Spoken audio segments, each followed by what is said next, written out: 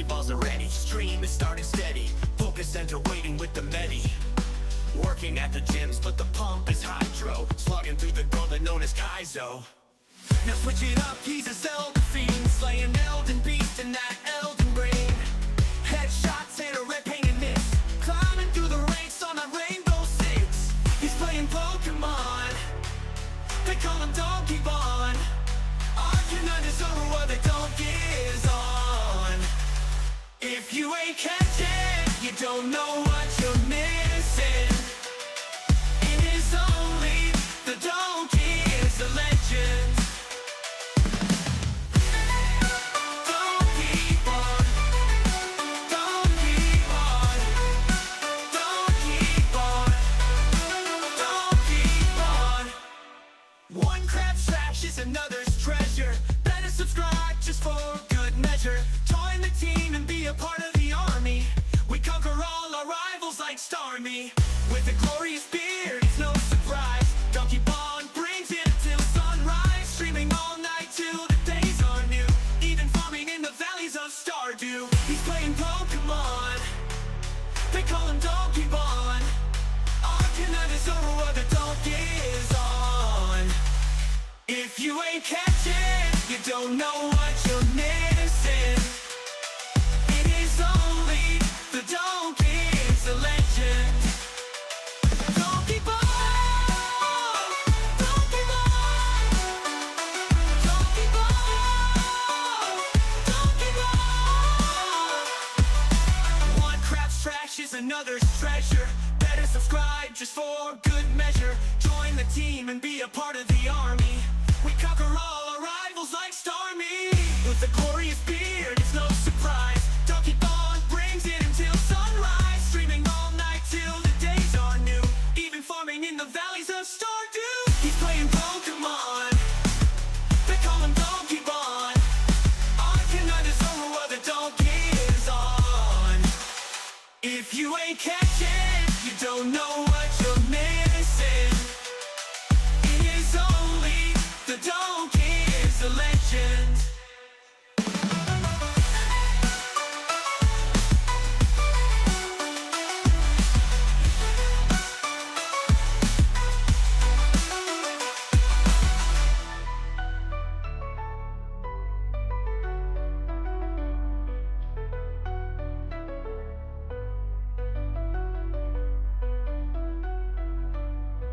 Oh yeah! Enjoy your pot roast, dog. What's up, by the way? Hi, Tart. What's up, Colt? What's up, Lou? Hi, Z. What you guys up to? Let me flip this over here.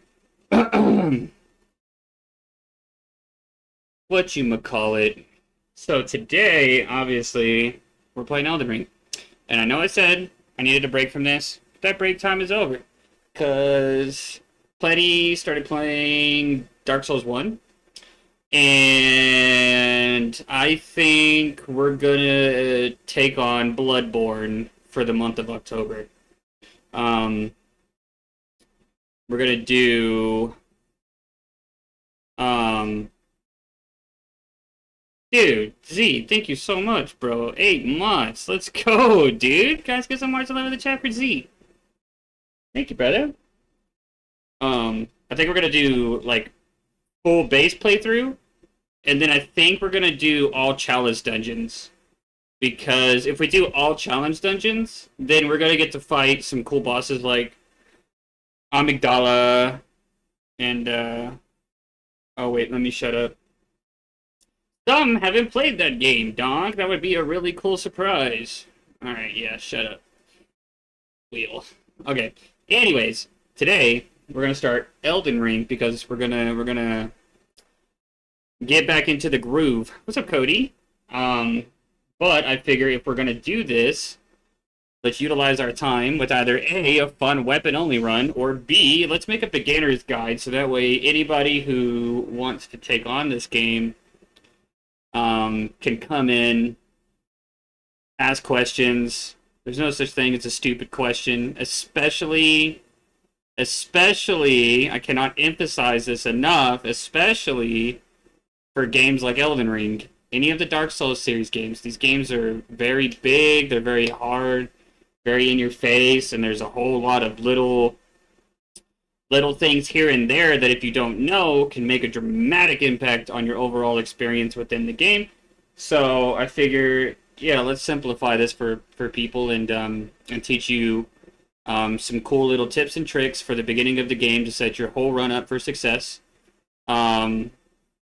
Some cool weapon options that you have available to you at the beginning of the game that you can enhance with a little bit of exploration. No boss is necessary. If you take an hour of your time at the start of your run and set up, the remainder of the game is virtually irrelevant. Because you're just really, really strong. So, out of the two choices, that's what we were given. The reason why weapon only run was an option is because this is going to be the first unrandomized playthrough we've done in months. So I figured Colt would want his shot to try to pin me into doing a bow only run, so I threw that in there last second for him. I almost made a bow only thumbnail because I kind of figured the second I slapped that in there it'd get picked, because yeah, exactly. But with that being said, it does look like Beginner's Guide is winning with a 75% of the vote. So I think we're gonna go ahead and roll with that.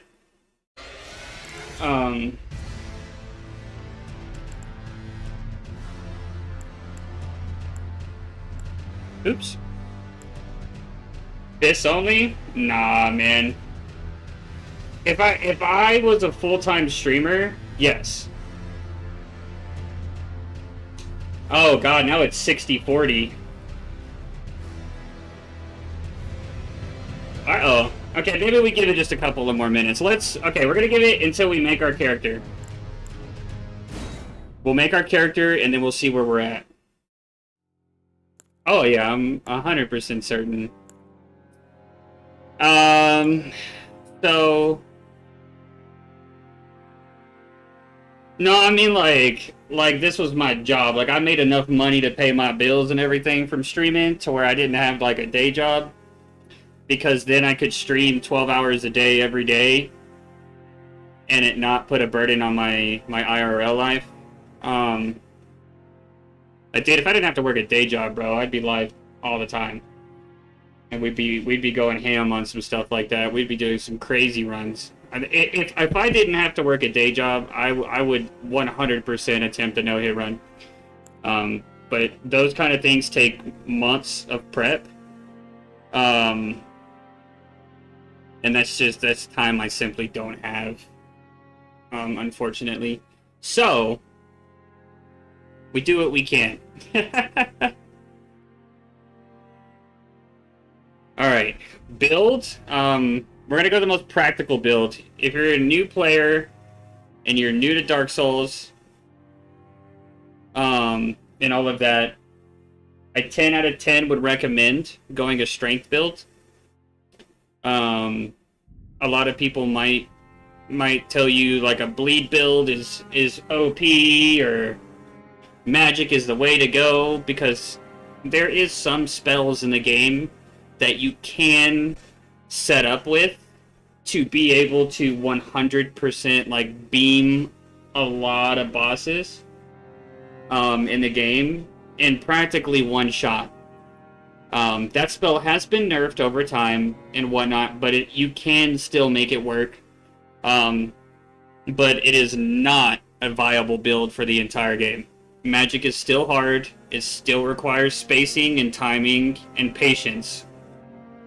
Strength, aka the Unga Bunga build, it's pretty much brain dead. You push a button, you bonk, they fall over, you poise break them, you crit them, you rinse and repeat, and you just have a lot of health and a lot of sustainability. So you pretty much don't have to worry about anything the entire game. So my favorite to pick is Vagabond or Hero. It doesn't matter whichever one of these you want to pick. I usually go Vagabond because it has 14 strength, 15 health, but it also has 13 dexterity. Why does dexterity matter if you're doing a strength build?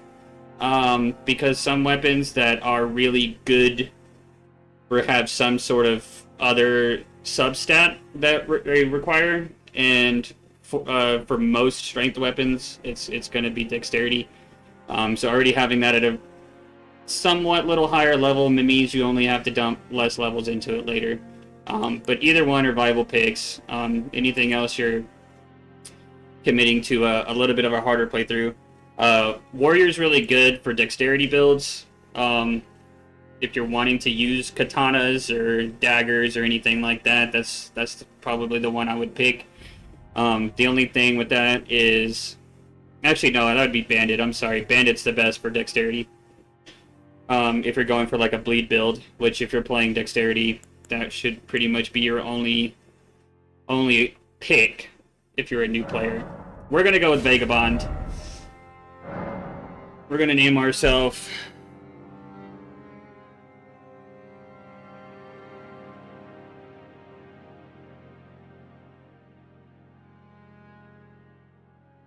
Oh, wait, let's be Huey Louie. Samurai? I mean, the Uchi's cool, but the better build for Arcane is curve swords, which if you can, the higher the base Arcane is, you're gonna get more out of. Same with the Uchi though. Either way, I mean, Samurai's good, but stat-wise, I like Bandit more. I think, unless I looked at it wrong, I think Bandit's the one with 14 Arcane and like 13 Dex. So you're gonna get more out of your bleed procs at level 1 than you would with a Samurai. Samurai does have higher Dex, so you're getting more out of your hits, but you're not optimizing your core damage. At least that's me. You know, I could be very wrong. Either way, it's not going to be a noticeable enough of a difference. Golden Seed should be probably just be your optimum pick here. Cuts down on setup time and all of that. What color is Lewis going to be? Yeah, but you can get Uchi at level 1 as well.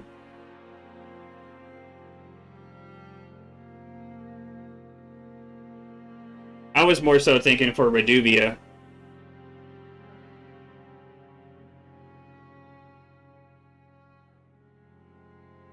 I think Reduvia is an easier early game weapon to use than katanas.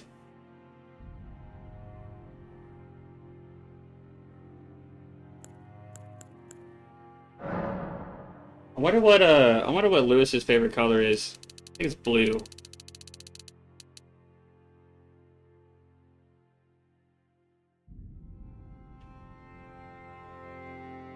Yeah, because, like, I mean, I'm trying to think about it from an outside perspective. I have 2,000 hours in Elden Ring. You know what I mean? A new player coming in.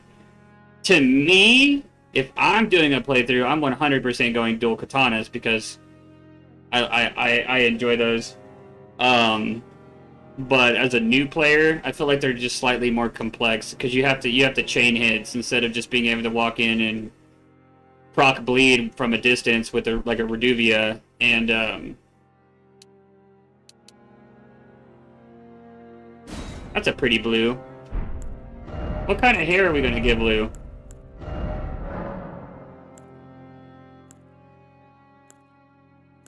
I almost contemplated doing a dagger only run and showing how easy it can be even with something as simple as a tiny little dagger. And I was oh, I didn't select the color. Did I just make it? Oops.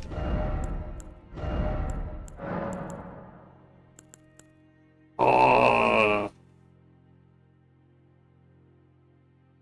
Unga Bunga Loo? Oh my god. I want to make it something stupid, but I know he'll get mad at me. Oh yeah. That's my boy Lou. We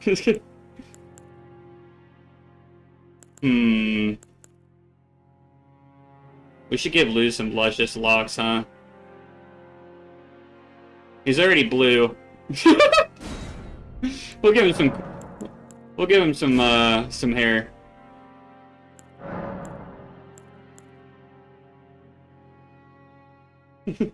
Huh? Side swoop.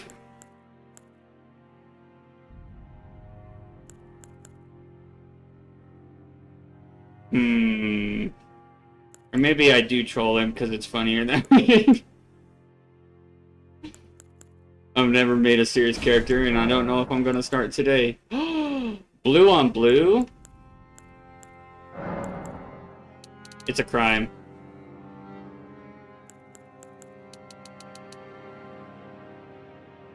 Oh my god. Cut out doing something? No, you're good, bro. Let's see. I feel like he'll be happy with that. Oh my god, mutton chops. My boy. I love you, Levi, sorry.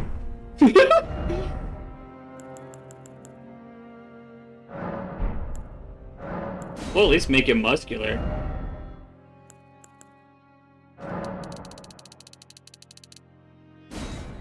Grizzly man.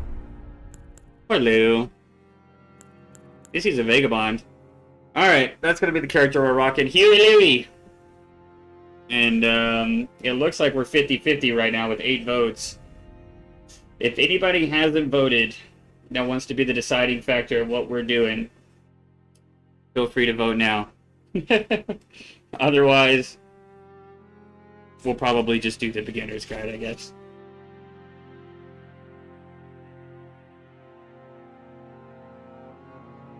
Oh, yeah, dude. You did. I forgot you were working on that.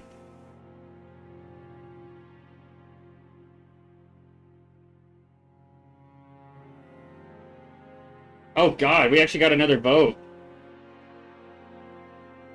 Oh, God. Okay. We'll call it there. We're doing the beginner's guide. Cool.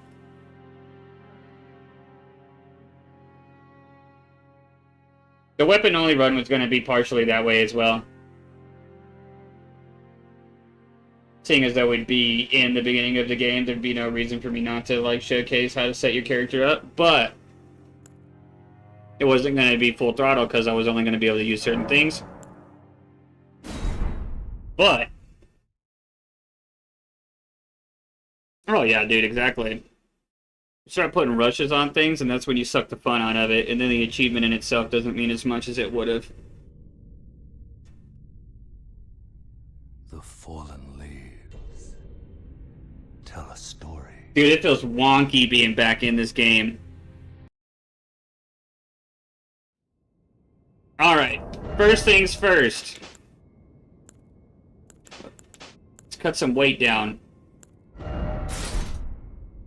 Medium load. Okay, yeah, we're medium load with our gear, but I want to take the helmet off. Ah!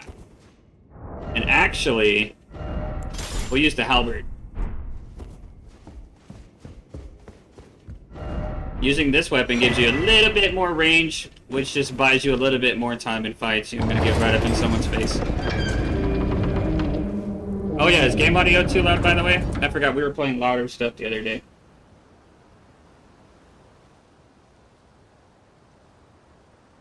Dude, for real. This whole game is peak.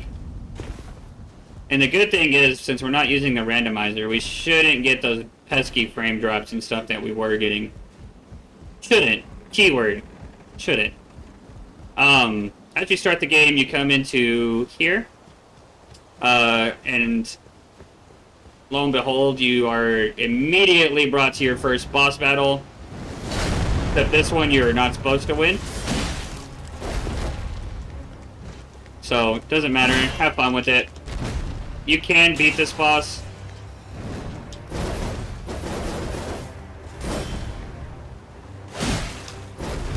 If you know the fight well enough, or you cheese him.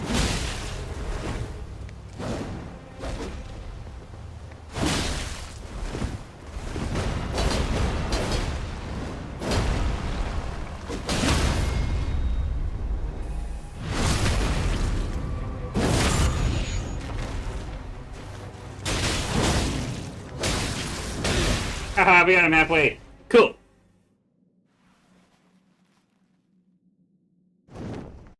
And then once you die, you can, and if you don't even want to take on the fight, you can literally jump off the map and it'll take you here where you need to be. And obviously, as a new player, you'll probably be watching your cutscenes, so... I am not, though. Dude, okay, wait, normal run, we have to go see our boy. Right? We have to. Okay, we're gonna go do it. Yep. This is your tutorial down here. It introduces Sites of Grace. These are your save points. Also where you're gonna do your level ups and all of that things. Your best friend, in other words. All weapons have different movesets. Your R1 is always going to be your light attack. This is your fastest attack. Your R2 is going to be your charged attack. What's up, FNAF Gamer? Welcome in, bro. How's it going, dude? Your L2 is going to be your Ashes of War. And L1 is your guard.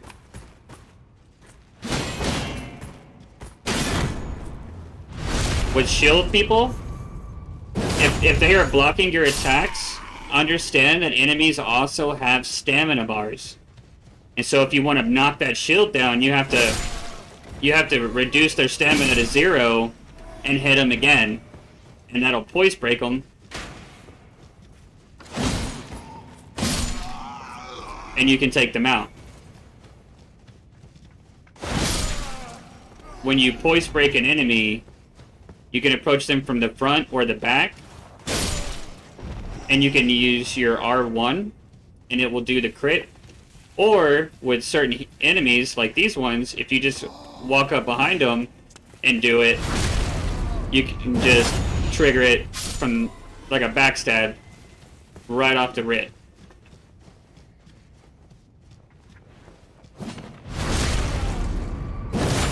I'm doing really good, bro.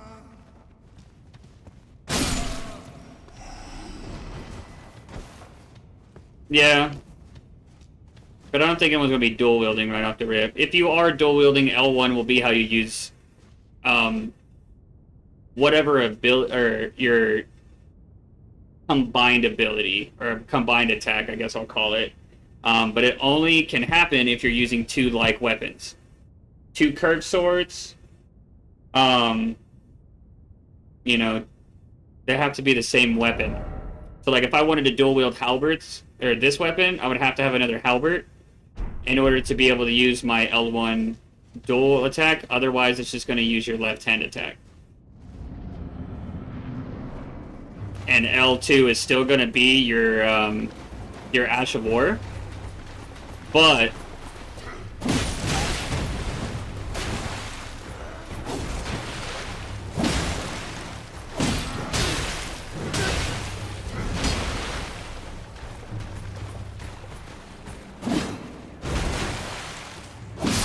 goodness gracious. And that's how you almost died a Soldier of Godric. It's been so long since we actually fought it. And slaying Godric will be the end of your tutorial, thus allowing you to enter the actual game. Or you can skip the tutorial and just go straight in. The hardest boss first try? I'm telling you, he almost got me though, bro. I almost had to heal here.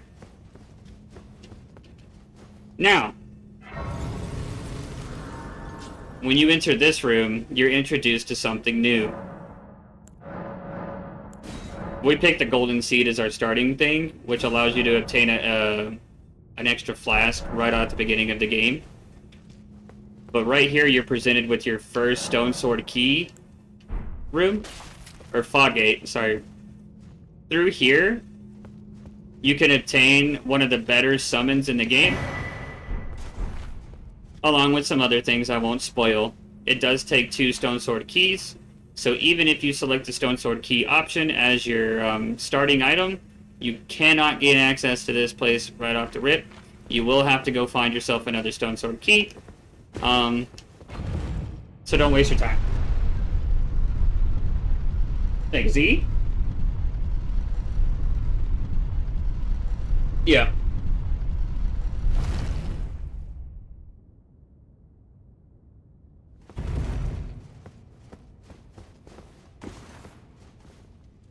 What you doing, Cody? What game are you playing?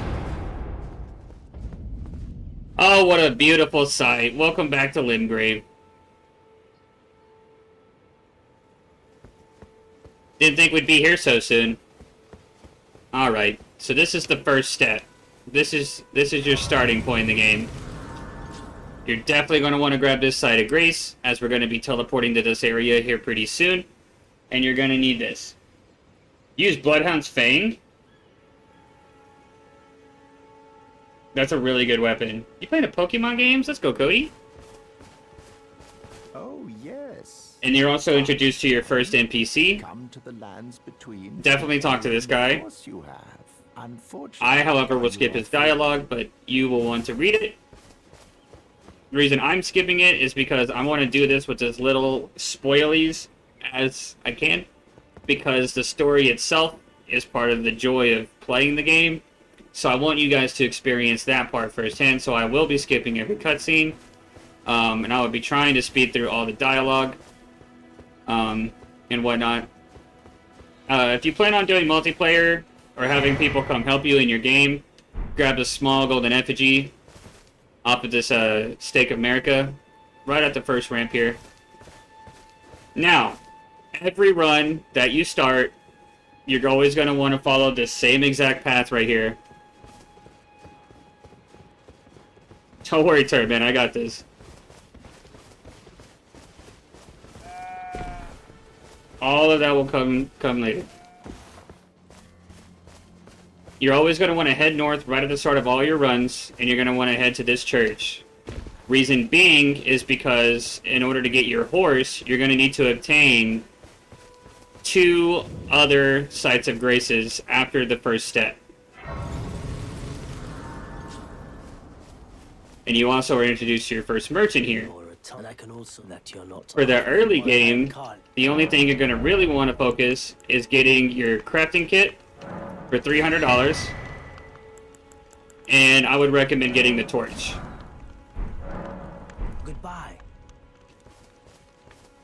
Also grab your very first smithing stone 1 off your anvil over here, and this is also your first available area to power up your armaments. You're not going to start with enough to upgrade, but you will very quickly be able to access enough to upgrade. Now, that also being said,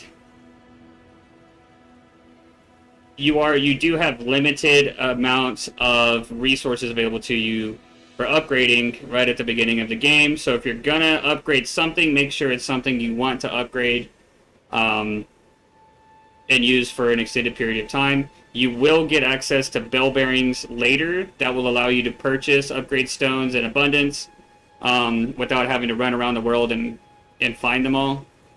But for the early game, if you want to cut down on as much farming as you can, make sure the weapon you're upgrading is something you want to use. But it is one of the most important things you can do in order to increase your damage output. You can level up your stats all you want, but if you use an unupgraded weapon, you're not really pulling all those stats out of that weapon. You can quadruple your damage with a fully upgraded weapon. Now, from that church, you're going to be headed straight north. You're going to hug the right side of this mountain right here. It's going to be your best friend. We're headed to our next Site of Grace, and we're going to rest at this Site of Grace, and that's going to give us access to our horse. It's also going to allow us to be able to upgrade our levels and all of that good stuff. Because we're going to get Melina. She's pretty much like your guardian angel for your playthrough. Chicken cross the road, why? Why? What's up, bro? I did have fun with Mario Kart World. I was at work when she started, and I was trying to hurry up and do all of my stuff that I needed to do so I could leave.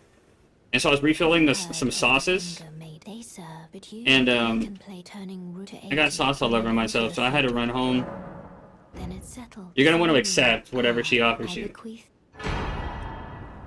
Use it. It will summon torrent. Treat him with. But you'll figure that out when you do your playthrough and you see the dialogue. Now, once you have your spectral steed and you get through the dialogue, go into your inventory, like push start, come over here to pouch.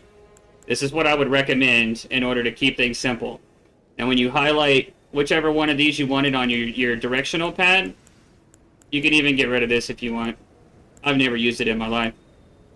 I always like to put mine on the right. You can hit Y or triangle if you're on PlayStation. If you're on PC, I don't know. What's up, Fallen? And I like to equip it on there. Your spectral ring. Reason being is because if I hold Y, I hit right on my D-pad, and there's my horse. Why is that important? Because your D-pad regularly already has stuff, and if you put it down here, you have to scroll through all of your items in order to get to it. And this, all I have to do is hit Y, or hold Y, and hit one other button. So it's a brainless way for me to immediately get out of danger, because getting on your horse, that animation right there is an iframe. What an iframe is an invulnerability frame. It's a moment where you can't be targeted or hit. It is through certain actions. That's how you play Dark Souls games. Your dodge roll creates an iframe. How do you increase your iframe? Reducing your equipment load. If you're a light equipment load, you get a slightly longer iframe than someone who's heavy rolling. So that's the only way to increase your iframes in the game, besides using DLC talismans. But we're not going to be using those, so I won't be covering them. Because you ain't seeing those anytime soon. Because getting to the DLC requires you to beat some harder bosses. And if you're a beginner, you're not ready. But we'll get you there.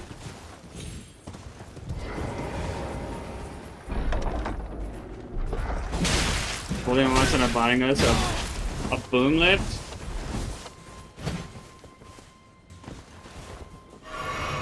Now we're doing a bunch of roof work. We got off for water. I'll be like, later, you yaws, dude. Have a good night, bro.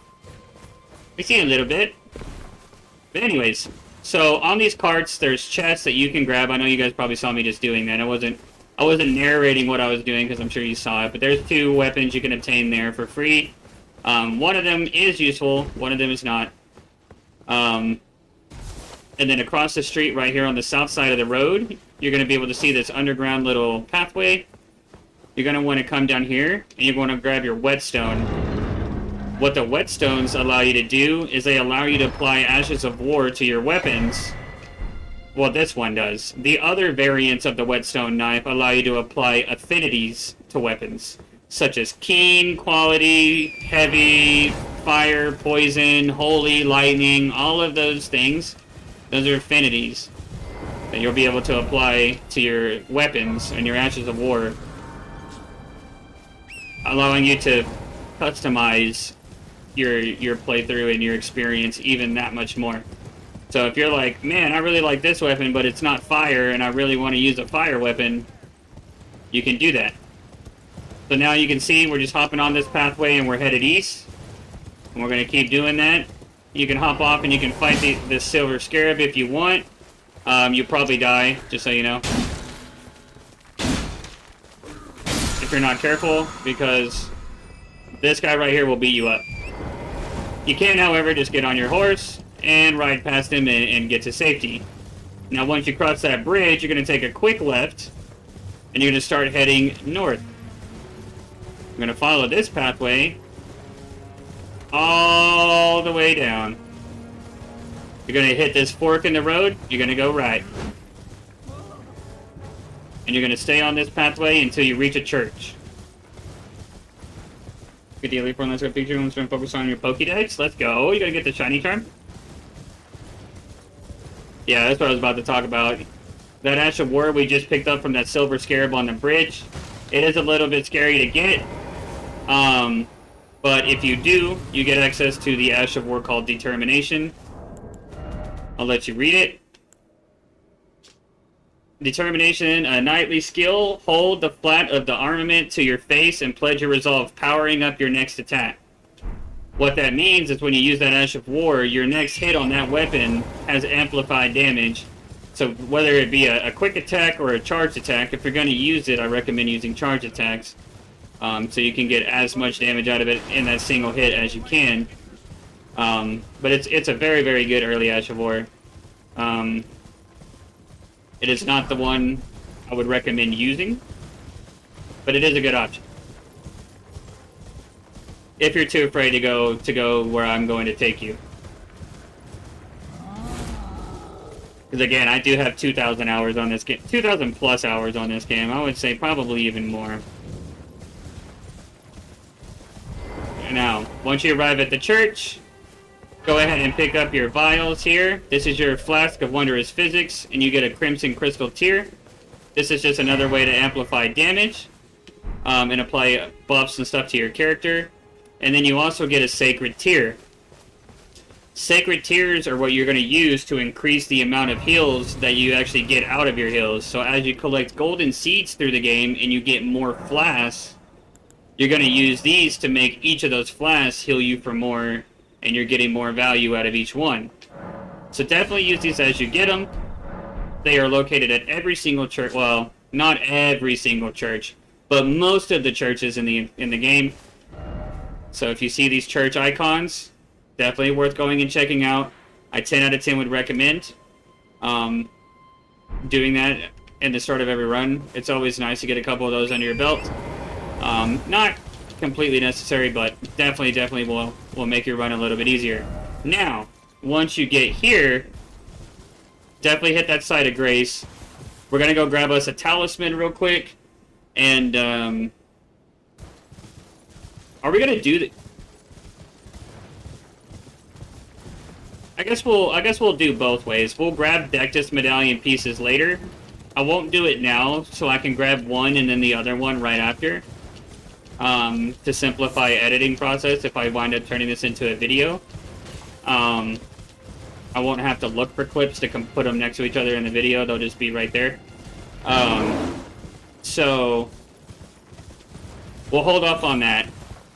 But as we're heading south on this pathway from that church, you're going to come across a big tree here. You're going to want to come up here as well. Oops. And you're going to want to grab this, because this gives you the Spiked Crack Tier and the Green Spill Crystal Tier. These are parts of the Wondrous Physics that you just obtained a second ago. And unlike the one it gave you when you picked it up, these two are actually pretty good. And then a little bit more west, you're going to find another Silver Scarab.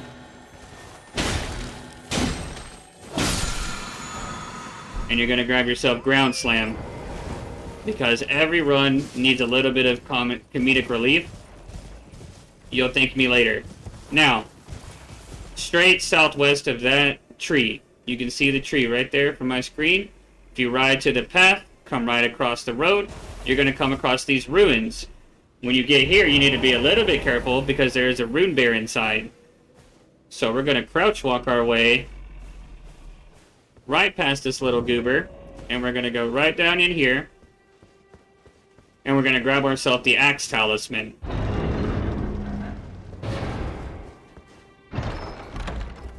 Ta-da! What does the Axe Talisman do? Good question. Axe Talisman enhances charged attacks by 15%. So, this big boom is now 15% stronger at a flat fixed rate. It might be 12, but I think it's 15. It's a lot. There's been so many updates to the game, there's no telling. Oh, we woke him up. Anyway, there's a chest in here as well if you want it. With a smithing stone too. If you wind up aggroing the bear, hop on your horse, you just ride away. You can continue heading south because you're going to want to grab a Side of Grace. That's going to come in handy later.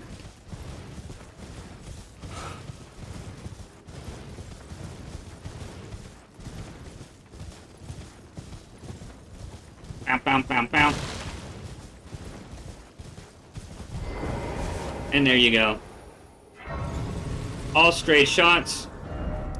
And just to recover, this is where you start the game. You're going to go to Church of Ele. Ele? Ele! Good God. What happened? You're going to speak to Kale. You're going to get your crafting kit and your torch. You're going to head north to Gatefront. And you're going to follow this path to this little branch. And you're just going to follow that all the way to your church. And then you're going to follow that south. I forgot to get the map. This right here, if anywhere you see in the game on your map, this is your map. We'll probably ride back up there and grab it real quick. I'll show you what it looks like. I meant to grab that, but I also didn't get the one at Gatefront. We'll grab it too. I didn't grab them because I'm so used to the randomizer runs. We start off with those. I cross those off my to-do list before we ever even log into the game. Yeah, so let's grab those real quick. And then what we're going to do now is we're going to go actually get a weapon. The one we're going to want to upgrade. And then we're going to go collect some smithing stones, and we're going to upgrade that weapon. We're going to grab some buffs. We're going to grab another weapon. We're going to go kill a dragon. And we're going to become very overpowered in, 40 minutes of gameplay. To the point to where we're going to be able to clear the first 2 bosses of the game with little to no resistance. There's your map. You will always find them located next to these statues. And then look how much different it makes the map. So much nicer to navigate. You can see the terrain. You can see where buildings are. Really, really useful, which you can get this one right at the start. We'll go grab it real quick. You have teleport right from the beginning of the game. What's up, Kindred? Yeah, this is the boring part for everyone, but if you give yourself 40 minutes to an hour to actually just do it, you won't have to think about it. And by it, I mean anything for the entire run, other than me get stronger, me upgrade weapon, me go boom, me bonk real good. And that's about the extent of what you'll be having to worry about. Don't believe me? Give me an hour of your time, and I'll prove it to you. What you get into, Kindred? Also from the Stormgate Ruins, now we're going to ride to the west, the opposite direction of where we went to go to the church. We're going to ride past all of these guys, and we're going to head all the way up here.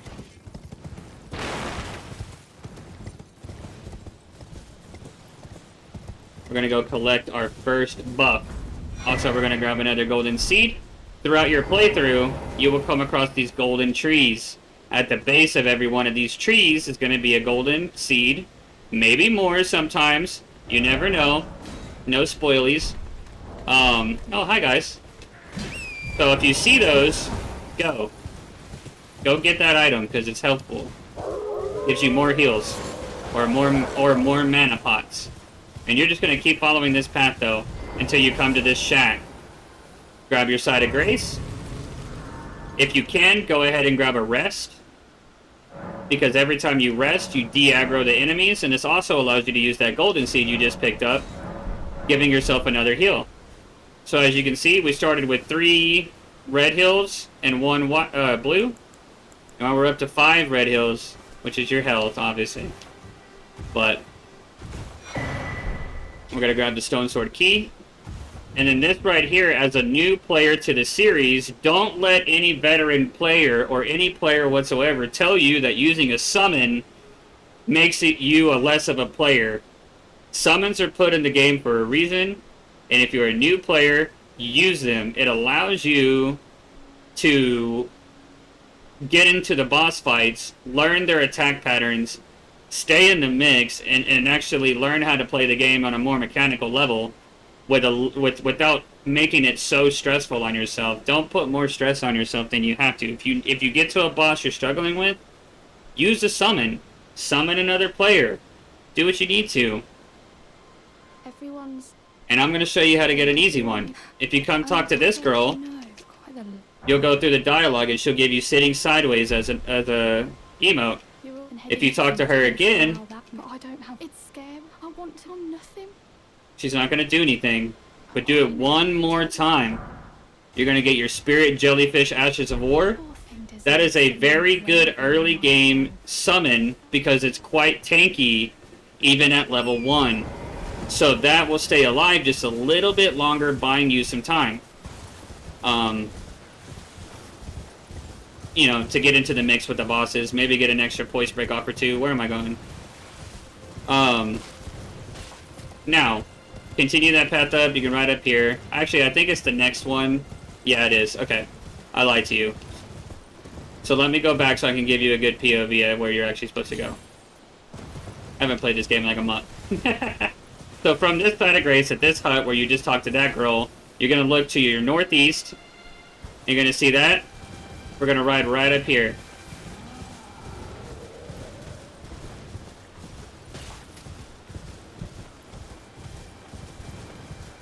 Now, ride past the giant troll. He'll probably beat you up. But you're going to find another item sitting inside of a dish. This is your strength, not crystal tier. That is going to be 5 levels of strength when used in a wondrous physic. Now you can jump back down to the south side, re-find yourself on this path, headed east, and you're going to come across another shack with another side of Grace, and you're going to want to grab this. Since we took a little bit of damage there, we're going to take a quick rest just to top off our HP, because there's no reason not to. Don't be lazy. Keep your health up. Not seen you before. Name's We're going to find Bernal in here. Again, I'm going to skip all of the cutscene. Yes. If you want him as an accessible merchant, you're going to need to pick the top option in his dialogue. And then after you do that, you're going to gain access to all of these Ashes of War. If you're wanting to experiment with your playthrough, this is your first area to be able to get a bunch of different ones accessible to you. Me personally, as far as funny and actually useful, I think Upward Cut is your best option. But if you're wanting to use something that you can amplify the damage of, that allows you to keep some more distance, something like Stormblade, actually not that bad. We will not be using that because what I'm going to teach you is much, much better. But that is a couple of other options that you will have accessible to you from the very beginning of the game. But from here, we're going to go back north from that side of Grace. You're going to ride a little north. And you're going to come to another little cliff. We're going to want to go up this. You're going to see a big block here, a big building, collapse something or another. And you're going to see a man on a horse. This man on the horse is your best friend. Because he's going to give you a buff that gives you 12.5% attack and defense for 30 seconds.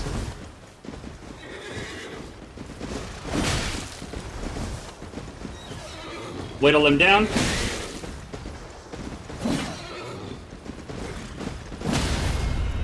If you knock him off his horse, walk up to him and hit your R1 ability next to his body. You'll do a crit and it'll be a kill. Pillage his corpse, and congratulations, you're now the proud owner of Golden Vow, one of the best buffs in the entire game, and you were able to obtain it within the first couple minutes of the game. And you will use this buff your entire playthrough. Before every boss, before every enemy that makes you mad, everything. Once you obtain that, again, you're free to jump off to the south. There is Lance, another weapon that's kind of cool. Now, this is the point in where I want to take 2 seconds to fully explain what I'm about to do, because you have 2 options available to you for this item. You have the lesser item that you can obtain at the very beginning of the game, or you're going to have access to complete this person's storyline to obtain a better version of the talisman that I'm about to go get. If you are a newer player and wanting to maximize your playthrough, I would recommend doing the quest line and maximizing your end game damage with the Shard of Alexandria instead of the Warrior Jar Shard that we're about to obtain. Because the bosses at the end of the game are obviously harder than the bosses at the start of the game. So maximizing your in-game damage output is only going to benefit you that much more. Now, that being said, I'm going to opt for the other one for my playthrough right here because I'm trying to teach you how to maximize as much damage as you can in the very beginning of the game. So now,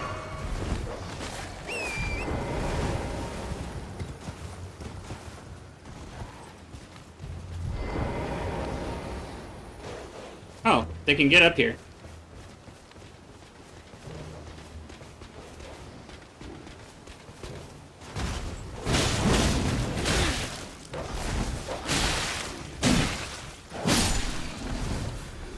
Hold on, let me take these guys out.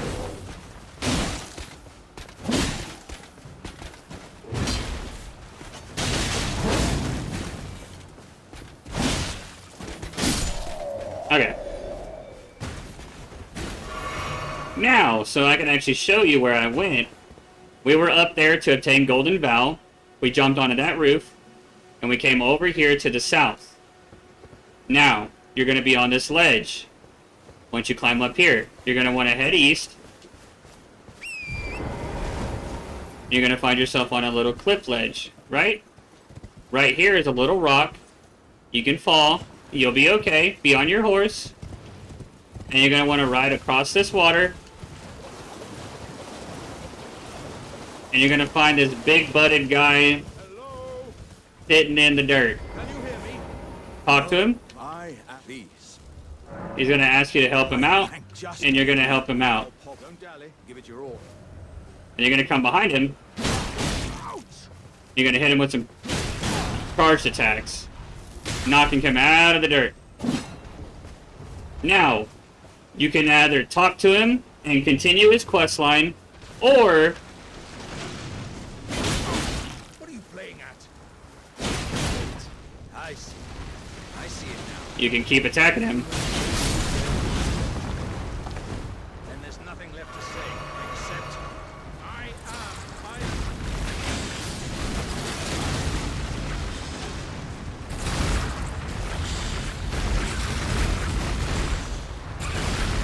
I didn't think I was going to aggro that guy.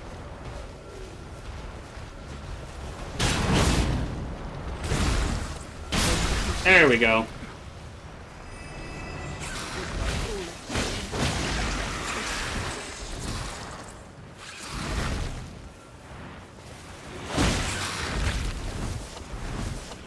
These guys are not so bad, if you can break their poise.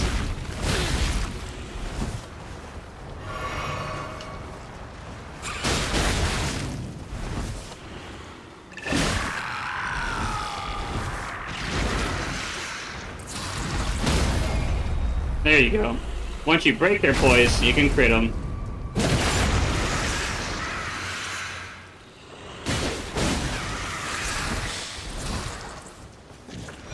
But we got our item and we're just getting out of here. But I had to slow him down so I could even grab it because he was standing on it.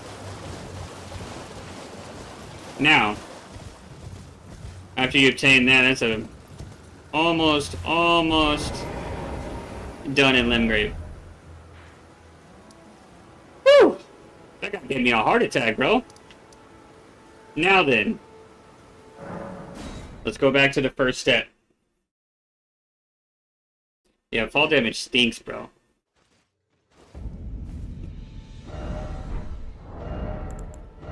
What Warrior Jar Shard does, boost the attack power of skills. Your skills are your Ashes of War. Reason we're getting that is because we're going to get us an Ash of War here in just a little bit that we're going to use for the entirety of the playthrough. Oops. Goodness gracious. And that right there is going to make it even better. Now then, after you get that though, teleport back to the first step. And you're going to be right next to this guy again, obviously. Get on your horse. You're going to go west. Right off this ledge, right past the wooden pole. And you're going to hug this little wall. And you're going to ride around to the south. Fall off this ledge. And off this ledge. And then you're gonna run. And you're gonna run. And you're gonna jump. Oh no! Dog! Fall damage! No! You got a Spirit Spring here. Spirit Spring will stop your fall damage. Now, once you fall to the beach, you're gonna ride back over here to the east, and you're gonna pick this item up right here. It is a Golden Pickled Foulfoot. It increases your amount of runes that you obtain upon killing enemies for 3 minutes. Jurgens! 18 months! Let's go, bro! Thank you so much, man. Let's get some hearts and love in the chat for Jurgens. How you been, bro? And then after you get that item, go ahead and ride back to the west, so you're gonna find yourself at a merchant. What do you don't want any Giving you access to some more stuff. The only thing that I want is these 3 smithing stone ones. But you do get access to a bow, you get a club, you get a broadsword. Iron round shield is here. Some arrows. Neutralizing boluses. These aren't bad for later, but you won't need them now, so save your money. But I do recommend buying those 3 smithing ones if you can afford it. And then after that, there won't be anything else necessary down here. For right now. However, it's doing well. Doing pretty good, bro. Here we do a little tutorial on how to actually set yourself up for success in Elden Ring. Because this game's hard. And I watched a YouTube video the other day that was talking about even after all of this time that Elden Ring has been out, I think it was under 10% of players have actually beaten the game. And that broke my heart. So, I got you. Let me show you. Kind of thing. And we're gonna rock the house down. And, show you how to make this game brain dead. And I'm opting out of using any skips or anything like that. That's why we're not using iron balls. I figured it would probably be a little bit easier to not have to do the Liurnia skip for new players. Yeah, okay, so after you get your Golden Pickled Foulfoot, you get those 3 smithing stone ones. Go ahead and teleport yourself back to the first step. Now it's time to go get yourself a weapon. You're almost ready for War Soldier. I promise. Only a couple more things to do. They will take a good considerable amount of time. But bear with me. You are almost done with your setup. Now, once you get to the first step, ride east. You're going to drop yourself down this little cliff, and you're going to find yourself at a great big old lake. Stay out of the lake. Don't go in there. You're going to ride this outside. You are not going in the lake. You're going to ride on the outside. Do not go in the lake.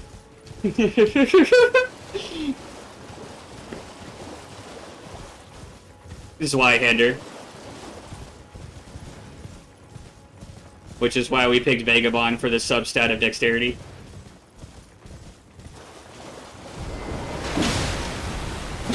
You're gonna find another golden scarab. Uh-oh, I missed. We got unsheathed. Now then. You can avoid the crabs. Just get on your horse and ride away. Continue riding back south, and you're gonna find yourself at a site of grace.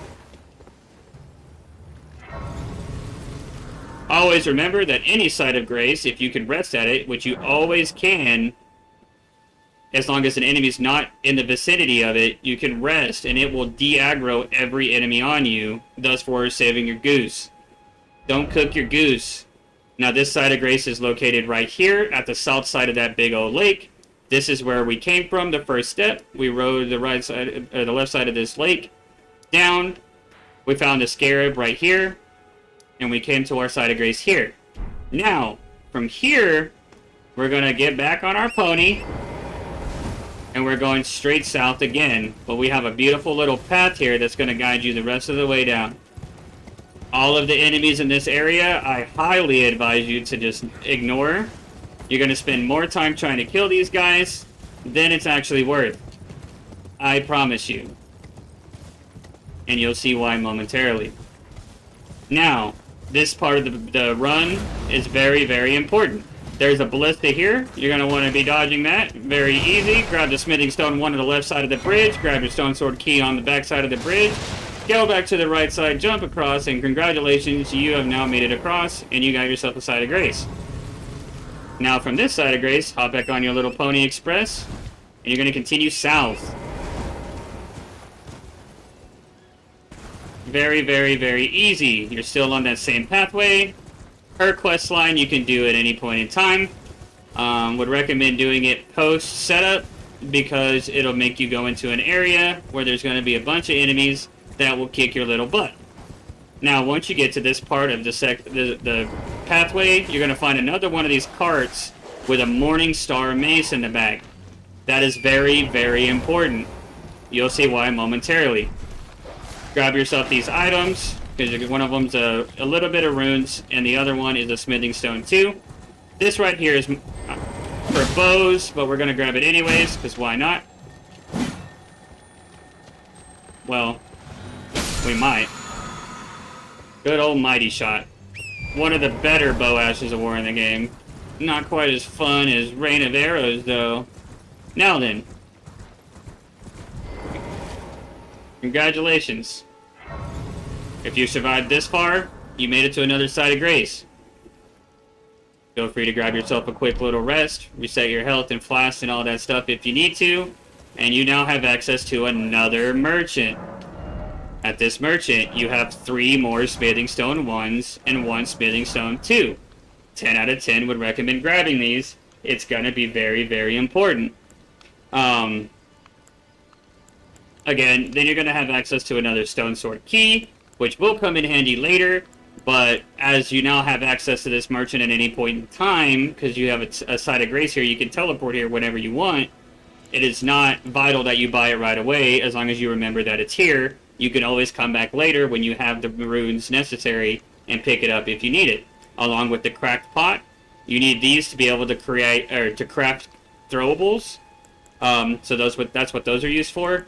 And then down here, you're going to notice you have access to a Crimson Amber Medallion. This is another talisman that's in the game, and this is the base level version of it. There is a Crimson Medallion plus 1, 2, and 3. And each just give more HP the higher tier you go. This is the base level one, so this gives you just a little bit of an extra max HP. Don't waste your money. You can get better versions of it for free later. And even if you get it, you very quickly won't be using it. So don't waste your time. Now, this is when things can get a little bit trickier, so we're going to try to take this slow, and you're going to follow along with me the best you can. From this merchant, you're going to look to your north. You're going to notice this rock face with those tombstones coming off the side.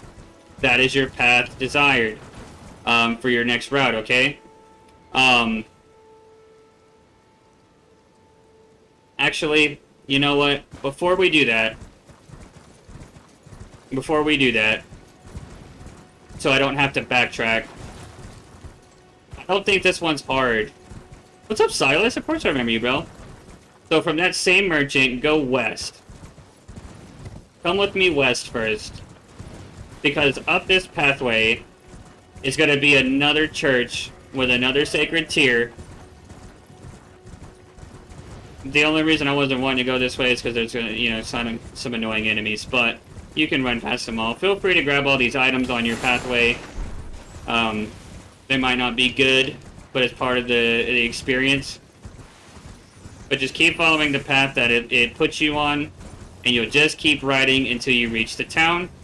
Break right. Ta-da! You're at the church. Get yourself Flame of Frenzy. Get yourself another sacred tier. And then get out. Get out. You don't want to be here. It's not fun.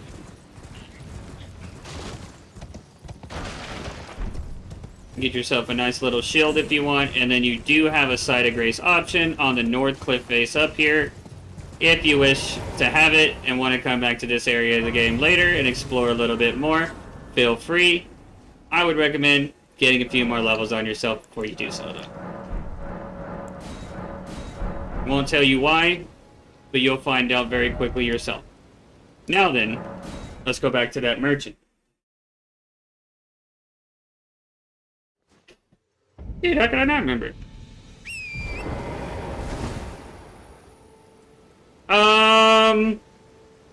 I'll probably do the Flame of Frenzy ending just to showcase one of the alternate endings that's actually just super easy to get. But it's also one of the ones that I feel like nobody would ever know. You know what I mean? And it's the coolest ending, let's be real. Now, back to where I was. This merchant, we're going to be looking north. We're going to go ride this way. Stick to the cliffside. Don't be no wandering Waldo.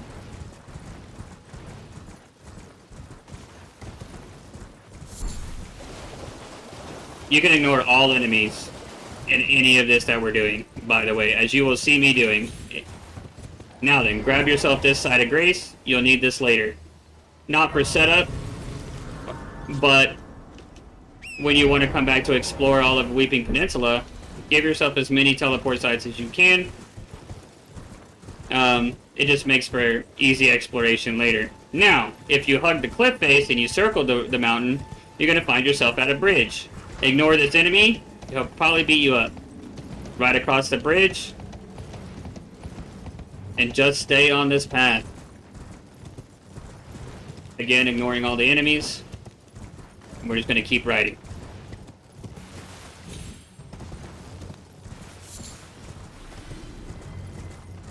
And if you do so correctly, ta-da! You just found yourself another church.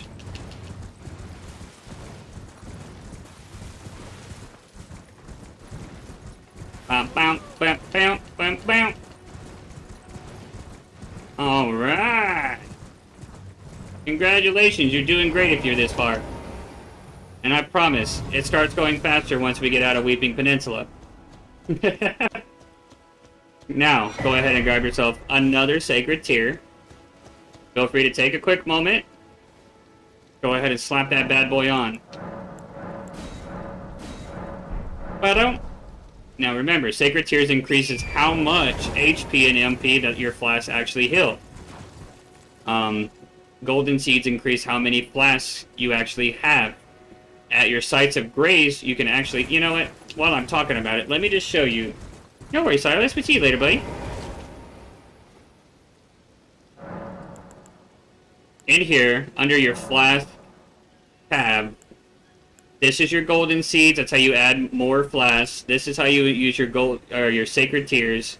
But then you have this third option to allocate your flask charges. This is how you can choose how many HP pots you have and how many mana pots you have. We have 6 total available to us, and I can space them however I want. As a strength build, right now, HP over mana. Now, after you get that sacred tear, head back out south and immediately take a westward option. You're going to ride down this cliff face. Bam, bam, bam, bam. Look at the goats. Look at all the goats. Now, we're going to stumble upon some ruins here. If you want, you can explore. I wouldn't fault you if you did. Just keep in mind, there is enemies in this one. You can still bypass them and run straight to the door. Fly in.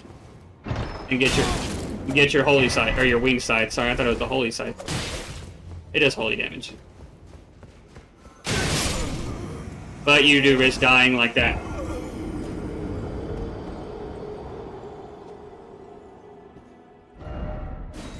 Ba-doom! Oh, wait. I need those runes. I was about to say, well, we can just leave. Goons! Let me grab my runes real quick. I didn't think I needed dodge roll. Where am I again? Oh, whoops. My bad. I got it backwards.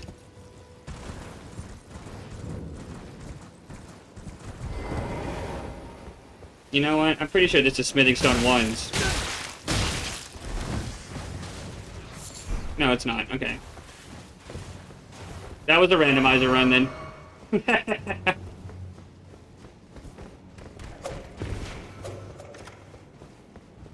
Bam, bam, bam. You can't... You can ride your horse down here too, by the way, so you don't gotta worry about these guys in the slightest. Sorry, Mr. Rat. Get out of my way. Now, if you didn't die, go ahead and continue heading west, as you're gonna very quickly recognize that you are at another church already. Ta-da! Look how quickly you're becoming overpowered. And people said this game is hard. Ta-da! Another sacred tier! Your flats now can full heal you from 1 HP. Aw, Cody, you get some good sleep, buddy. We'll see you tomorrow, buddy. I appreciate you being here. Exit your church to the south side, and then keep riding down. I'll explain what this guy does later. But just know, very useful. Now then, once you get down there, head to the west coast, and you're going to find yourself upon a shack. This is where you're going to obtain your weapon for a good bit of the game. Most of the game. When you grind it all the time and beat the game all the time, it becomes so much easier, I'm sure. Oh, yeah. But a lot of people don't understand that I haven't even really killed anything or done anything, and I'm very quickly becoming, like, I mean, it's a snowball effect. Well. Now then, at this merchant, you're going to get access to this weapon right here. This weapon will carry you through the early game, the mid game, and the end game. You can beat the game with this weapon, and you don't got to worry about it. Okay, so we need $3,500 in order to buy this. We got 400 here, we got 200 here, we got 100 here.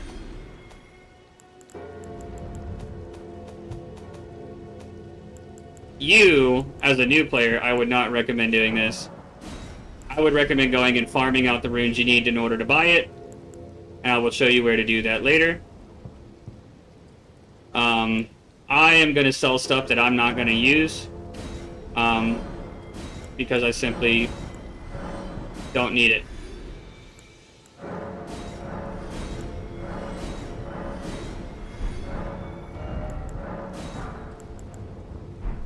Have a safe journey. Alright.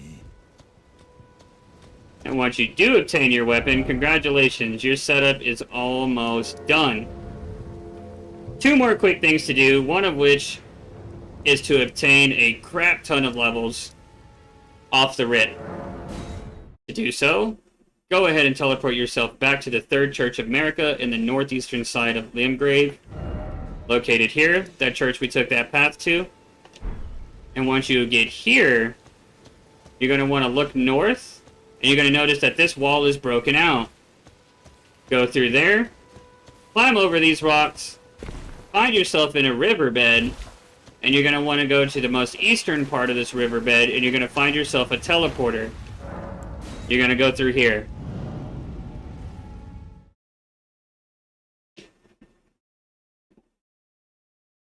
And then once you do that, you're going to notice that you are no longer anywhere near where you just were. We were here, and now we're all the way at the northeastern side of Caelid. Now, I cannot express to you how important it is to avoid every conflict in this area at all costs. Everything in this area will one-shot you 100%. You will die. Do not fight, simply run. Once you get through the teleporter, though, you can open up this door, giving yourself access to the Bestial Sanctum. This will come in handy later. You cannot do it now, really. But go ahead and grab the Site of Grace, so you can now have access to teleport back up here. Return back outside, and you're going to notice yourself being directly behind a Black Blade Kindred. This guy will jack you up pretty much your whole playthrough. Avoid him at all costs until you're way more comfortable with the game. Yeah, I'm not going to give any spoilers about what he does and why he's OP. Just understand he will mess you up. Now, continue heading south, grab yourself a golden seed from this beautiful golden tree, And you're going to make your way to the site of grace at the base of this bridge. Again, Limgrave, if you want to fight enemies, go for it. Here, don't. You don't win that battle. Alright, now once you grab this side of grace, this is where it's going to get a little tricky, and you're going to want to follow me. Hi, babe! You're going to want to follow exactly what I do, and keep yourself safe. Save your stamina until the dragon turns around, and then you're going to full throttle it through his legs, and out the other side and run. Why? Because his leading attack is going to be either a leap or a spinning tail attack. If you're not fast enough to get out of his area, he will hit you and you will die, and you'll have to repeat that. You'll spawn on that side of grace and you'll have to run back across. It'll be a vicious cycle. So save your stamina, sprint through his legs, and keep on pushing. Now, this is no time to slow down, chap. We got a lot more to go. Keep on running down this path, and as you get to this tree, start pathing to the right.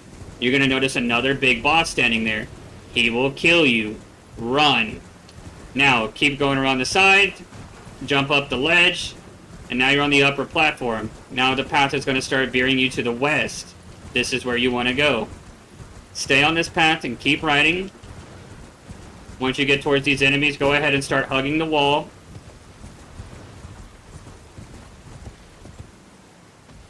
If you can make it to this point, congratulations. You're very, very close to being done. Now then, once you get to this wall, jump up the ledge and you're going to find yourself in front of a bunch of dragons. Now this looks really scary, but trust me, you're okay. They won't spawn and attack you unless you aggro them. Go ahead and ride around. Oh, I aggroed him. Make yourself behind the big dragon, and you're going to find yourself at Fort Height.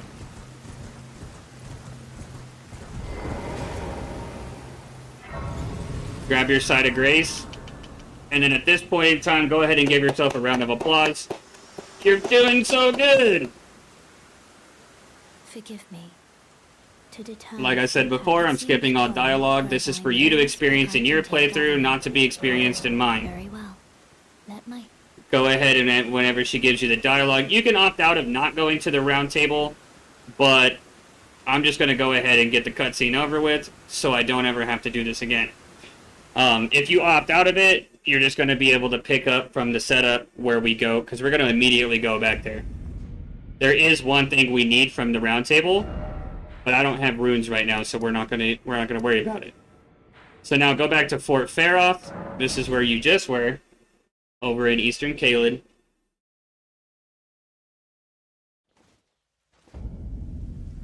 Where the big old dragon is. Now, this is where it's going to get tricky, and I'm going to advise you to not follow along with me. This is in the point where I'm going to advise you to watch what I do and reenact it in your own game. When you get to this door, pause your games. You can stay right here. You should be safe. And then watch what I do, and then reenact it. If you look through that little board over there, you can see an item that's a legendary. It's got a golden aura. That's what I'm going to show you how to get. That item right there is a talisman called Radagon Soreseal. It gives you +5 health, +5 endurance, +5 stamina. Health, stamina, dexterity, and strength. +5 free levels. You do take 15% more damage, but you'll see why that is okay momentarily. This is just to get as much damage on the early game as you can. So, now, you're going to enter, and you are, like I said before, you're not fighting crap. So you're going to immediately book yourself around the wall, and you're going to run to this ladder, and you're going to, as quickly as you can, climb. If done so correctly, the chain of aggros will leave them all bundled up at the door, and you will be good to go. Even if they follow you in, do your best to just get up the ladder without getting knocked off. Once you do get up here, though, go ahead and open up your chest. Grab yourself the right side of the Dectus medallion. Turn around, and you're going to notice you can fall down right here. Drop and drop. Now, enemies are going to spawn here. You're going to go past the first hole, and you're going to go to the second hole and drop down. Work your way around the ledge. You're going to find a rat here. You notice you can't even kill the rat. Grab your runes, and you're going to jump to this ledge. Make yourself around here. Avoid the giant rats. Fall in the hole, and congratulations, you just got yourself a Radagon Sword Seal. You can make it out. But if not, just die to the big rat, and you'll spawn at the side of Grace right outside. If done so correctly, like I have, you will have no runes, so there's no harm, no foul in dying. Ta-da! We're out. And then, like before, you can rest and reset the aggro, and then you're good. Let's need to finish this one, do the rest of the game with Radagon's Blades. It makes it pretty hard. Yeah. Not late. I mean, well, I guess they are probably kind of annoying to upgrade. What's up, Brant? What are you doing? But you got this, Bri. There's a lot of stuff you can do with those things, though. Alright. Now, a minute ago, we grabbed a Morning Star flail. Reason we grabbed this is because this is the point where I'm going to explain passive effects. If you look at the bottom of the weapon, you see Morning Star, you see Hammer, Strike, Kick, FP cost, Weight, and then it goes into Attack Power, and then underneath Critical, you'll see Attribute Scaling. Strength and Dexterity are D rank. That means the only two stats that are boosting any damage on this weapon outside of my passive effects is Strength and Dexterity. And the letter is how hard the scaling is. The better the scaling, the more stats you actually get out of your levels. And the stats you level up. And then at the bottom you can see passive effects. Causes blood loss buildup 50. Well, that's letting you know that when you strike with this weapon, you're applying a blood loss buildup of 50 points. Every boss and enemy has a passive resistance to every stat. Some less, some more. Some bosses resist freeze, but they don't resist bleed. Some bosses resist bleed, but they don't resist freeze. These are just things you'll experience as you go through your playthrough. You can, in fact, use the Elden Ring Wikipedia page in order to look up the bosses and see what their resistances are, so you know what stat you want to boost if you're using status elements. Now, that being said, most builds that use those are dexterity builds. We're using a strength build, so the only time that we're going to be using blood loss really is going to be in this moment right here. So we're going to equip that weapon, and we're going to two-hand it, so we have the stats necessary to equip it at full value. To two-hand a weapon, you're going to hold either triangle or Y if you're on controller, and you're going to hit your R1 button. This is how you two-hand or one-hand. If you want to use your left hand, you hold Y and hit your L1 button. Ta-da! Now, you're going to hit Start, you're going to hit Equipment, you're going to go to the bottom, and next to your Flask of Wondrous Physic, and your empty slot, you're going to equip your Golden Pickled Foulfoot. Now, make your way to your big dragon friend, and this is when you're going to spend 5 minutes of your time in absolute boredom, but for insanely high payoff. Take your Morning Star, and beat the crap out of this guy for 5 minutes. Like I said, every boss has a passive resistance to status elements. Look at his HP bar on the left side of my screen.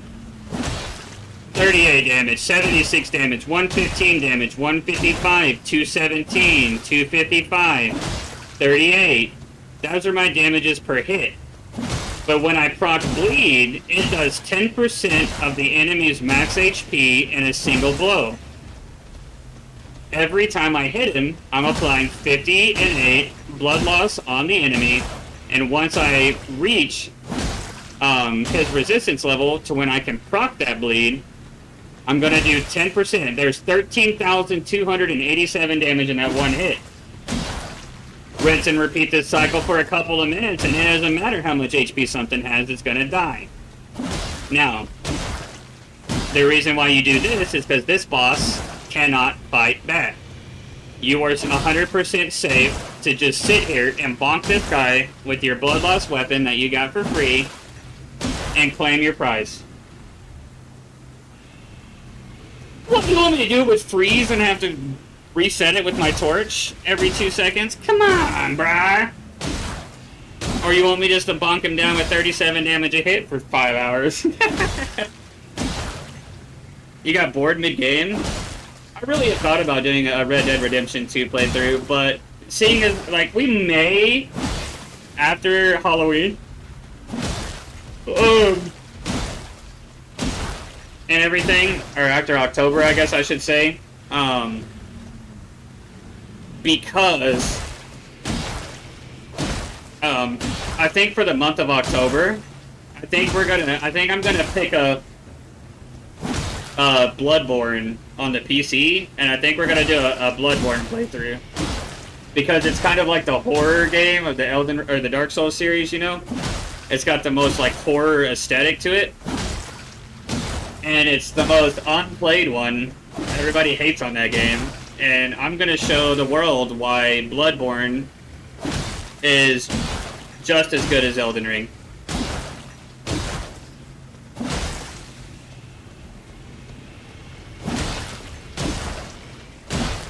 It's on Steam.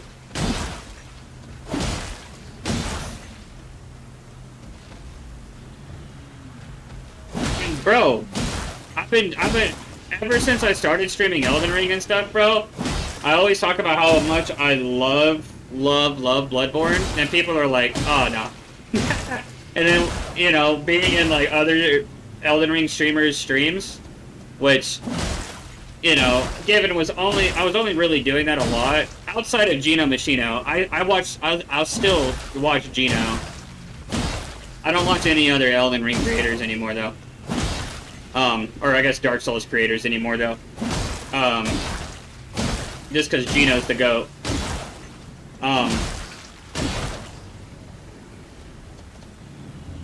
What do you call it? But everyone always dumps on that. That's like, it's always the bottom pick in everyone's game. Like, people pick that less than Dark Souls 1.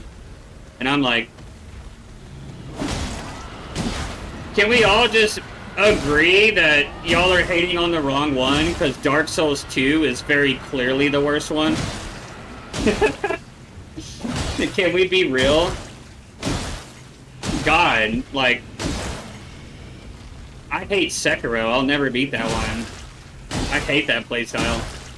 I'm not dumping on the game as a whole, but my skill set is not for Sekiro. Alright. So as we're starting to get close here towards the end of his HP bar, we're going to pop this Golden Pickled Foulfoot, which is going to give us 3 minutes of enhanced rune gain. And then you're just going to go crazy. And you're going to finish this guy off within that 3 minutes.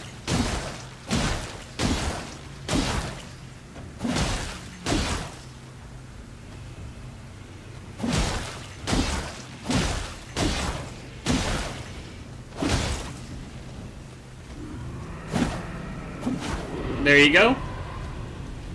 Now, congratulations. You're now way overpowered. If done correctly, you're going to net yourself 96,577 runes at level 1, thus for allowing you to immediately power level yourself to an ungodly level. Let's go to level up. Let's give ourselves 25 HP and 30 strength.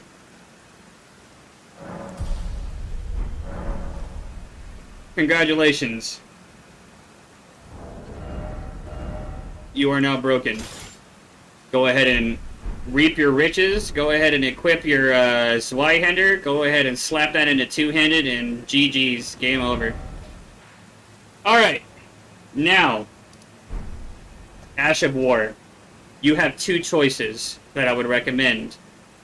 If you are the kind of person who is willing to go through a little bit of possible torture in order to reap high rewards, aka you're a player like me, I'll beat my head against a wall for a few minutes in order to do something in order to reap some better rewards. Which is what I'm going to opt for. But before I do that, let me show you an alternative option of a very good Ash of War that requires no boss fight or any fight at all to obtain, that can and will carry you through the entire game. So from that side of Grace, same place you fought the dragon, you're going to head to this little bit of a cliffside over here to your west, and you're going to notice a spirit spring. Go ahead and fall down, and you continue making your way south. You're going to stumble upon, yet again, another church.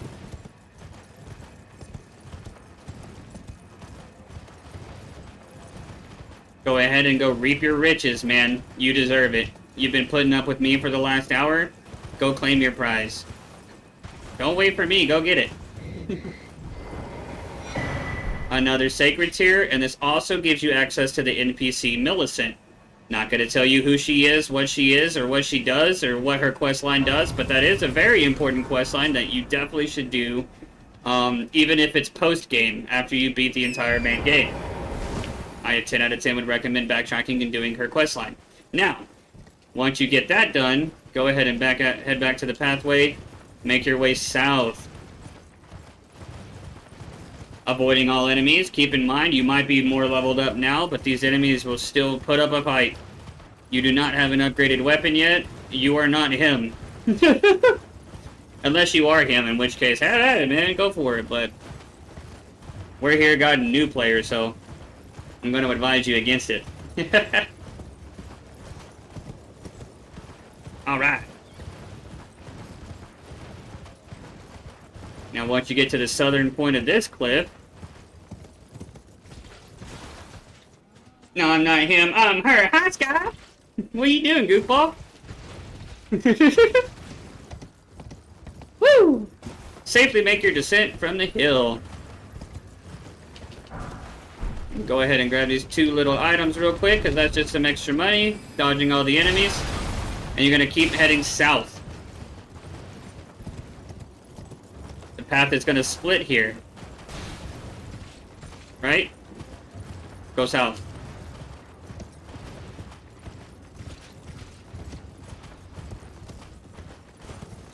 You're going to find yourself on this little ledge. Make your way down. Reason I'm telling you to go this way and not the path that it guides you on.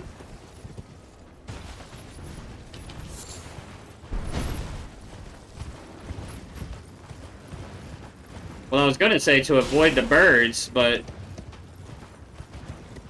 I guess the little dog is going to get us. And you're just going to keep making your way south.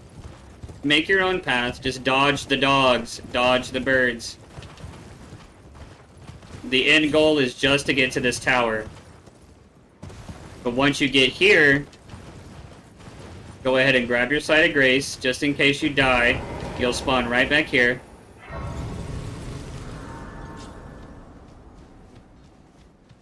And then you're going to run back around this tower. You're going to do a little bit of rock climbing.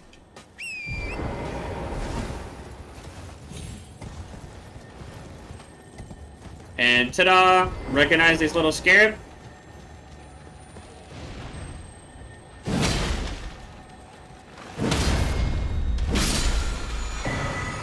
Congratulations, you just got yourself Cragblade. Cragblade enhances the amount of damage and poise damage that the applied armament does. It is a buff to your weapon. It basically puts gravity magic with rocks on your weapon, thus for increasing your damage, because now you're hitting them with a sword or something.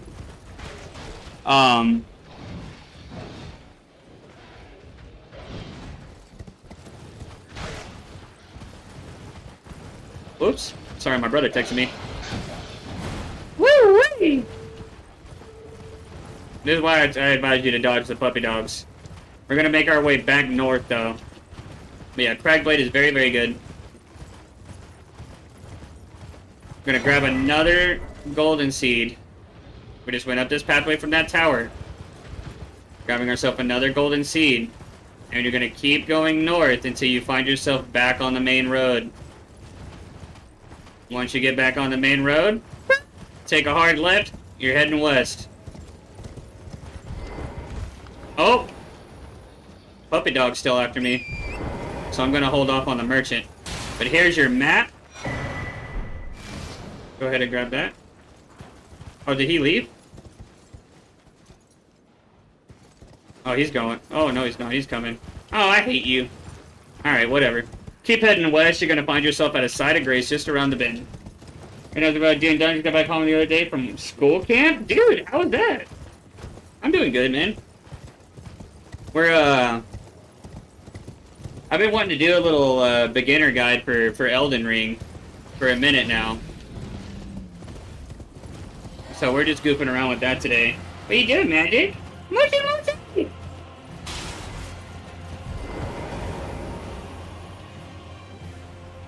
Go ahead and pick up this side of grace. Go ahead and de-aggro the dragon if you aggroed him. And if you haven't done so, go ahead and use your golden seeds and your sacred tears. And hop back on your pony. Because, baby, we're going north.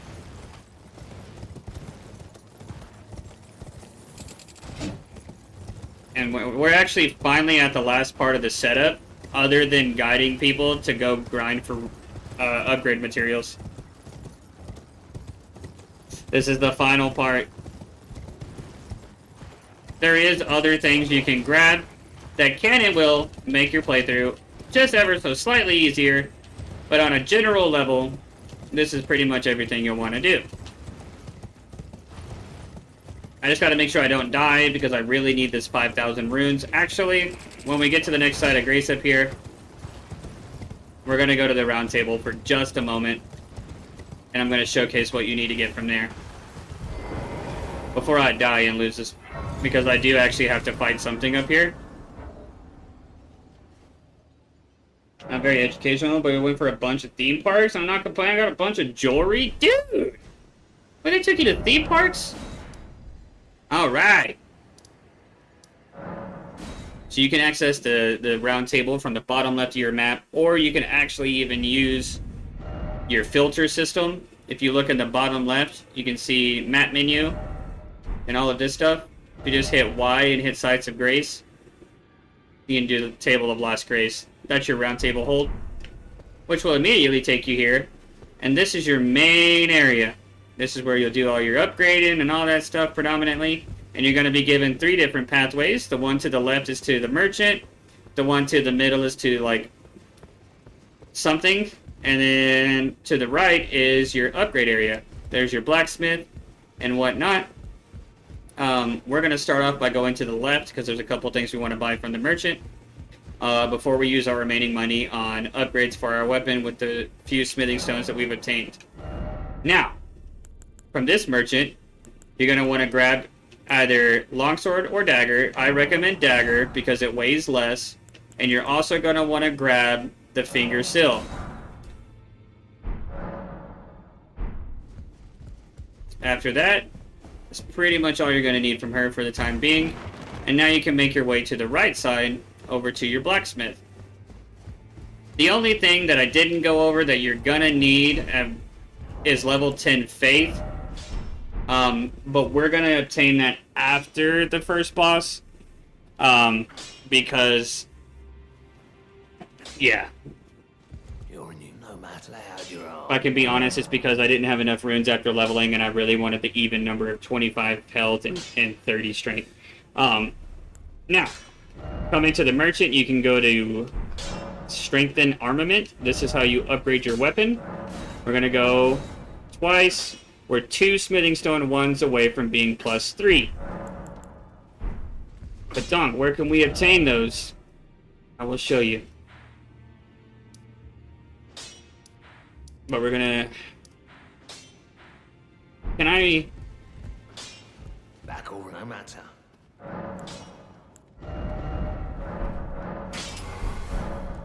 I'm gonna go ahead and put on Cragblade because I'm gonna have to fight the lion in here. Okay. When cheap though, $700. Sheesh. That's crazy. Worth it.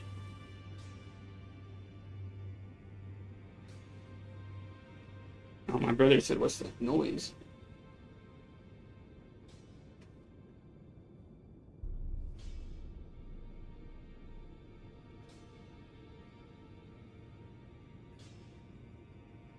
I don't hear anything.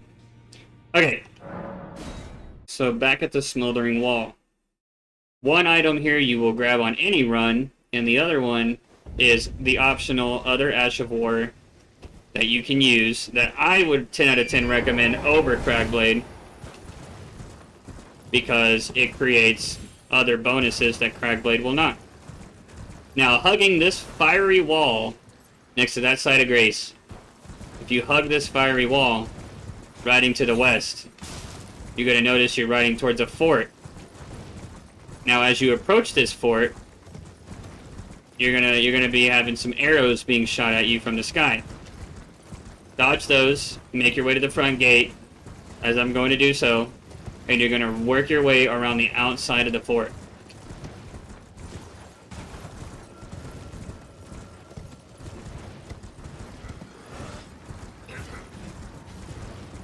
Ta-da! Make your way to the front door. Go past the front door and work your way around the outside. You're going to find yourself at this tree.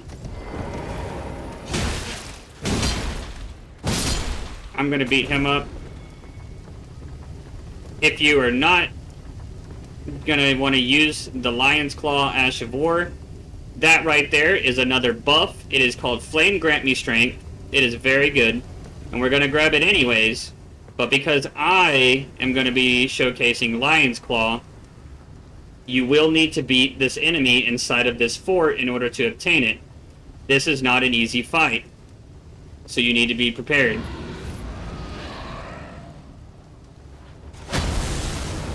We're going to activate our Crackblade, and we're going to pray this goes well. It is not going well.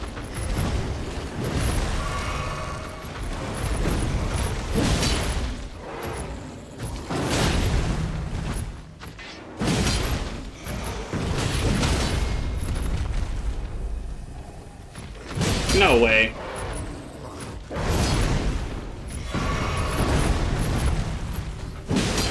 I'm also accidentally heavy rolling right now, so this is not good.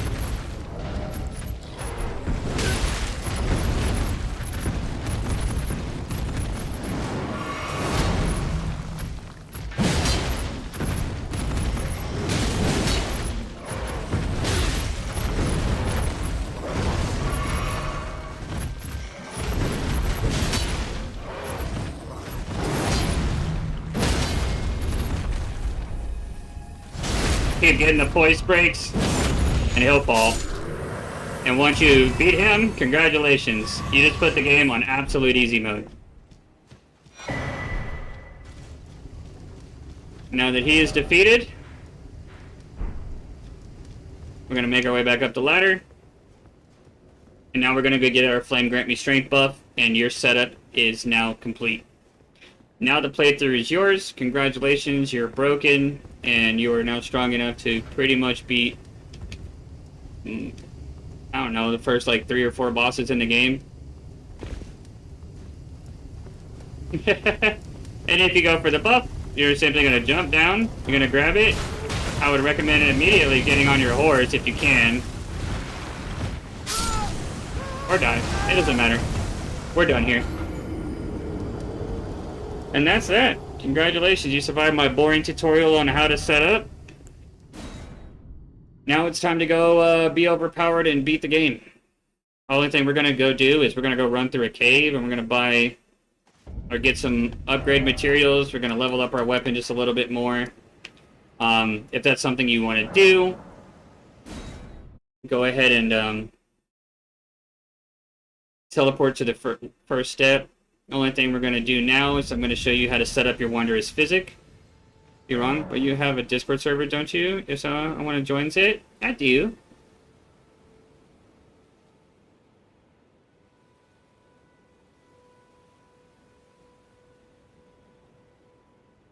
Let me try and get a link real quick.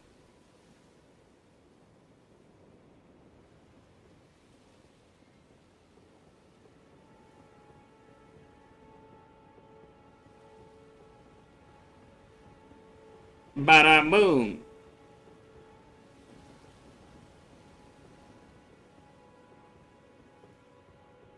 Oops. Oh, there we go.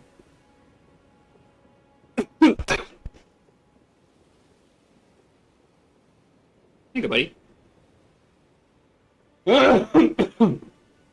Goodness gracious.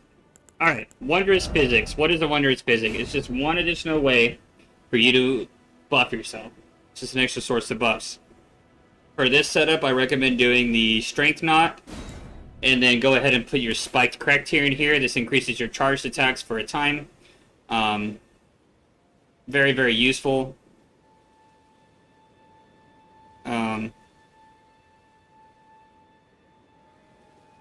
I do gotta send a quick work text. I'm only seeing 3 channels in my server. You may have to or react to a emoji in one of the welcome channel or something like that in order to get access to all the channels. I don't know. Plenty handled all that for me.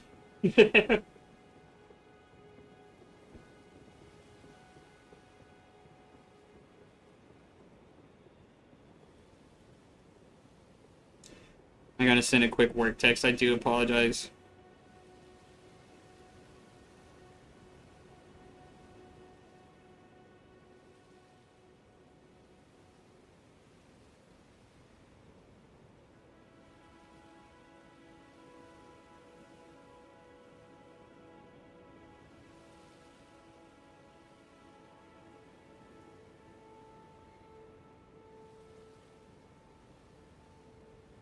Oops.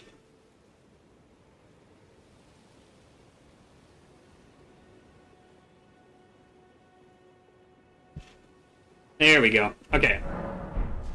Now, Wondrous Physic is in your item list, down at the bottom. You can rotate using your down D-pad. Also, too, now that you've used your Golden Pickled Foulfoot, you can come back in here, and I recommend removing that off of your list so it's not in your cycle bar, reducing the amount of inputs to get back around to your hill. It doesn't give you that option?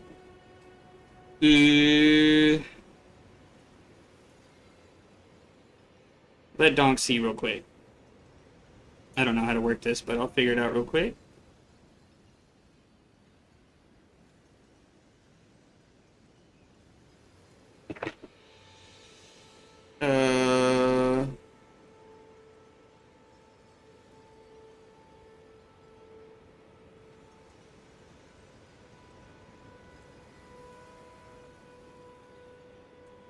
I wonder if I can just edit y'all's roles real quick and just give you roles.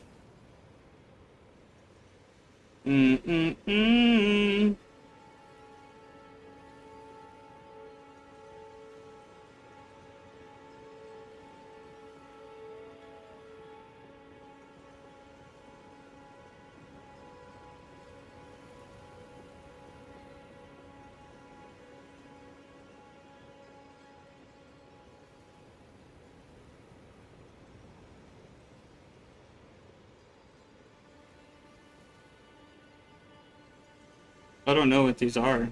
Oops. I don't know. See if that helped any. Did that open up anything if I gave you the member role?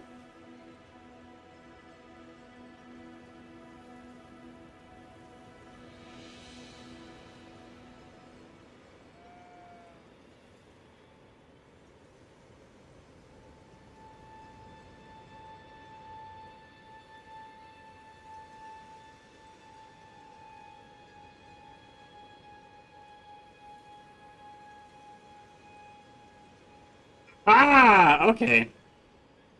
Okay, cool. Good to know that if that ever happens, I can just do that. I don't know. Discord is, like, so foreign language to me. Alright. Now, if you want to get some early game upgrade materials, your best bet is going to be to go into this cave right here at the top of the lake. And to get there, we officially read every rule. Of course, bro. Sorry it was being weird. I'll have to look into that. I'll do some Google searches. I don't know how to work all Discord stuff.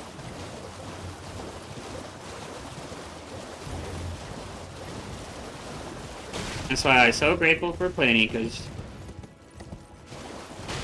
she's smart.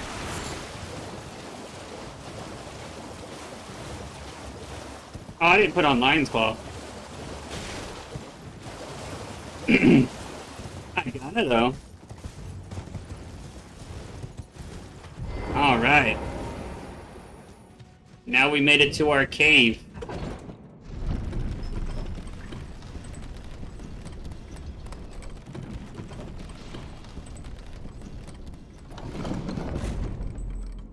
Alright.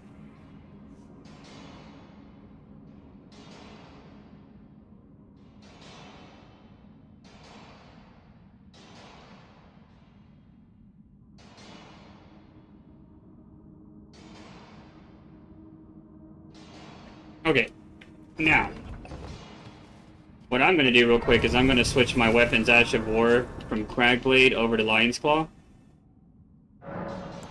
You can do that at any side of Grace, going to the bottom, going to Ashes of War, clicking the weapon you want, selecting the Ash of War you want. We're going to put on Lion's Claw. If you're doing the strength build, which obviously if you're following along with me, you're going to want to do Heavy Affinity, because it's going to increase the scaling on the strength stat, taking away the dexterity scaling. So now you have a very, very, very strong strength weapon, which we're only leveling strength. Excuse me. So, very, very good. Now, while you're also in here, Little Nightmares is in Austin from South Carolina. Already? Let's go! Wait, that means it'll be here tomorrow. Holy crap. That's so sick. Wait, that's just in time too. This is, what, October starts Tuesday, or Wednesday.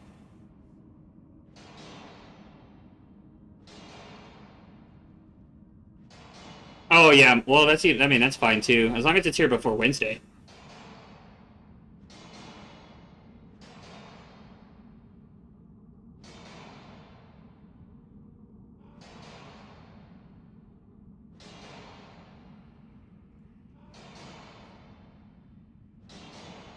Okay.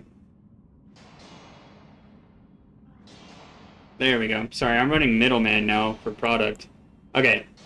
So, also while you're in Ashes of War, go ahead and find that dagger that you purchased from the round table and equip that Golden Vow Ash of War to it with the Sacred Affinity. And then you're good. You can now equip that in your offhand. And then when you want to apply a buff, go ahead and hold that Y or triangle button down, hit your left bumper to two-hand that dagger, use your left trigger, and then you can go ahead and hold Y or triangle again and R1, R1, two-handing your weapon again, and now you got the Golden Vow buff on, which grants you that 12.5% attack and defense stat buff. Super, super good. You're going to want to do that pretty much before all boss fights. Because why not? It's 30 seconds of just OP. Now, when you're going through here, you're going to come across enemies. You can initiate the fight in a good way by doing that. And on the wall, you're going to see all these stones. Smithing Stone 1. So, make your way around. You also don't have to kill the enemies. You can just grab them. And go collect your goodies. La la la la la. You don't gotta fight. I already have enough. But we'll run this just for the giggles.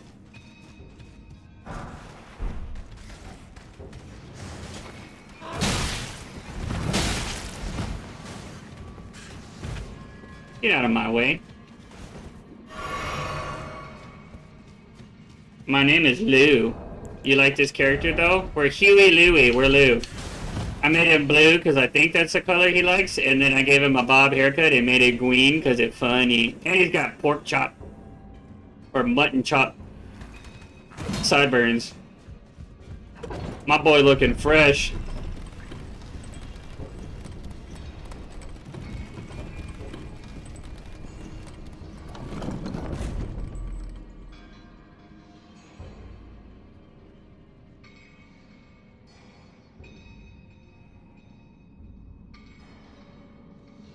Alright.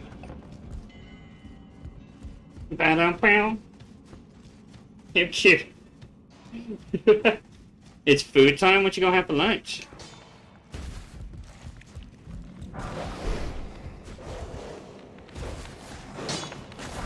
Quit it. Quit it.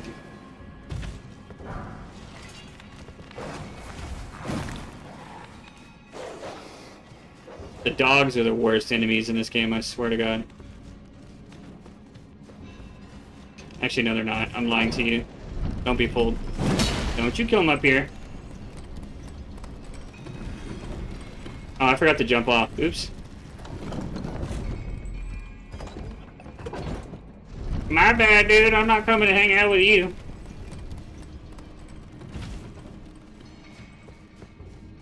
I'm gonna leave you guys to figure out the exploration part. That's the fun part. I'm only here to tell you how to get stuff. I'm not here to steal your fun away.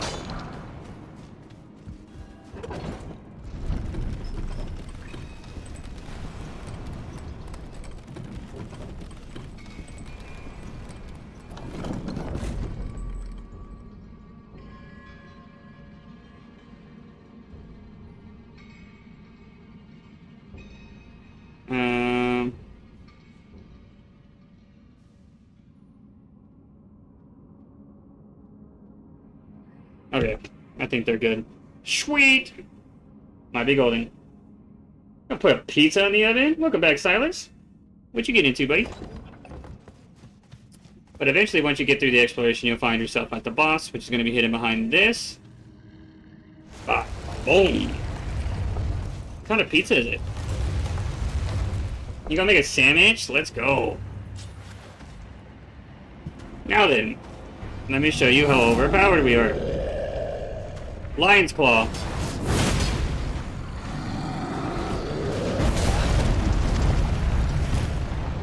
Why is it so good? Does crazy damage.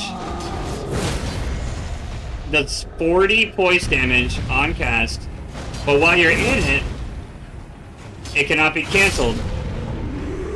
It grants you invulnerability frames while you're in it. So if you start the Lion's Claw, you'll finish the Lion's Claw cast unless you die mid-cast. It doesn't make you invincible to damage, but you just can't be knocked out of it. The small party pizzas, I have some of those in my freezer too.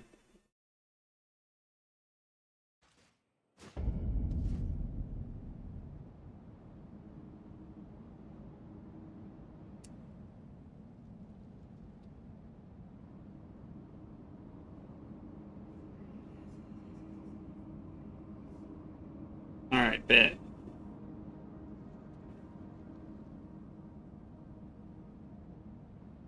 So, play myself. Oh, let's go. Yeah, I'm excited to see Plenty play through those. I can't wait to watch her get jump scared. I can't wait to drop more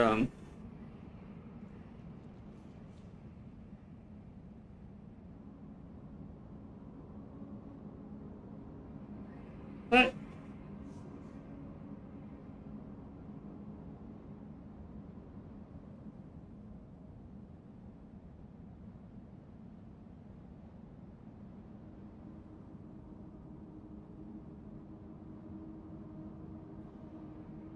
God dang. Oh, we're playing Go Fish. Alright. Now, there's a lot more in there that you guys can obtain as far as upgrade materials go. I'll leave that up to you to get. I don't need them, so I'm going to go ahead and skip.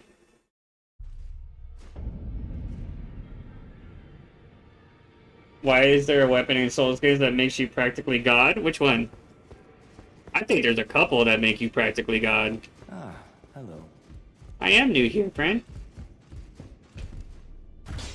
Well, I took you no matter to lay out your own. Bada boom. And after you upgrade 3 times, now you need plus or smithing stone 2s, which you can obtain already if you wanted to. But I'm gonna opt out and go beat up a boss. Am I ready for a boss? Yeah.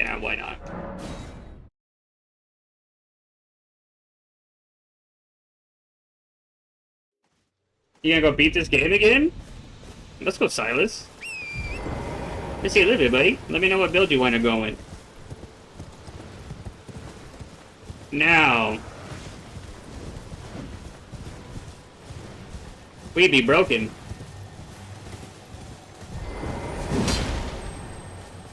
Again, it seems worth it. There is no difficulty at this point. Oh yeah. Oh yeah. Yeah, honey, when you... Oh, wait, let me shut up.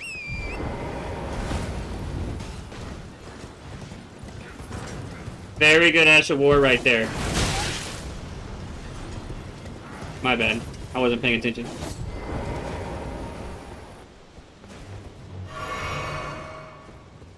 Bada binga bada boom.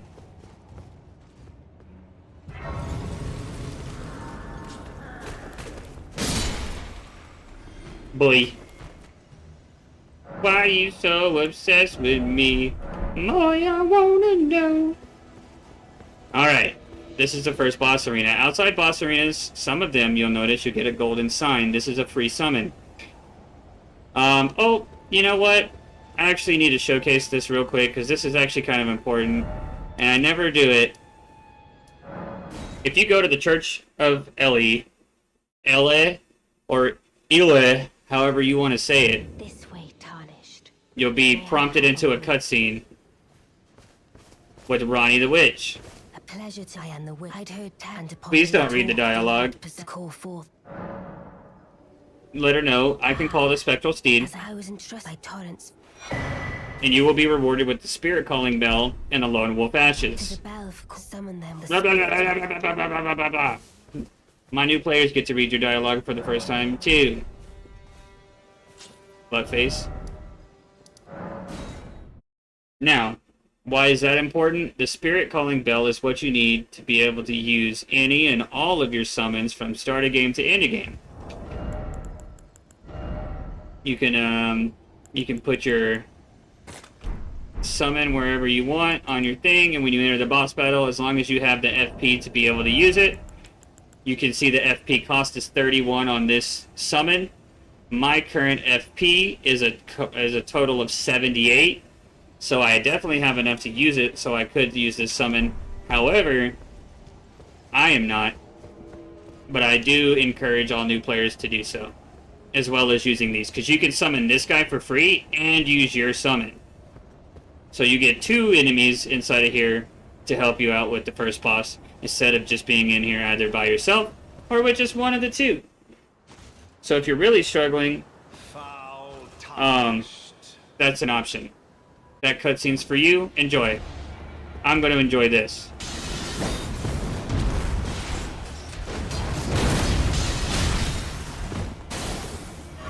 Look how much health that does. It's going to take 3, and now his poise broken. We walk in front of him, we hit our tap R1, initiating the crit. We relock on, hit him with another Lion's Claw. Now we're out of mana. We're going to consume our FP pot. Dodge his attack, hit him with another one. Dodge, hit him with another one. Dodge, hit him with another one. Poise break. Walk in front of him, hit him with a tap R1. Congratulations, you just beat your first boss.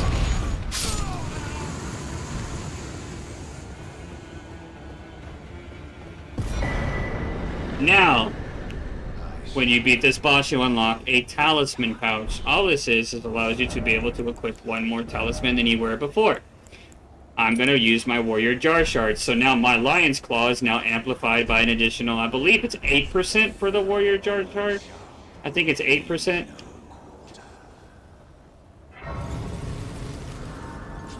Cheesecake stuff instead? Gosh dang it. Okay. I was 9 when I watched you, now I'm 12. Jeez, man. Time flies when you're having fun, huh, buddy?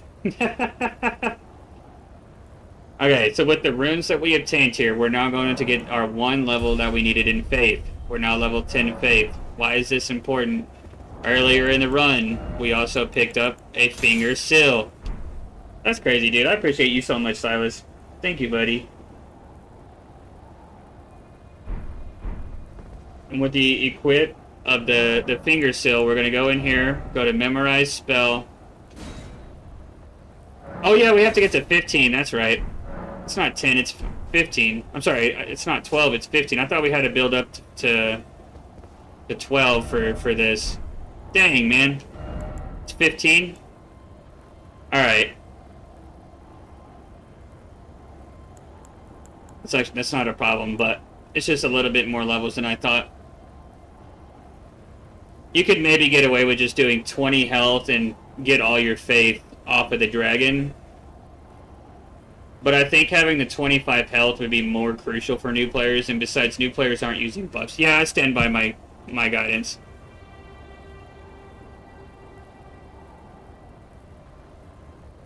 Yeah. So don't worry about finger seal yet. Once you get 15 faith, then you can worry about the finger seal. It's a really good buff. Especially if you're using a fire attributed weapon build. That weapon amplifies your strength, your defense, and all fire damage by a significant amount. I think it's 12.5%. For anybody who has any ideas of fire builds, that's one we'll be sure to get. Now, after you beat your first boss, congratulations, you've now made it to Stormveil Castle. You're now presented with another set of choices. You can either choose to go through the main gate, or do the secondary option and work your way around. I highly recommend doing no, I'll use the main gate on his prompt. And once you do so, you'll run away from him, come to the front gate, they'll open it, and now this pathway is open to you. So even if you choose to go the other way, this way's still unlocked. Why is this pathway scary? There is like freaking 6 ballistas up here ready to shoot you with arrows the second you walk through. I don't know if you can see the 2 up there, and then there's one right at the top of the road up there, and you can't see, oh yeah, you can kind of see the arrow guy. He's sitting up there, the little bowman, and there's another bowman right there next to the ballista guy. Yeah. Lots of arrows. So, you can opt into the other way. What's up, Mike? You can also be mean and beat up Gossok. What's it to you? Step back, you wretched tarnished. Sorry, pal. But your time on this plane is ended. Thanks, friend. And that's gonna give you Gossok's Bale Bearing. What does that do? Nothing, but it's just funny. Alright.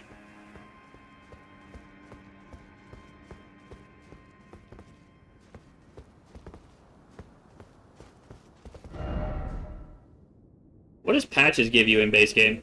Does patches give you access to anything good? He probably just has upgrade stones and stuff, probably. I don't know.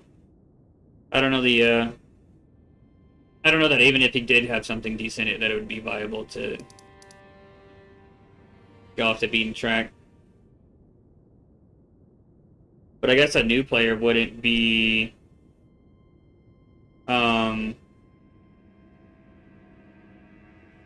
speedrunning the game. I mean, honestly, at this point, you don't gotta follow along with me. You're free to adventure. But, if you're wanting to just go through the game, you can follow along. I'll teach you how to do the areas. Exploration will be up to you. Yeah. I'll let you know there's a good talisman here, hidden behind a stone sword key. I'll let you know there's a secret dungeon over here. I'll let you know there's another merchant that's down here somewhere, inside of a cave. Do with that information what you will. We are going to descend into Stormveil Castle. We got a new channel. I saw my own good people right now. I got only one new channel right now. Well, I'm going to disregard the little self-promotion side of that. Sorry something happened to the other account.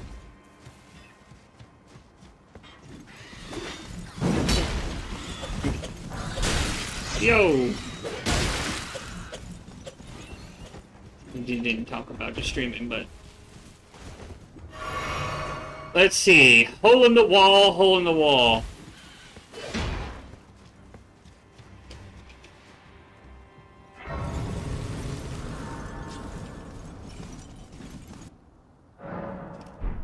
I hate the birds, so we're gonna get rid of the birds. Bye, burb.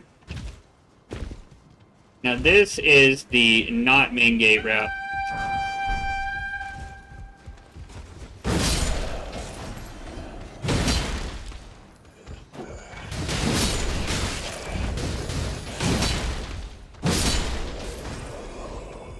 See why I say this White-Hander's good? Look how long your weapon is. That's your attack range, bro. Use it.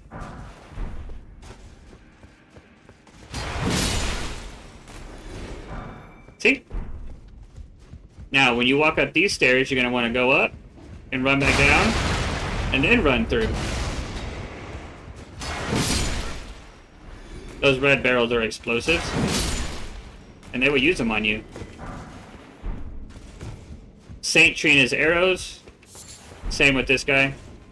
You gotta throw it right at the explosive barrels, and that will kill you.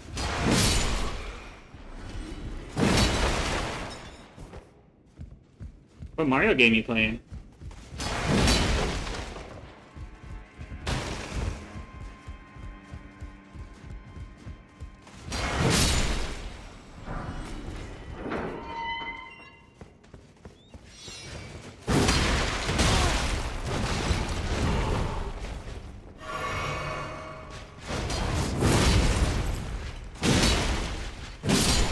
Bye-bye.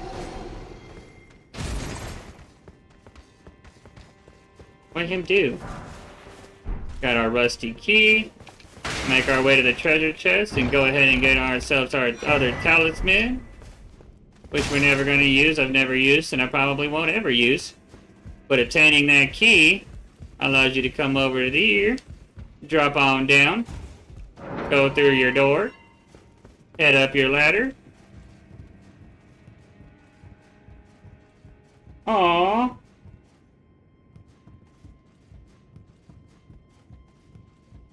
Don't be kitty.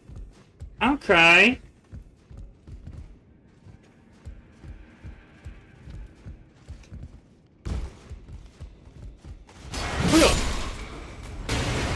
There's nothing actually useful over here.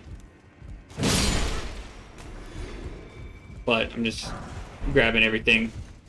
Showing everybody.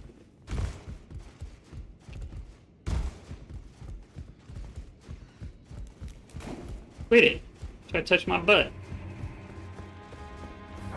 God, it feels so weird to do an unrandomized playthrough. And I'm so proud of myself for remembering all this. Just keep making it up. Don't fight this guy. He'll beat you up, probably. He's got a really cheesy move, and he likes to abuse it. But once you get up that staircase, go ahead and make your way around. Grab your side of grace. I'm now going to take you on a little bit of parkour. Hardcore parkour. Very worth it. Now, from that side of grace, walk out. And you're going to be on this ledge. If you look down, you're going to see those guys walk in. You're going to see a little cathedral-looking church to your left. That's how you know you're in the right spot. Now, you're going to run, and you're going to jump to this rooftop. Once on this rooftop, you're going to see this broken down pillar. You're going to jump on this, and you're going to climb up, jump to this ledge, jump onto this ledge, and then you're going to walk around this all the way around. You're going to find yourself at a ladder. Try to quickly run and climb up here as fast as you can. Pray they miss with their arrows. As long as your stamina bar doesn't run out, they can't knock you off. The better ways I've been sitting on the bench for like a week and it was just pure mold. Ewies! If you manage to make it up here, you just got yourself the claw talisman that increases the amount of damage that your jump attacks do. Very, very useful, especially if you're using a dex. Hey! Yeah! Butt face?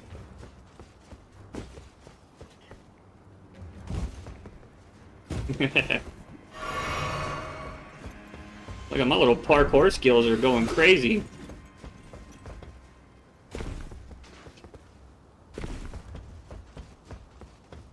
Sheesh!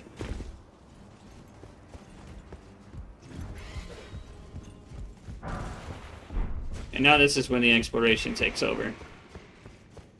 You're free to roam, explore, find yourself some goodies. There's all kinds of stuff around here. But most importantly, you're going to want to go down here. I believe it's somewhere in here. Let me find it before I go telling everybody stuff.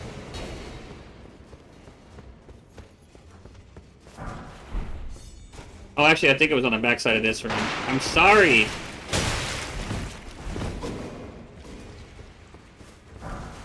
Is it this way? There's a reason why we saved our stone sword keys.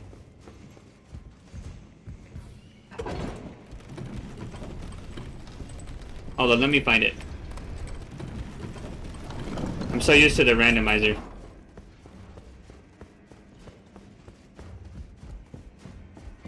Okay, we made it back here. Thank heavens. I wanted to reset my flask before we go digging through the doo-doos. Okay.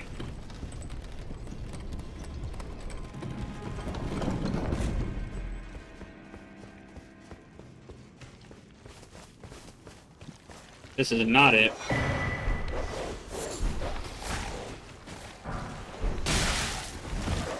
I did, however, think that there was a smithing 2 there, but it's okay. I don't think it's through that door. I think it's...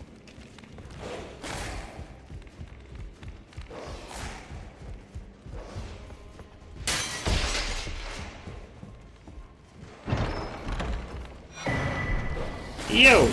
Mimic's Veil is used in some cheeses in the game, but otherwise kind of useless. I don't know if it's that one.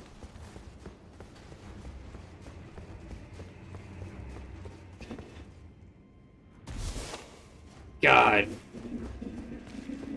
Randomizer run's got my brain backwards. Where are we? Okay.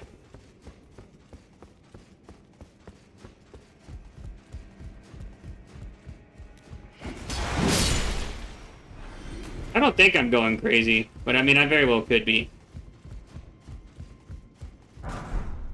But in one of these doors...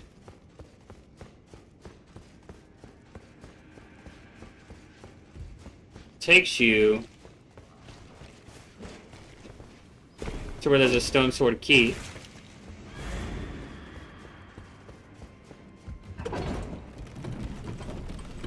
I can't remember how you get access to that balcony.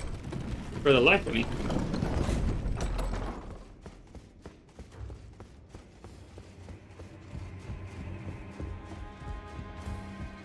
We'll make our way back down there in a second.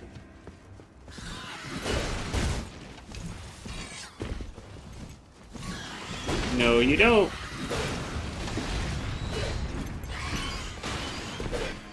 Yeah. Good try there, pal. Oh, now they got me. I just want my upgrade materials. There's a smithing 2 at the end of there if you can survive the birds and bombs. Jesus! I'm simply trying to go to the church real quick. Hello, old friend!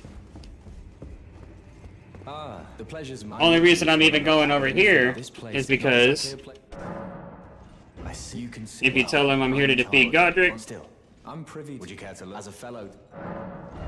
this will give you access to a few more spells. Slash ashes. Well, they're ashes of wars that scale with magic damage. So carrying great sword, spinning weapon, glintstone pebble. If you're a mage and you like having a sword in your offhand, that right there will create you some alternative options. Now then.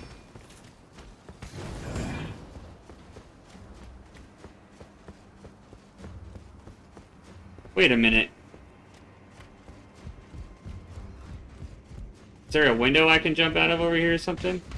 Or...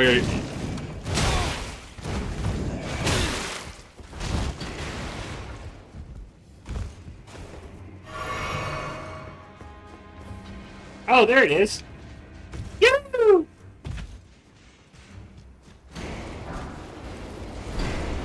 Please don't tell me he can come down here. I think I walked right past this. Which room was this in? I did! I walked right past it. Okay, I thought it was out of that room. Alright, well in here...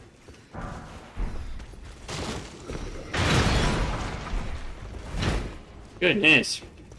You get your iron wet blade.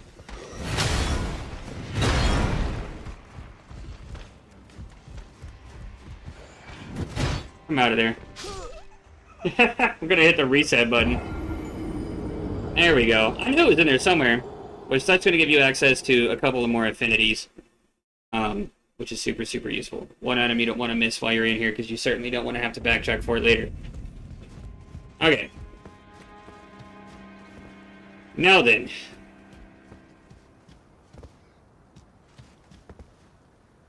Let's go to the boss.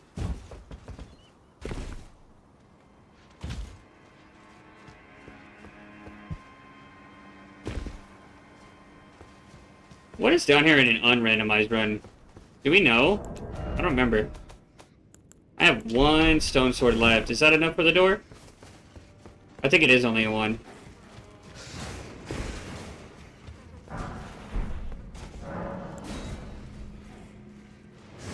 You can always tell if the bottom imp already has a key in his head, the door is only going to cost one. If neither one has a stone sword key in his head. Oh, this is where you get the Godslayer seal. Duh. Yeah, I do remember. Very good. Very, very good. If you're a faith user and you want to use incantations.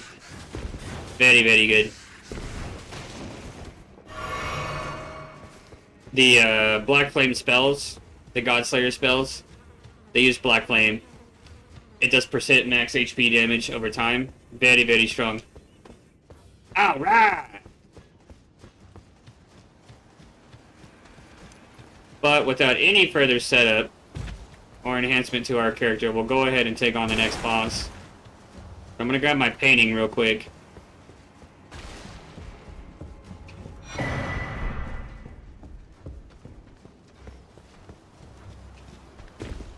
And then we're just gonna keep on running. We are, however, gonna stop here. Grab ourselves another side of grace. I highly recommend doing so as well. Like I said before, if you want to go exploring, because you feel this area is a little bit too hard to explore at your current power level, but you want to come back later because you think it looks cool, having extra sites of grace just means... Oop. You have more places to teleport to. Got ourselves another golden seed. And then run between the troll's legs, up through the door, into the right. Ow! Okay, do as I say, not as I do. Skirt! Side of grace. Right outside the boss room. Skirt!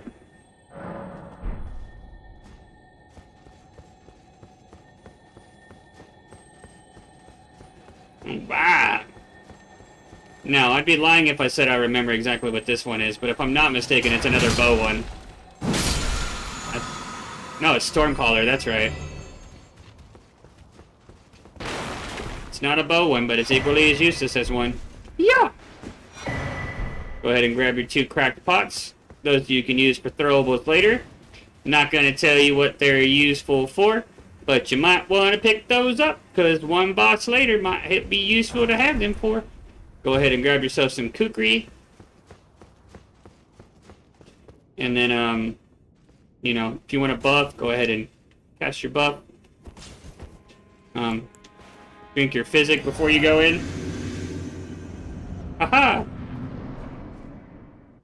And welcome to your second boss fight of the game.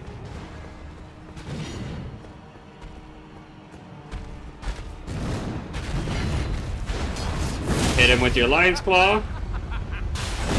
Jump his attack. I'm gonna Lion's Claw my way through the second part of it. Breaking his poise, walking up, hitting my tap R1. I'm gonna go ahead and use my last little FP here. Gonna send him into phase 2. During the transition period, I'm gonna go ahead and max my HP and FP. He's gonna do his scene transition here. And now we're gonna go phase 2. I'm gonna immediately sprint at him. Hit him with a Lion's Claw. Hit him with a Lion's Claw. Dodge. Dodge again. And then I'm gonna hit him with one more. He's poise broken. I'm gonna walk in his face, hit my tap R1. Gonna immediately go into another one. Dodging his move. Oh, he got me. But you get the point. All you gotta do is hit him with one more attack after that and you win the fight. GG's. If you were buffed, which I didn't do, you would have killed him before that. Just so you know. But that's as easy as it is. It's like 7 buttons and you win the fight. Congratulations. Oh, let's go, pro. GG's, dog. Here, let me show you. Let me show you. Oops.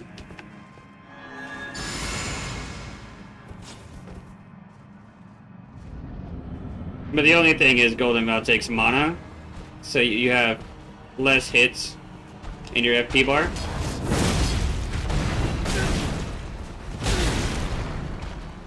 I feel like I'm heavy rolling, but I'm not. If he does the windmill, back away.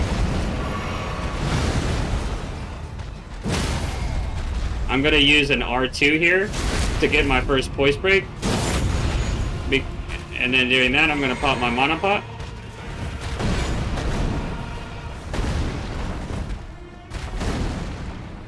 I'm gonna hit him with another tap R2 to initiate his transition. He takes reduced damage during this phase, so use this always to get your health and your mana back. If you need it. Again, phase 2, you're just gonna run immediately at him.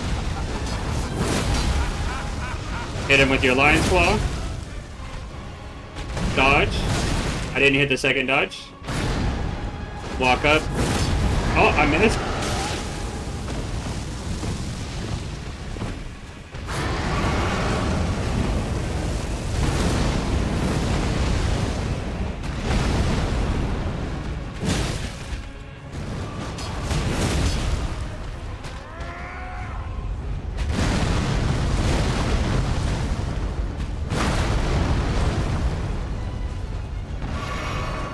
Well, I'll be darned.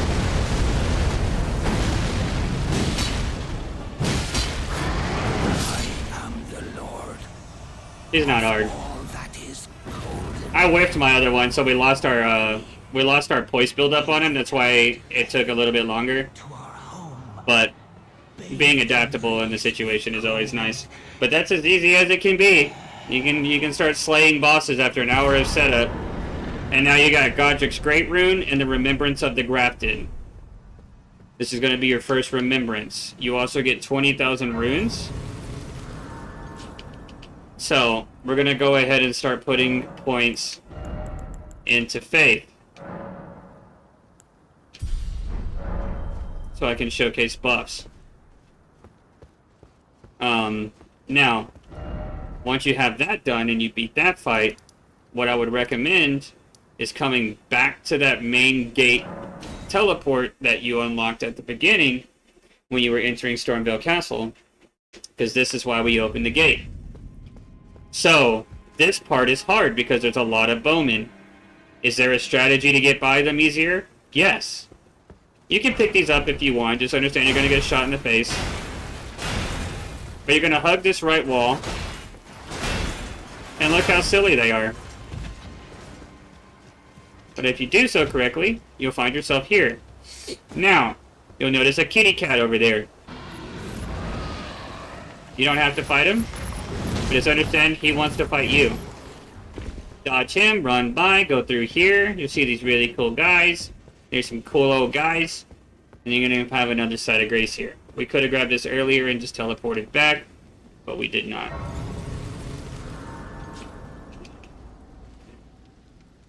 Just going to go ahead and de-aggro anything and reset the map, because why not? Now, once you beat Godric, like I said, you get your first remembrance, but you also got your first great rune. This great rune is going to be very beneficial to you, because it's another +5 on all stats. These golems are very slow. I know you are too, but like, just be smart. And you'll be fine. You can serpentine around them. The one you gotta watch out for is this one we're running at right now.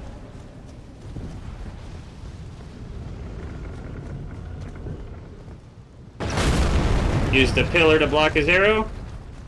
And before he can draw his arrow again, you can attempt to make your escape.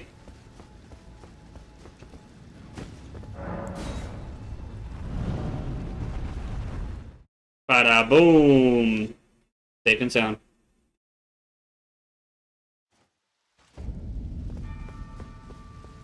Alright. Once you're here, you're home free. You now are at the Divine Tower of Limgrave. After the long bridge, you're all the way out here now. You're becoming a Giga Chad right before our very eyes. You're going to take a very long elevator ride up, but it is very beautiful. Enjoy your scenery. Congratulations. You've earned it! This is crazy.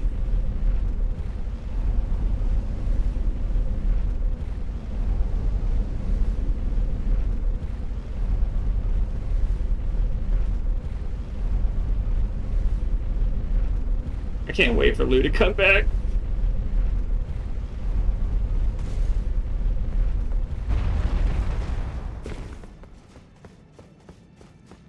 Ta-da! Not that you're ever gonna need to come here again, but there's you a side of grace. Keep making your way all the way up to the tippy top. And behold.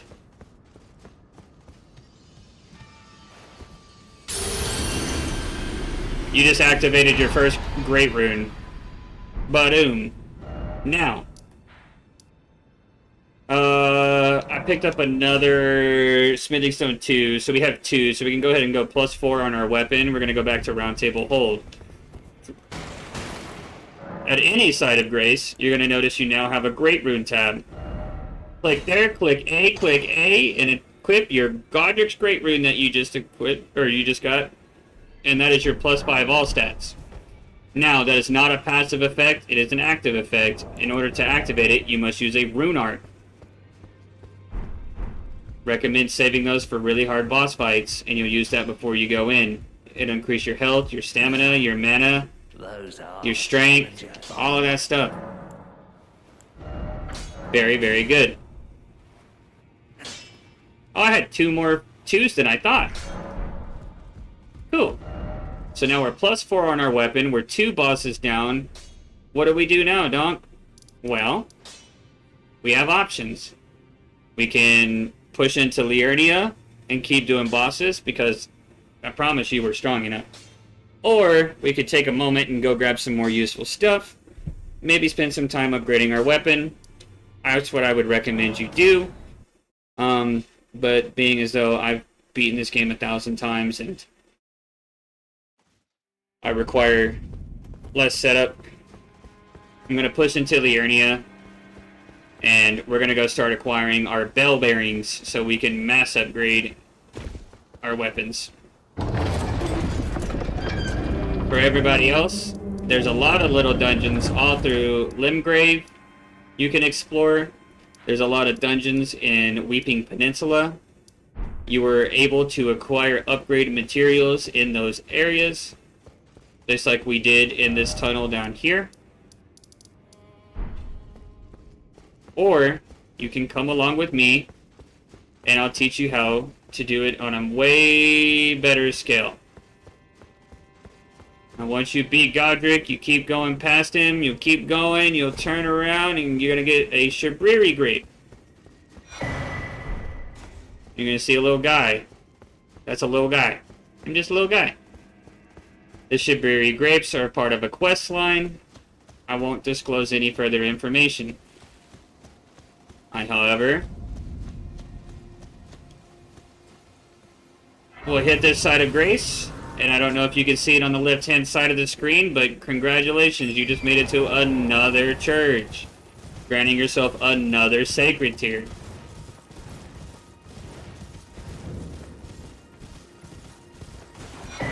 Ta-da! Also another NPC with a side quest line. I'll leave that up to you. Alright. So now, we'll ride back up where we just were, to our side of grace. We'll go ahead and use our sacred tier, because you have no reason not to. Other than just being lazy. Laziness don't win games. And we're here to win. Oh.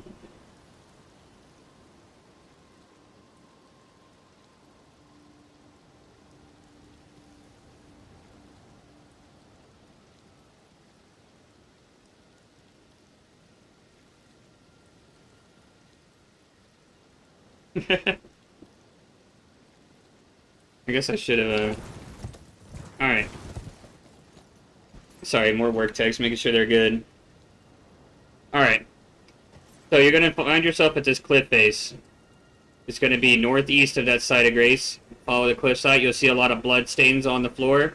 That's because people fall. But if you peek around the wall, or off the cliff, you'll notice there's tombstones. These are perfectly spaced apart so you don't take fall damage. Or you can be a donkey and just freaking run off of them. But, if done so correctly, will allow you to descend down. Now, you have two paths you can take here. If it were me and I were you, take a few seconds, ride up to the north here, and grab yourself your first side of grace on this side of the map, so that way you don't have to redescend those tombstones at a later time. Your first side of grace is going to be on the backside of these big boulders. You're going to need this for later. But after you grab that, go ahead and ride back south. Back to where you came down. And you're going to want to look over this ledge. And you're going to notice you see some more. Rinse and repeat this process until you're at the bottom. There's two pathways to get down here. One, you just walk down a ramp and it's super easy. And then there's this one that's way more dramatic. And you're going to need to learn this mechanic for later parts in the game. So you might as well do it now. But, if you did make it down, welcome to Liurnia. Enjoy your stay. 'Cause we're about to get another weapon. One that can utilize that Cragblade Asher that we picked up earlier a lot better than this Y-hander can. And we're going to take this game from easy mode to brain dead easy. From this guy, you're able to buy more smithing stones. Obviously, I'm going to buy my 2s. But you can also get this lantern. I would recommend getting this lantern at some point when you have an extra 1,800 runes laying around. Actually, do I have an extra 1,800? I do. And then once you do buy that, again, go over here to your pouch. Go ahead and put it on either one of these. You can scroll down and put it on there. And you can hold your Y and hit left or right, whichever one you put it on. And it's a little hip lantern. So when you're going through caves, you don't have to have a torch. You got a light right on your body. Making exploration a breeze. Congratulations. Quality of life upgraded. But once you get done with that merchant, you're gonna wanna go north. And just like Finding Nemo, just keep swimming. And watch out for the lobsters. Those guys, they're not your friend. They'll never be your friend, no matter how strong you think you are. or how cool you think you are. They're cooler, they're stronger, and they flex on you. And they're not afraid. But if you just keep riding north, through the fog,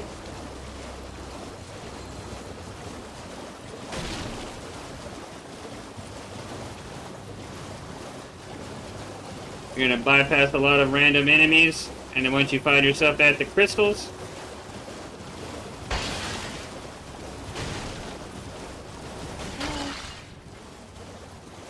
we'll talk to you in a minute. Go ahead and make your way west.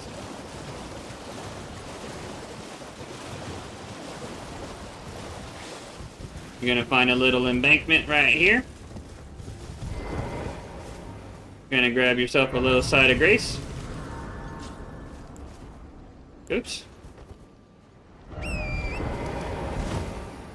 Okay, cool. We marked her on the map thing. Okay. Oh, I forgot the other map is over on that side. Oops. That's crazy. Okay. Anyways. We're gonna get the other map then. Just keep riding towards the big old castle. You can't miss it.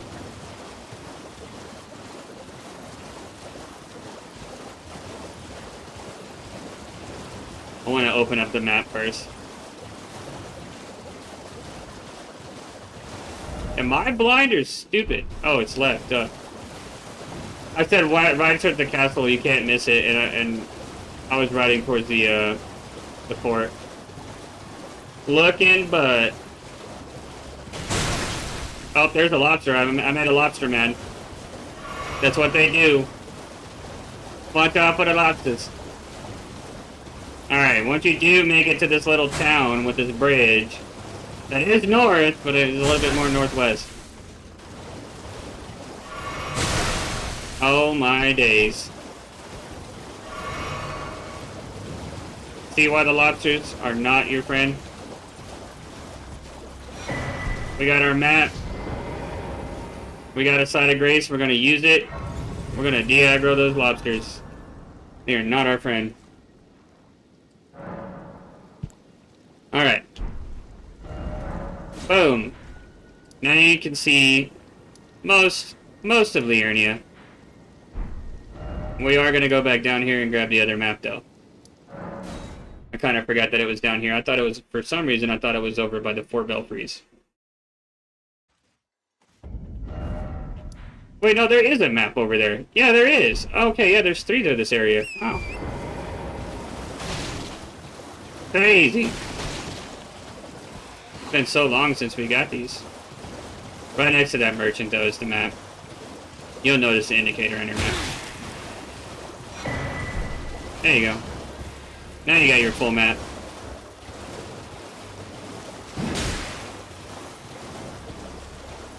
Oh, lordy. What are you boys doing?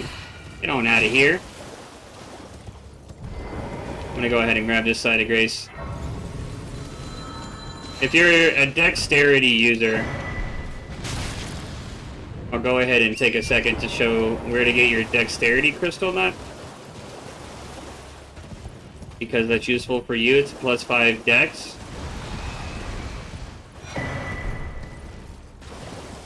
If you're a strength run like I'm doing, this is completely not necessary. Alright. Now that we can get out of there, you're gonna notice you got all these little islands everywhere.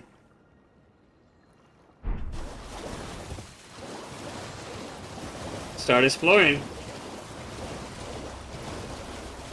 Never know what you might find.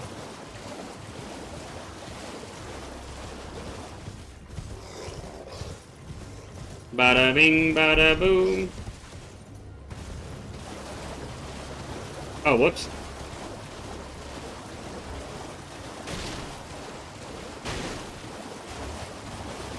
Big old guy. I'm just a big old guy. This is the one with the side of grace that we grabbed. It's not on this one, just to be sure, right? I didn't just miss it, right? Yeah, okay. I was about to say, I don't think it's on Scenic Isle, but I think it's to the one to the west. It should be on this one. Unless my brain is just rotting. Yeah, there you go. Dexterity not. Bada boom. Now, let's go grab ourselves another weapon, which is going to be directly northeast of that, at the little shack. Grab your Side of Grace, because you might need it. This guy can fight back. If you've used any health, or you have any health missing, or use any flasks, go ahead and heal. Otherwise, get ready for war. Although, it isn't much of a war. But once you defeat this guy, you're gonna get the iron balls. Time to become broken. So this is the point in the run when you're gonna have two alternative options, and you can choose whichever path you want to go. I'm gonna showcase them both for you, which is why, now that we have all that done, I'm gonna quickly teleport over here to cut down a little bit of horse time, and we're gonna go get ourselves a bell bearing, so we can buy all the 1s and 2s we want, and then we're gonna upgrade each weapon evenly. We'll take them both +6. I'll show you the fights with each. That way you can decide which one you like more. The reason I recommend Zweihander and Lion's Claw is because it gives you more range. You don't have to get as close to the bosses. It takes away a little bit of the uneasiness, and allows you to focus more on doing what you came here to do, which is beating the crap out of them. It also gives you more iframes and all of that good stuff, so super good, super fun, really, really broken. The biggest part about Lion's Claw is the fact that you can't be knocked out of it, and you're guaranteed to do 40 poise damage, and if a boss is stance broken, he can't hit you, and you just get free damage off. So, very nice, very fun. It is, without a doubt, in my opinion, the easiest way to play the game. The Iron Balls with Cragblade, however, is very close range, but it does way more poise damage consistently without the mana consumption. You're not having to worry about healing your mana and all of that stuff. You just use Cragblade and you go to town. And you make difficult things not difficult whatsoever. Now, if you'll notice, we're just going to continue to ride around the edge of this cliff until we come here. This is going to be Celia Crystal Tunnel. Celia's Crystal Tunnel, as obnoxious as it is, can be ran through very quickly and is very worth it because you get a bell bearing, which will allow you to buy, unlimited smithing stones 1 and 2 at the round table hold. So, very cool. You can also come over here at the entrance, get yourself a Somber 2. If you're using Somber weapons, that's a free +2. If you're not, and you don't care, just keep your descent. Hang a right, jump across. You can go over there and get those, that smithing stone and that item up there if you want it. Completely up to you. It's just a little bit of jumping. I suck at parkour, so not for me, dog. Not for me. Me, myself, and Irene. Actually, I will come get these ones because this will save me some money.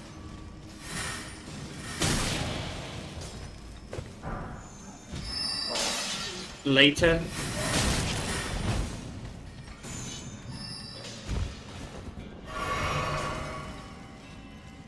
Bada binga, bada boom. Yo!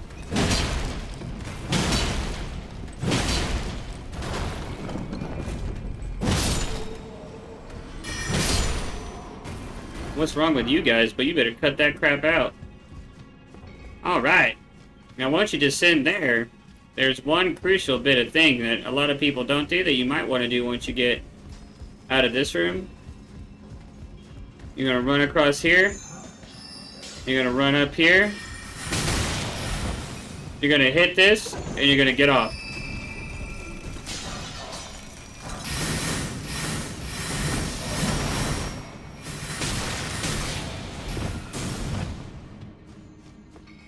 If I die, I'll get to show you why that's important, but on the off chance I don't die, I won't get to, but lots of upgraded materials to be gained.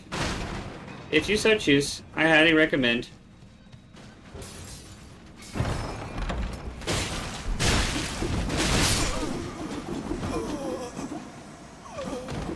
But now I'll get to show you why we did the elevator.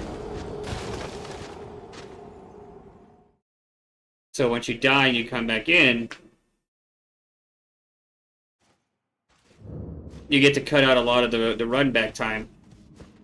So this is where you start. You hang that left. You'll hang this right. You take a quick right in here.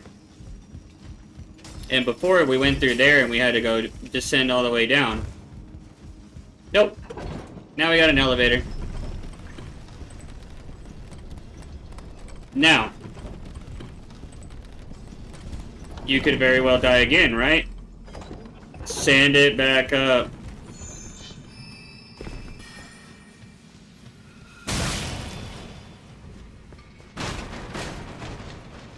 Oh wait, did we have money?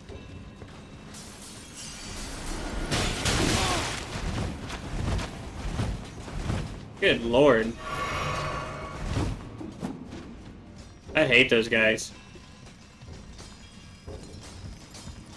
Ba-da-dum-bum. Woo! Feel free to explore this area too. There is a bunch more upgraded materials all throughout this place that I'm not going for. I'm just showcasing how to get through. You can actually jump in there too, and there's more in there. But if you choose not to, at the bottom here is the boss. And that's what I'm after.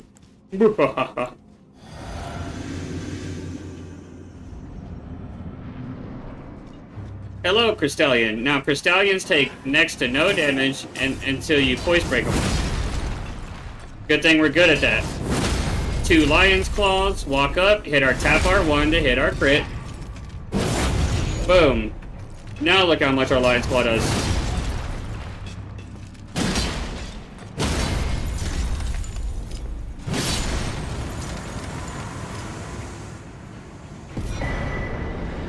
Congratulations, Smithing Stone Miners Bellbearing 1!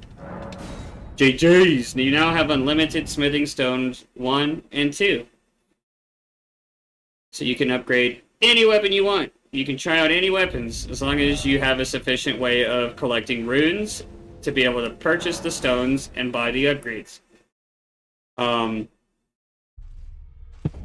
This would be what I show you where you can rune farm. If you so choose to, it is not fast. It is not a fast rune farm, but it is the best one you have available to you at the moment. So you come to this lady in here, and you're going to offer bell bearings. Smithing Stone Bell Bearing 1. You've also got yourself Gostox and the Blackguard Bell Bearing. You can access those in here. These do have some items, the Castus and whatnot. None of this is really useful. These could be, but situationally. And there's nothing here you're going to need. But if you notice in here, you now have Smithing Stone 1 and 2. I need 5. Wait, no I don't. I didn't need 5. I did not need 5. Well, yes I did. You know what? Hold on. I need 3 1s.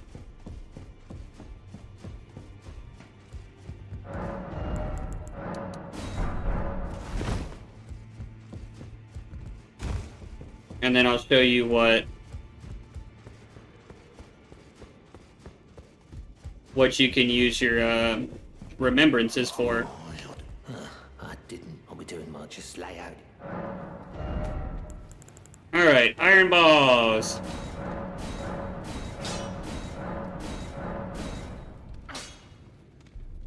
Alright, +6 on those.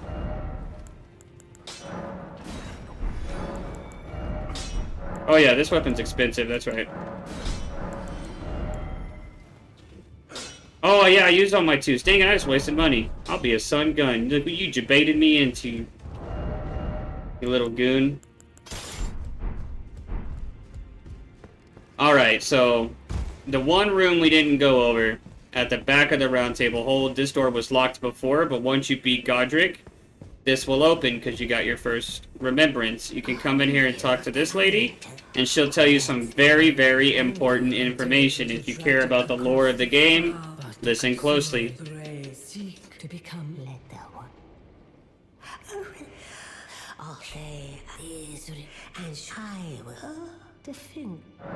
Alright, once you get through her dialogue, she has 2 options in here. Obviously, one's only about great runes, and the other one's receive the power of the remembrances. When you collect these from bosses, you can come in here, and you can trade these in for either getting the Axe of Godric, or you can get the Grafted Dragon. Those are the 2 options available to you with Godric's remembrance. Now, neither one of them are remarkable weapons. I'll go ahead and inform you. So the alternative option to that is you can actually use them for runes or sell them, however you want to use it. You can consume them for the same amount of runes, but you can see how much they're worth by going to a merchant and going to sell. I could sell this for 20,000 runes. So, that's what we're going to opt into. You can hold on to those if you want to make sure you have money for upgrades and stuff of that nature. Or, if you just want some extra free levels in your main stat, which I do, I'm going to opt in for 3 levels of strength. And then I'm going to show you what's down here real quick. So, with iron balls, you're going to want to dual wield. There will be a boss fight up here. I'm going to consume my flask. I am going to approach. I'm going to activate my crack blade.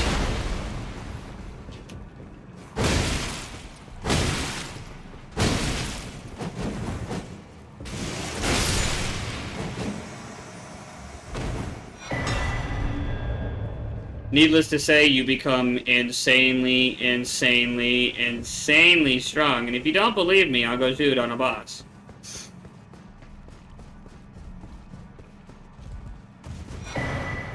Go ahead and grab Cypher Pata, just as an extra little fun little weapon. It's actually a really cool looking weapon if you've never seen it. Pretty interesting, it's like a little claw. Makes these cool little sounds.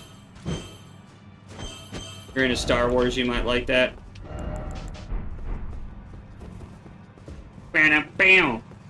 Alright. That is absolutely everything that's down here. Nothing else gets unlocked later. I'll save you the spoilers. I've banged and punched every wall down there, and I've never found anything else. But if you find something else down there, you let me know. Other than Cypher Pata and the boss. That's all I'm aware of. Alright. In the round table hole, you're going to notice you have NPCs here. Each have their own little side things. But I'm going to teach you now this girl's. Talk to Roderica. Go through her dialogue. So I'm still until you exhaust it. Then we're going to go over here to the blacksmith. Well, I took you no matter to lay out your own. About Roderica. She has it. I saw her there. Go through the dialogue. I see nothing special. I'm trapped. That's all there is. Exhaust his dialogue. Well, no great my being a besides, despite my decides here. Exit him. Go back to Roderica. It's all a bit much. I'm still looking. Your dad. Tell her what the blacksmith said. I suppose I'll ask Matt certainly. I know I can tell. If I suppose I'll ask Matt. Make sure her dialogue is exhausted again. Run her back over to your guy. Back already, no matter. The girl. do about Roderica again. Ask him if he would watch over her. It's what she wants. Now that you exhausted that dialogue, you're gonna go back in here. Make sure her exhaust. I suppose I'll ask Master Hugh. Yep, her dialogue is exhausted. Rest at the side of Grace.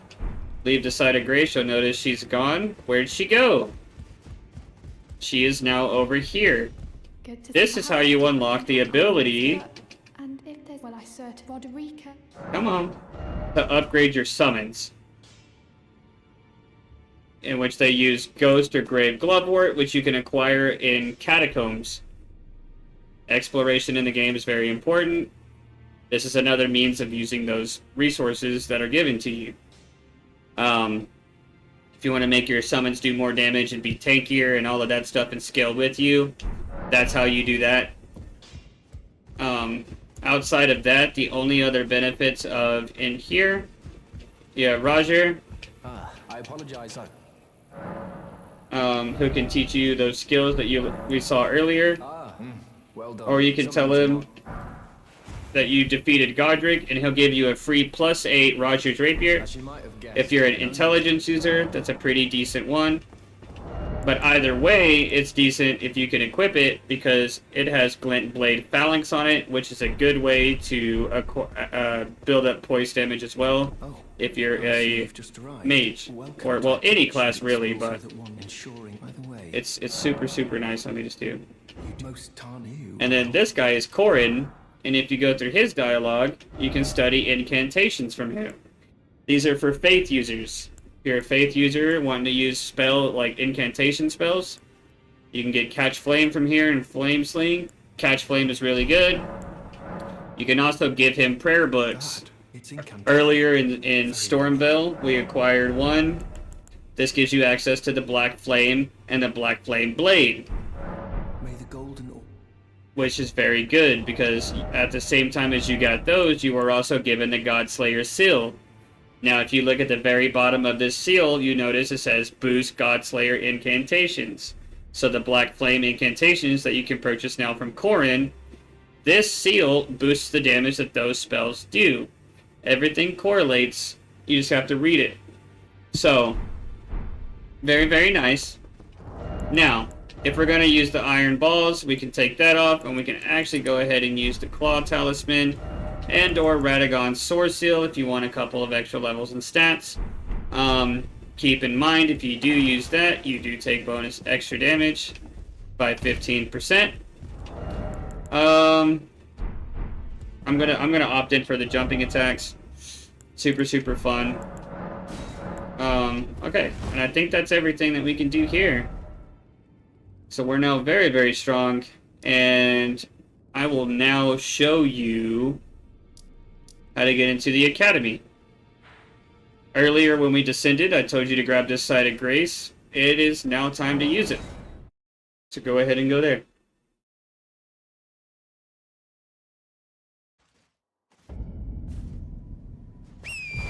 Once here, you're gonna head north and just keep swimming. What's up, punk? Yeah. Ow! Ow! Oh! You said I am no punk. I love these weapons, man. Alright. Now, once you get to this point, go ahead and grab the side of Grace that's up here.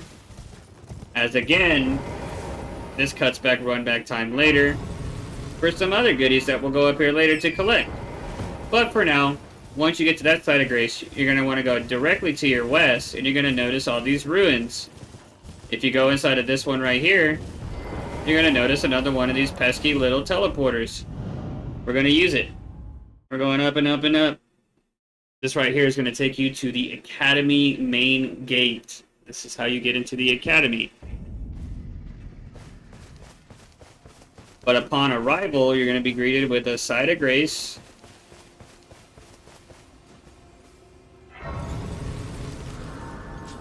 And a big door.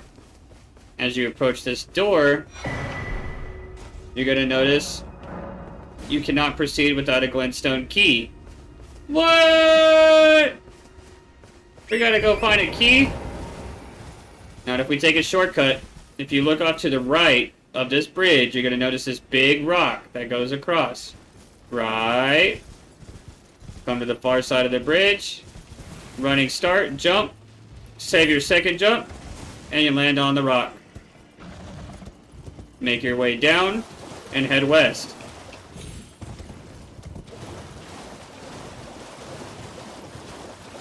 Go ahead and follow this little rock around. And I bet you we might just stumble upon something pretty darn cool in just a moment. If I do say so myself. And just for map correlation, this is that gate we were at. This is where we jumped off. And we're now heading around this way. Just so you know.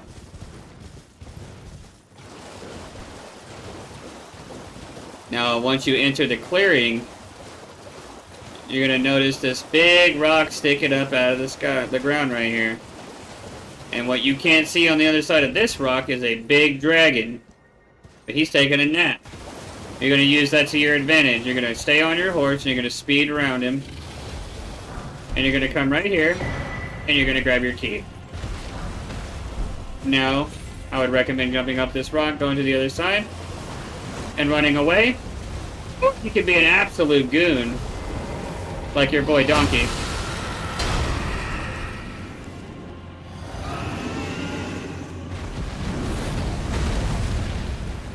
You can come say hello to your little dragon friend.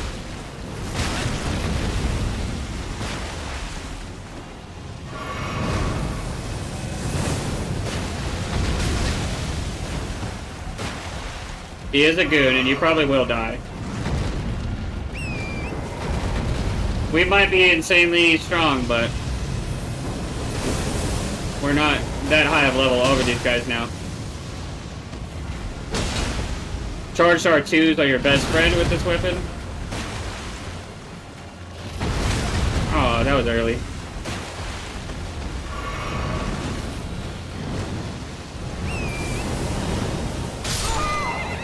Yep.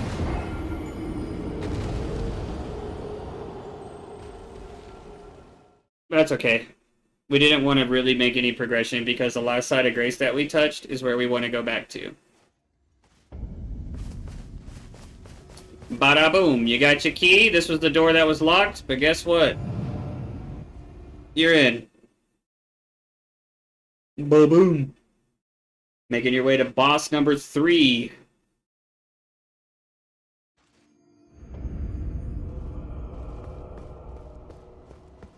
Alright. Now, something I didn't know that I wish I would have known when I did my first playthrough.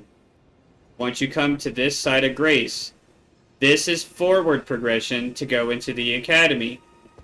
Going down the pathway you came in from, this will lead you down a pathway, and at the end of this pathway is a merchant.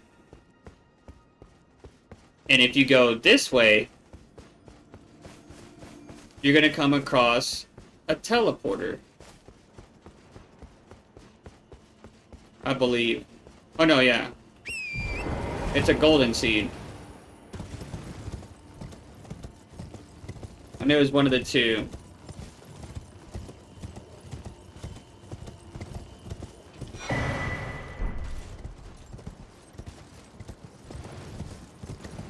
There's another point in the castle where you can get to.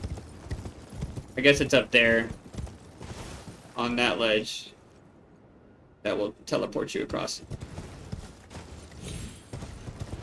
But there is a golden seed down that way. So, go get it. It's free. It's extra heals. But once you get that, if you want to go to that merchant, you can go to that merchant. If not, forward progression is this way, and we are going.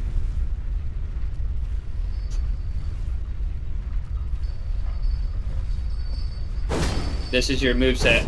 Those two right there. That's it. And if you need it, you have jump attacks. That's why we have the claw talisman on.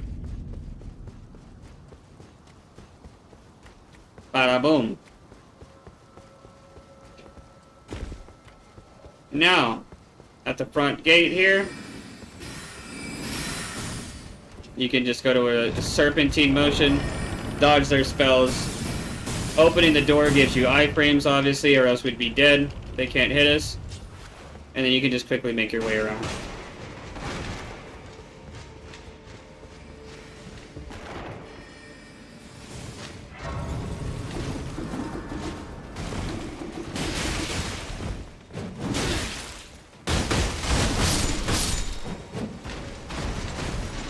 There we go. We don't really want to fight. Oh, wait. I forgot. We just got a golden seed. We got an extra flask. Bringing us to already 7 heals. And don't forget, we've already gotten like 5 sacred tears. Once again, I will reiterate, there is a lot of exploration to be had in these areas. You're going to notice there's an item up there. You're going to wonder how to get it. Let me save you the hassle. You jump off the bridge. Work your way around. It took me like 3 playthroughs to figure that out. You're welcome. I'll leave all the other exploration up to you, except for one other part. You can hear a scarab in the distance over here.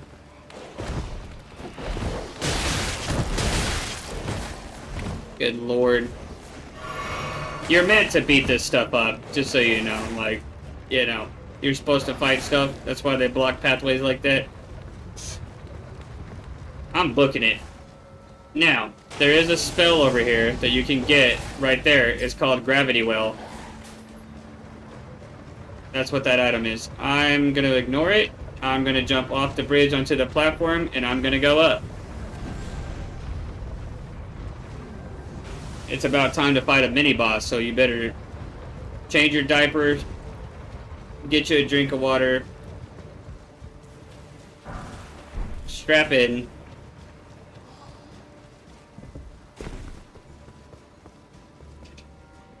Bada boom. Now,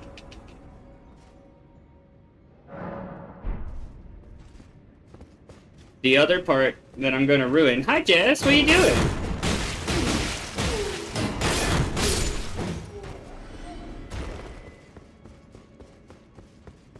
Oh. There's a couple of items back over here you can grab. But there's a hidden spot in here I'm going to show you guys. It's real good if you're a mage user. How you been though, Jess?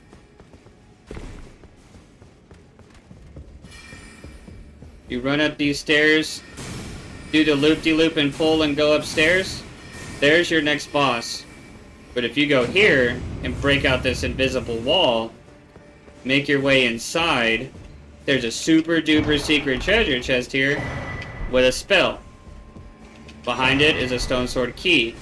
Now you might be prompted to leave, but as upon your exit you notice there's a ladder. Climb. Watching this finally laying down for bed. How you been? I never have time for things anymore. Dude, I feel that. Ever since I took my new job, all I feel like I do is work. It's crazy. How's Minecraft?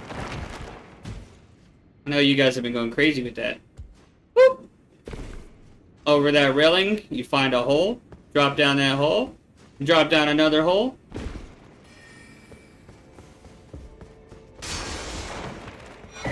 And you're rewarded with the Graven Skull Talisman. 10%, but it's either 8 or 10% bonus flat damage to all spells.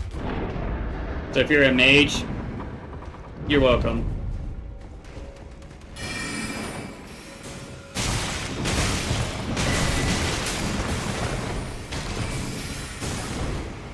Skirt! 1 HP in a dream, let's go! I'm doing a little beginner's guide for Elden Ring because it's kind of a really hard game. I'm showing everyone how you can turn the game into easy mode.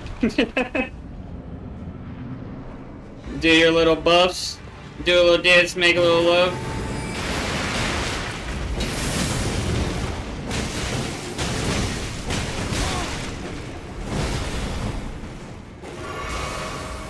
Oh, yes.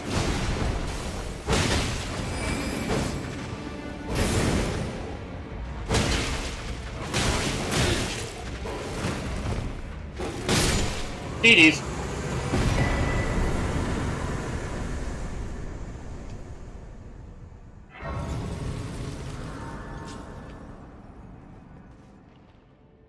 Very relaxing, honestly. We actually about work. I was promoted to assistant manager, and I told that one of the new stores open next year. I'm getting one. I'm working 50-hour weeks, dude. Same. Like I have to work a minimum of 50 because I'm on salary now. But I've been averaging like, I think my boss said 56, 57, which just means I'm working like almost an extra 10 hours of unpaid labor a week. I'm like, oh god. We gotta fix that. Appreciate you bringing it. Alright, after you beat Radagon, you have all this area to explore. I recommend doing so. However, myself, and Irene have already been through here 100 times. And I'm just gonna come grab my golden seed. And I'm gonna go about my business. You cannot ride your horse in this area, so be careful not to bite off more than you can chew. But when you're ready for forward progression, on this eastern side, you'll notice that you can fall to this ledge and run up. You can also come down and grab this. Smithing Stone 5. These will hurt.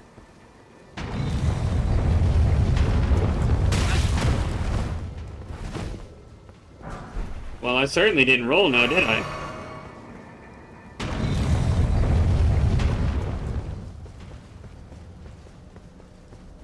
And this is the teleporter I was talking about earlier. Now, this guy right here will beat you up for days. Which is rough, we got this though? Yeah. I mean, I hope so. Golly. You can try and cheese this guy with a strat by getting him on this platform and then jumping off. And he will do that. Goodbye. Otherwise, you just gotta fight him straight up. I don't normally approve of cheese strats, but for Moongrim, screw that guy. But once you get past him, congratulations, you just made it to the third boss of the game. And this is going to be your introduction to two-phase fights. So saddle up, pony girl. We're going in.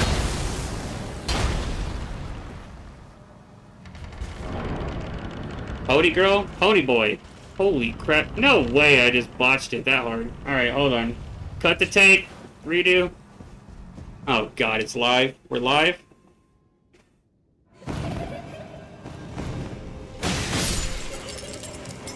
This boss fight, phase 1, you're going to notice some of these little guys get this glowing aura.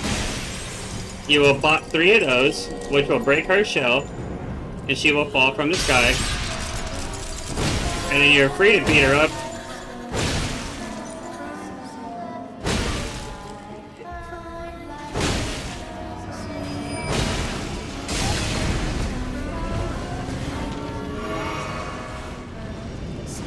If you don't manage to kill her in the first go, 1, 2. I hear you, but I don't see you, goon. Oh, we already got him. Alright, phase 1 complete.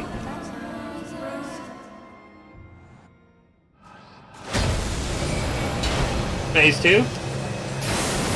She's going to initiate with that every single time. If she does this, back up.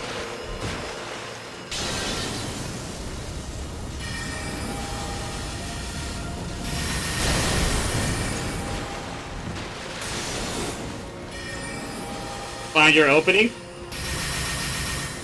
Get close. Try to get a hit off. Don't get hit by the spells.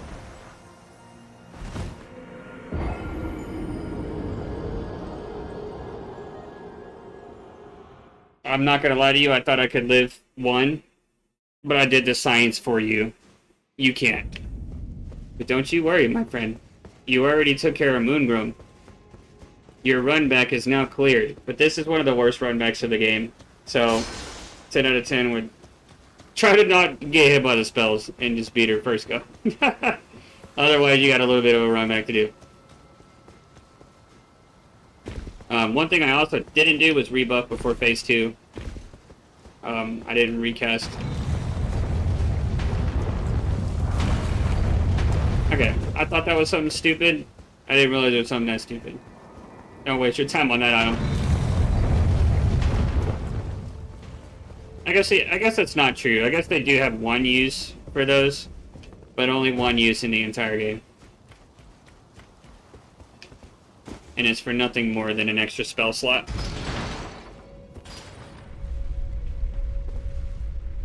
I haven't played Minecraft in so long. They got like 8,000 freaking mods for that game now. But I watched the world's fastest speedrun the other day, and it was so short, it was in a YouTube short, and I was like, huh. That's really dumb.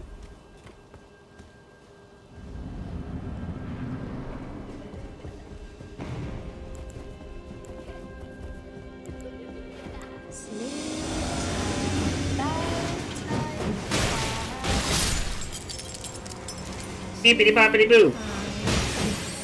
1, 2.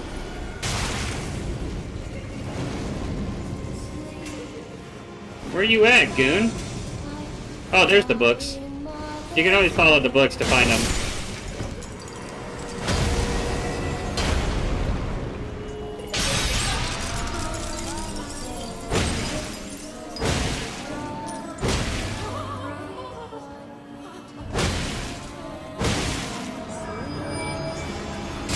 Dang it.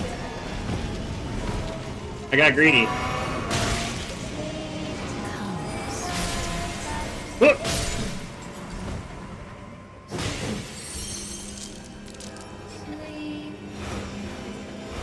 There you are. Make her fall, make her fall. Go ahead and reactivate Crackblade, because I don't think we're gonna have time during the transition. Oh yeah, we will. Maximum value. Maximum value.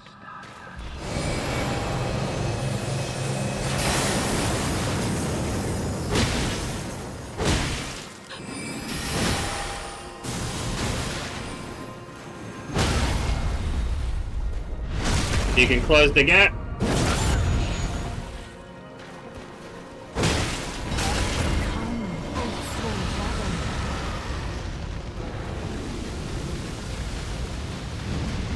If you low roll and get the dragon.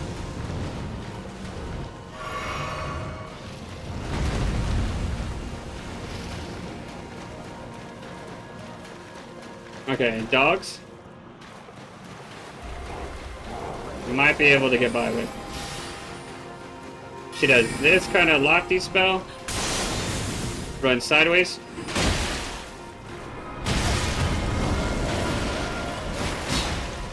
This guy is a little tricky.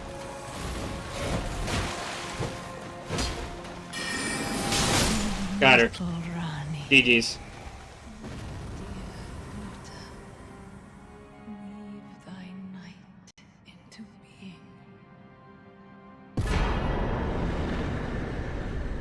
Bada boom. Okay. That is your third boss of the game. And upon beating this one, Where did he flee? you now have access of resetting your stats. So all the levels that you've obtained, you can now reset them, but they're not free of cost. You actually have to have a specific item to do it.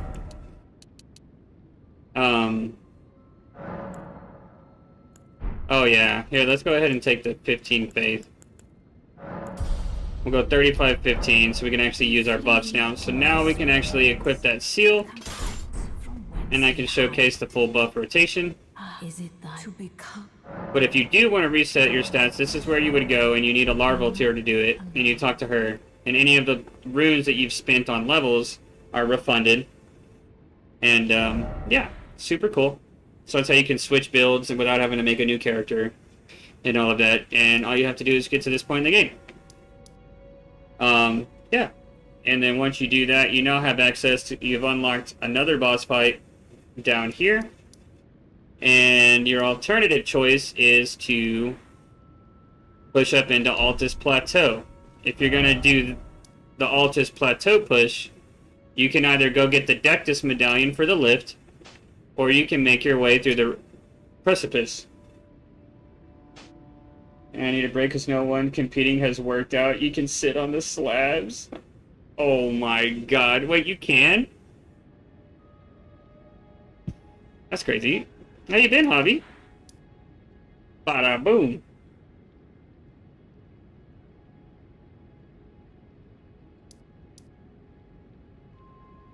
In bouldering you can? That's crazy. Little cheat. Okay.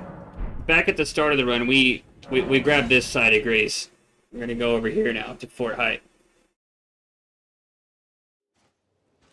Because when we were in Fort Faroth, we got one half of the Dectus Medallion. Now we're gonna go get the other half. Just so you guys know how to do that.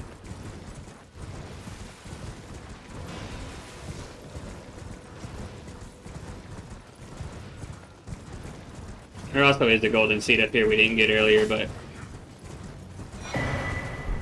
you were gonna figure that out eventually anyways. Easy peasy, there's not much in here to get.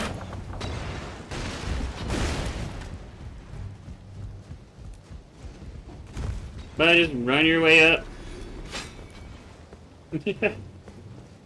Poor little guy.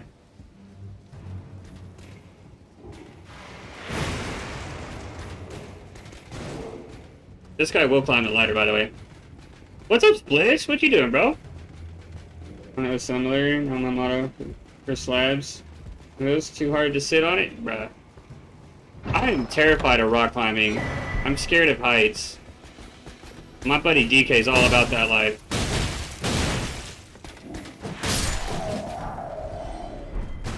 Bloody Slash is a really good Ash Award, by the way.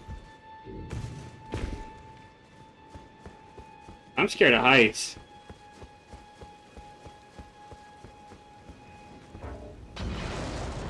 Bruh, I'm trying to teleport out of here and you're stopping me. Quit. No. Oh, it's a rat. Thank you, buddy. Alright. And now that we got that done, unfortunately for me, it looks like Raya Lucari's Crystal Tunnel is the closest one I have. Okay, leaves you alone, but he's not a big deal. Yeah, you just push him off or something if you need to. Get on out of here.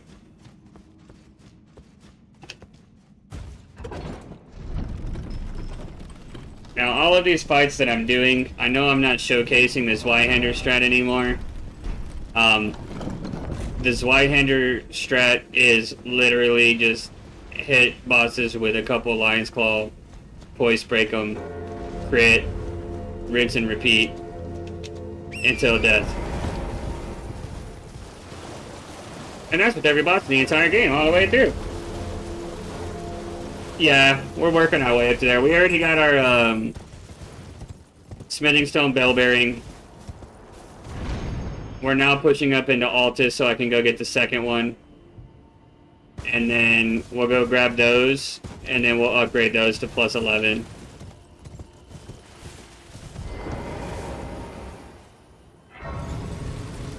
Alright, and I don't know if you guys caught that, but right over here is a Spirit Spring that will lift you all the way up here. You just gotta get on your Epona. You gotta jump on the Spirit Spring, and you'll fly up, and then you're simply just gonna follow this path. And until you come to, yet again, another church.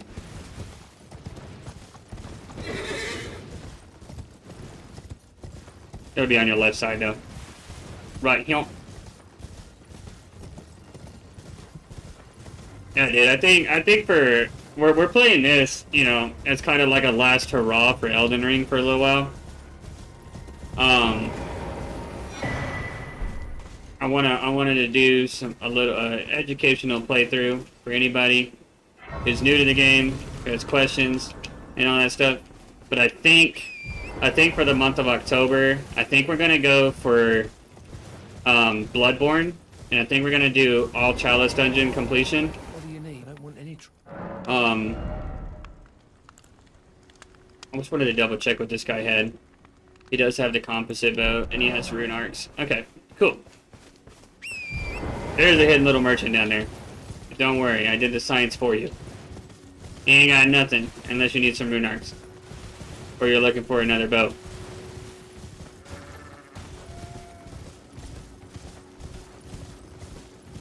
I hope so. I hope it's an HD remaster, too. Because...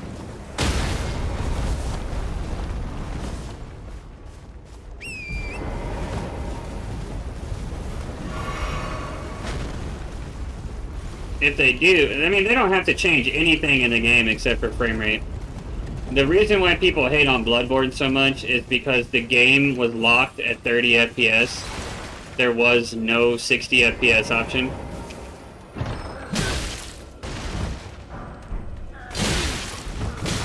Ow, ow. So all they would have to do for the HD remake is just give people the ability to uncap the frame rate, or at least a minimum make it 60 to 120 FPS, you know? Like, anywhere in there would be fine. And you probably wouldn't get as many complaints. The only other complaint that it gets, really, on a general level from at least most of the Dark Souls veterans, is the boss fights themselves are kind of boring. I simply couldn't disagree more.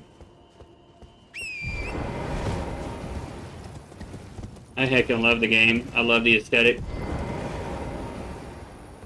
Alright, once you've got both halves of your Dectus medallion and you've made it all the way here, congratulations, you're now on your way to Altus Plateau. And you didn't have to fight a big magma dragon in order to do it. What? When?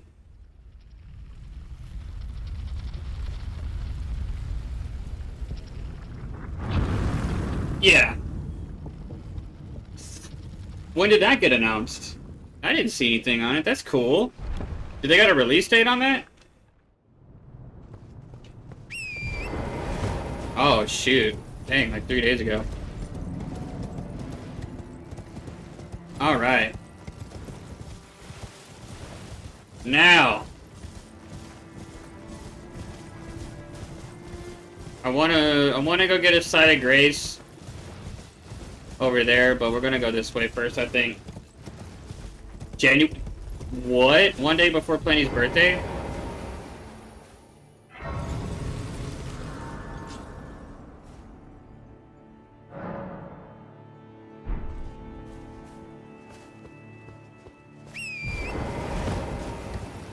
That's crazy. My birthday is January 24th, and hers is the 30th.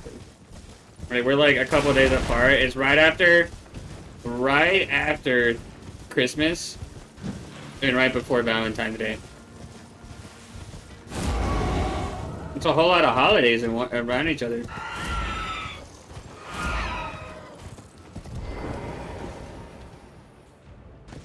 Time to treat yourself to another talisman.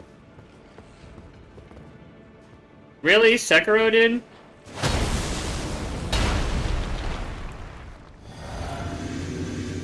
I don't like Sekiro. It's too hard. Like that playstyle? Not for me.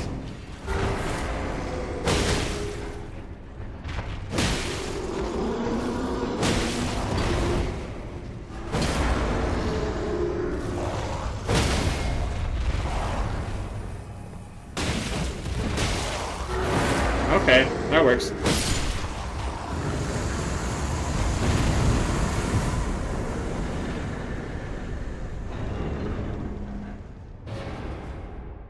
Yeah, like that was the aspect that really drew me away from wanting to finish that. I'll put it to you this way, Despair. I literally Like, I mean, if you scroll back on my streams, dude, like, I spent, like, months playing Elden Ring randomizer runs, trying to play this game on, like, the hardest, and then, like, I hopped on Sekiro for one stream, and I quit. I beat, like, 3 bosses, and I was like, yo, alright, that was cool and all, but, like, I'm Audi 5000. Never going back. The aesthetic of the game and all of that is super, super good. The game is amazing, but I am a Oonga Boonga player. I'm not a deflector. I'm not a riposte. I'm not none of that. I'm not a dancer fighter. I'm gonna get in your face and hit you with a big heavy weapon and knock you on your butt, and then I'm gonna give you a little boop on the nose. Kind of player. Alright. I guess it's about time we go get our drip. Let's go get our drip. I'm ready to be a feather dancer. And to get this, we gotta go to Sage's Cave.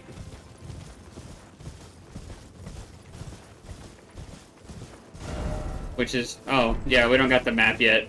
But we'll go get the map in a minute, and I'll give you guys a location. Don't worry, Lansex is a noob. He's not scary.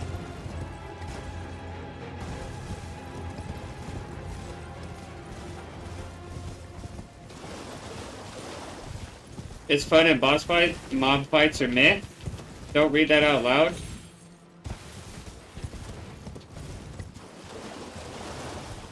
Oops. You should have said that first. Just kidding. Grab some Trina's lilies, because why not?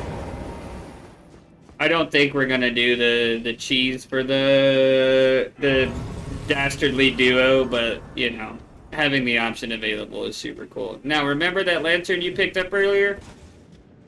Yeah, you're welcome. Now this place is full of hidden walls and all kinds of craziness, but if you just run along with me here, punch the walls I punch, you'll be just fine.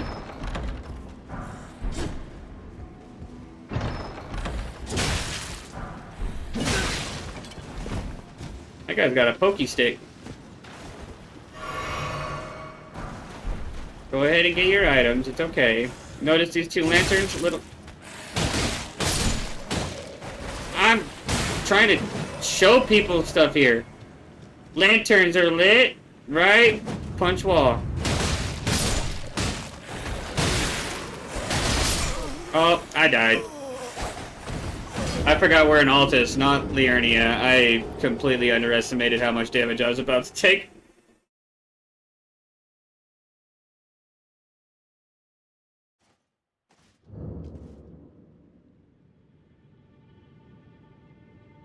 Ooh. Hi, honey. Anyways, back to being a super cool guy running through a cave.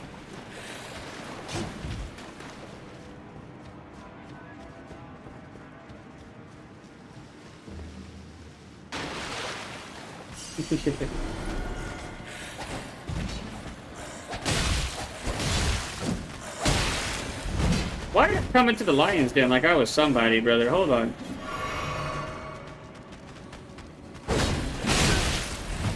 Good golly gosh. Well, it's times like these that make me really glad. Ow, ow. Hey, fellas, let's talk about something.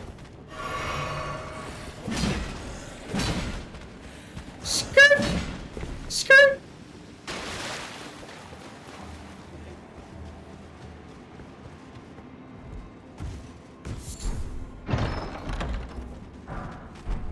Stop it! I'm showing off cool stuff!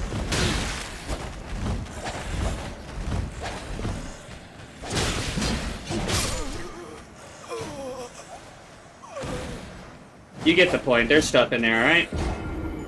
Kill those guys. Fine! Fine, fine. Yeah. We could. Or I could just, you know, not be a lazy bum.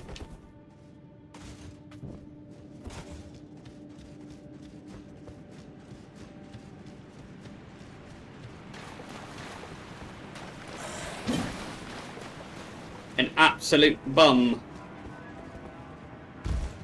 Wait. Is it worth it to put my thing down, flip it, and reverse it?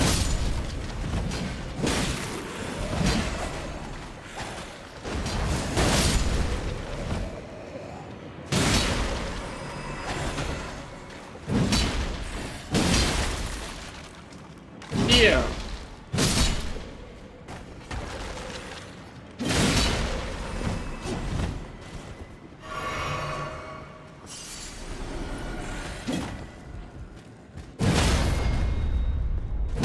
Wow. But that's why I say this Y-hander is such a good viable option.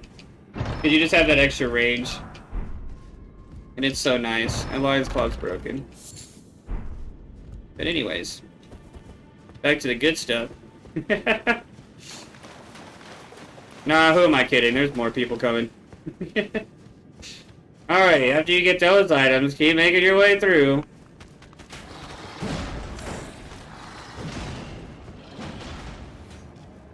I'm gonna bait the big, huge, scary guy up here. Give me your axe, bucko.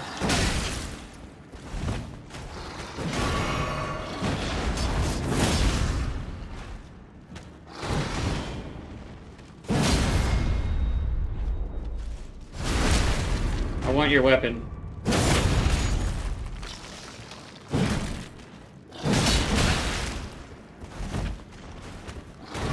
I am not taking no chances with you. Quit. Give it! Aw, man, what a jerk. Imagine we got the Executioner's Axe.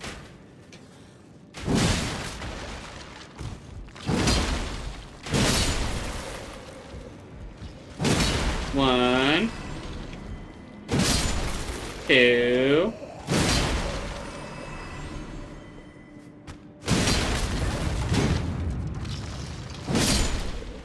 Yeah. Get out of here, bucko.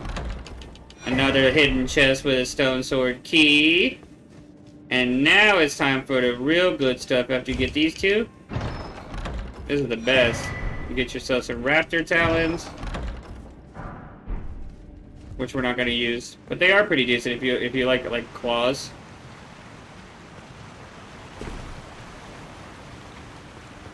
Whoa! One more door. Now we got our drip. Yes, sir.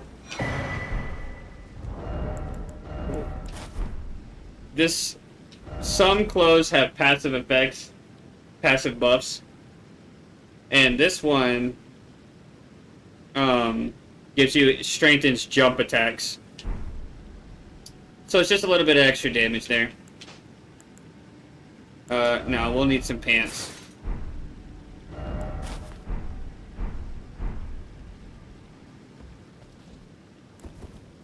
There's our fit. We could have a cool mask on. But then we can't see our really cool hair, so we don't do that. Alright. Now, the cool part about this place, too, is there is also 2 boss fights. So keep in mind, you can go in here and do that boss fight, but you do have another alternate option. Over here. You can do both.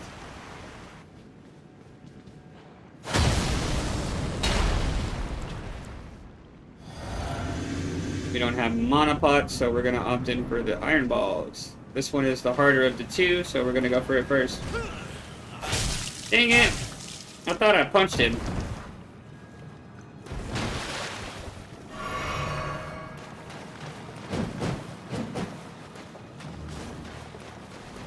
Get back in the water, friend.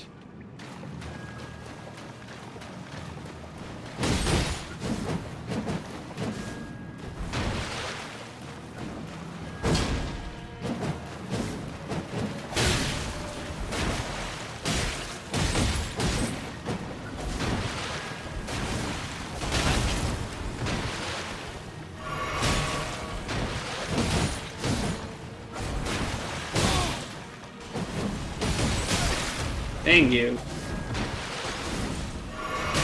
Oh, I thought I heard him doing it.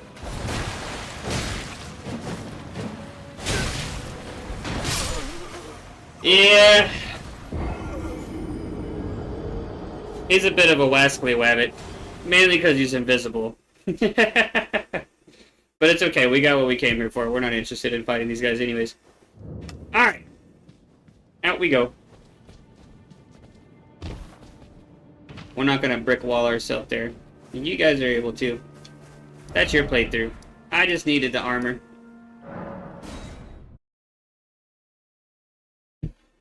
I don't feel like fighting a Black Knife Assassin unless I have to.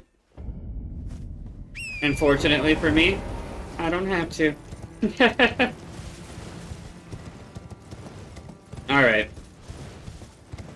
So now back at the Altus Plateau, this is where you came up the lift, and we grabbed that first side of Grace over there. Come back to the main road, and we're going to be heading back towards town. Now it's time to really start get stacking. I've been min-maxing every encounter, so now I know like every area of a weapon type of all types on me. Yeah, dude. Eventually, you get I was telling him earlier, you know, how every boss and enemy have like their own resistances, and it varies. Some bosses are immune to some effects and hyper weak to others. Some bosses are just immune to all. Like a Valiant Gargoyle, the only damage that they're weak to is what? Strike? Which is just silly. Alrighty then. I'm gonna go get the map. And then we're gonna go right into the city.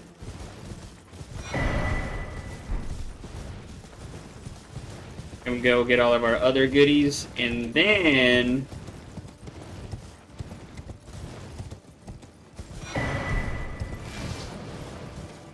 do we do Radon or DTS first?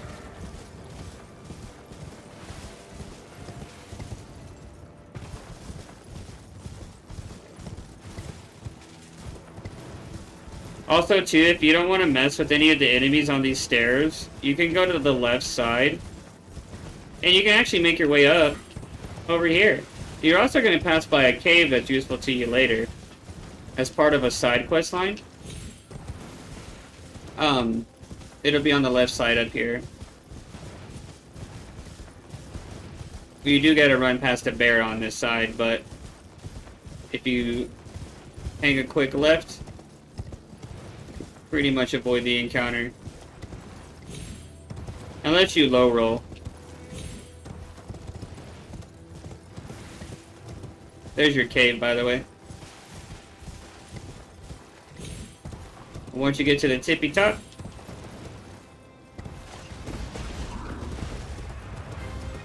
whoop, in you go. Avoiding all those enemies.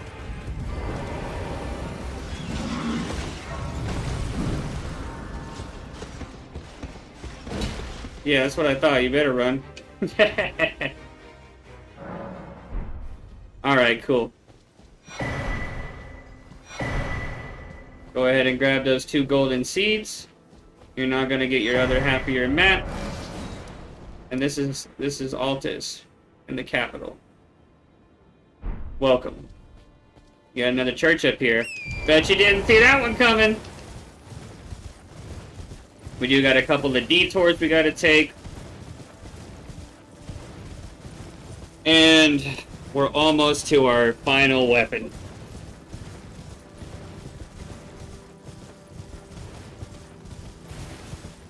But we'll get this. And then we'll go do the cave.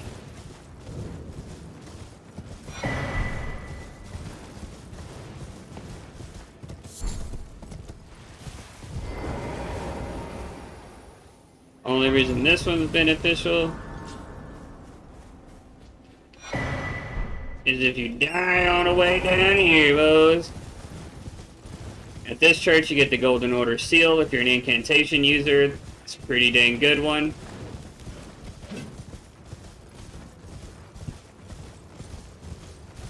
"10 out of 10 would recommend grabbing, even if you're not going to use it. It's just cool to have. I don't know about you guys, but I like to, like, on my main character, I want to have every item. On my main character, I almost have every item. Hi, Lions. What you doing, goofball? Little Lions. What you doing, buddy? Little Lions. Oh. I'm dead. Oh, I made it! I did it! There we go. We're gonna make our way down here, which keep in mind we are right here. This is that side of grace where we came in. We simply went here, and we're gonna go down, and we're gonna go to this cave.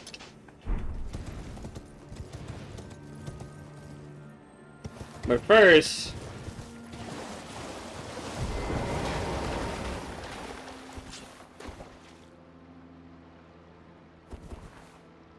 we're gonna stand here for a moment.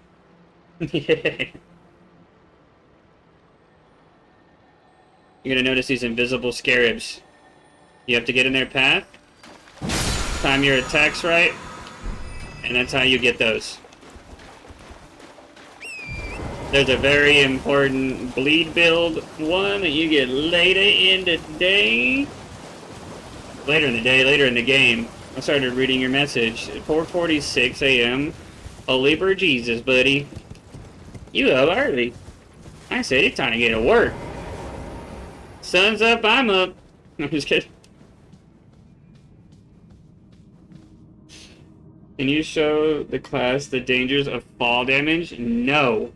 It's gonna happen naturally, dude. I can't fake it. Oh yeah, Luke, since you're here, bro, dude. You wanna take a guess at who I am?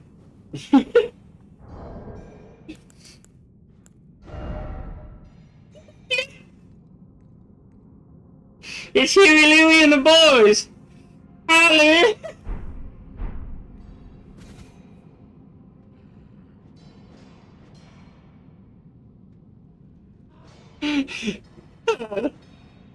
What's up, Riley? What you doing, buddy? You don't like him? Oh, man. I thought I made you look so cool. Alright, sealed tunnel time.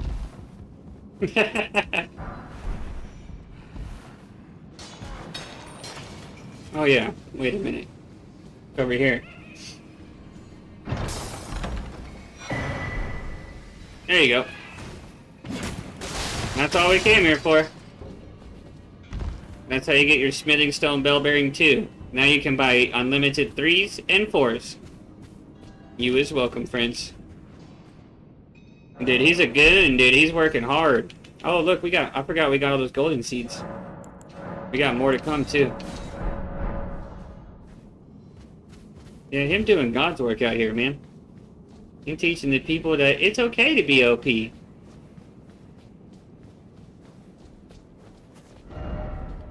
We don't discriminate.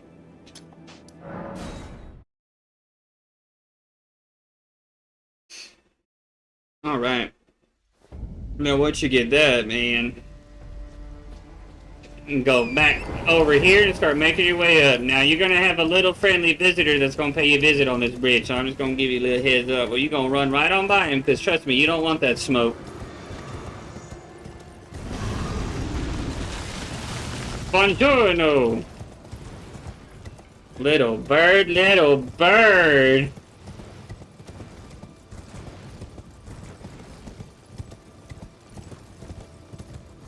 Heck, I don't want that smoke. I'll tell you what. That's one of them gargoyle fellas.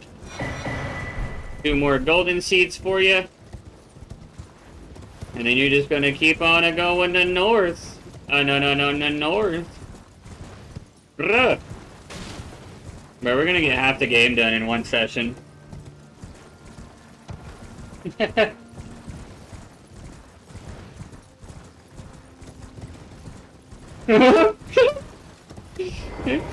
Yeah, he made it through another night, I guess. They didn't carry him off to the Queen Ant overnight, bro. We'll worry about you.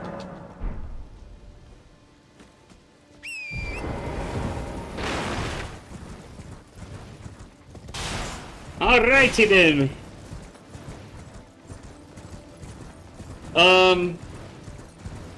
Man. Do we... Fuck, the army and the ants have been run off for the time being. dead, bro. Way to go. Way to go, lose wife. Smithing 5. We unfortunately won't have access to the smithing bell bearing 3 until we get to the mountaintops of the giants. But you do got access to another merchant here. Is someone there? A customer? Oh! Oh! Oh! Through the wall! Through the wall! And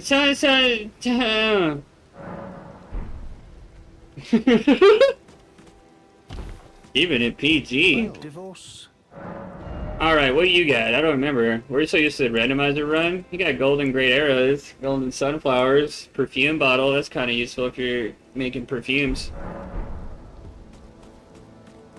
Not useful for me. Do we want Draconic Tree Sentinel or General Radon first? Oh, man. I'm not looking forward to either one of these.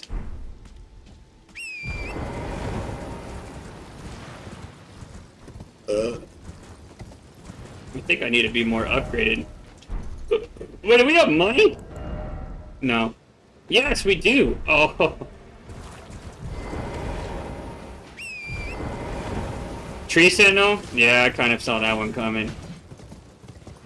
I mean, we are you, so, I mean, I guess I'll do it. Oh, let me de-aggro these guys so I can go back to home base real quick so we can smack some more upgrades on if we can. I'm willing to burn my remembrance. Do it for the cause! Okay, what level is our weapon? We are +6. But why am I blue with green hair, bro? It's the worst. I thought that was your favorite colors.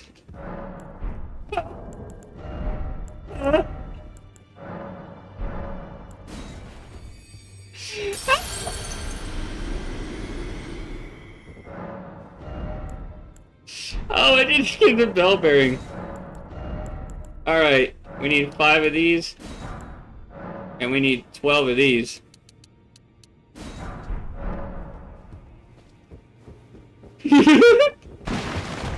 Oh, come on, bro. Him cute. You got the most stylish hair in the game, mixed with the mutton chop beard. Well, I took you no matter how you're on. Time to upgrade, Daddy-O. We're +12 now.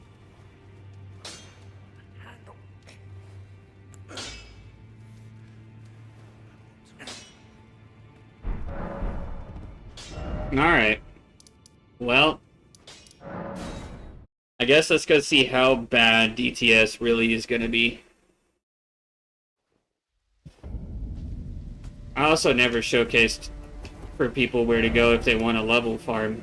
But if you do need some runes and you can't really find a boss that you can beat, but you can take guys one-on-one, if you go to Farum Great Bridge, to the north of it, there's an enemy every so often around in the wild out there, and they're worth 1,000 runes apiece. It ain't fast, it ain't good, but it's the best you got.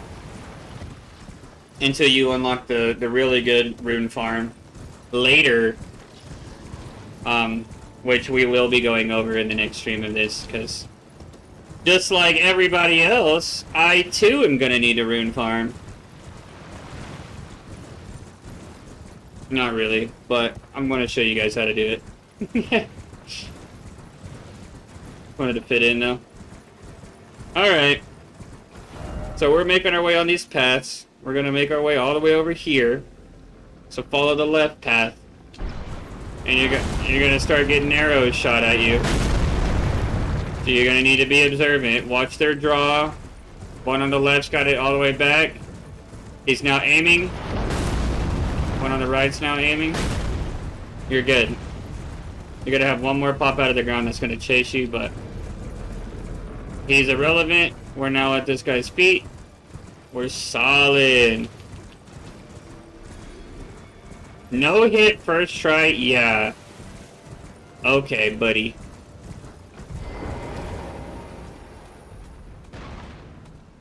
No hit.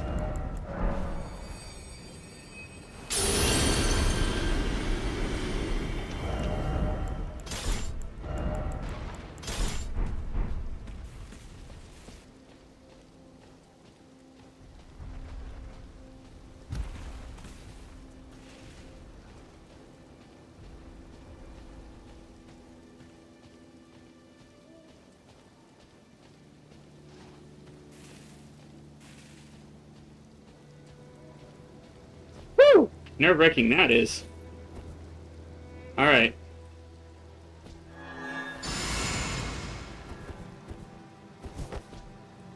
Oops.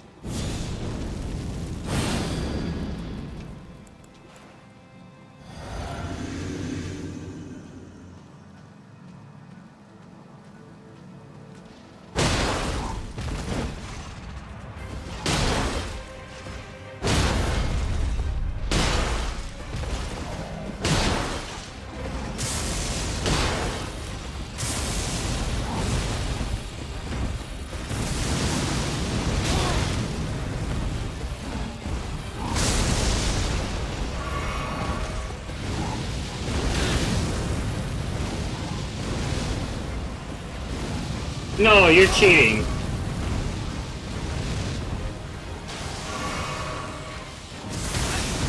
I hate you.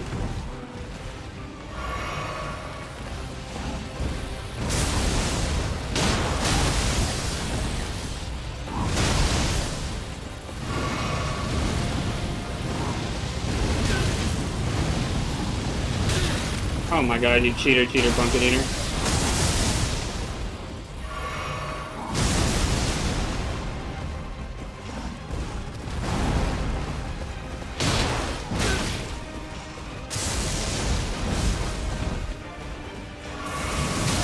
Oh, I didn't see that. We almost got him first try.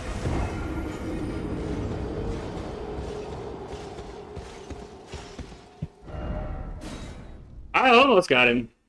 Not no hit. There's no way I'm no hitting this guy. Unless I was like actually overpowered farmed. You know what I mean? Like if I actually took the time to go make myself broken. Well, we're keeping this within the realm of possibilities. I got one. We got a participation award. Saturday night. Let's go, dog. I appreciate you. Guys, get some hearts of love in the chat for Lou. You got Ditto. She's gonna poop.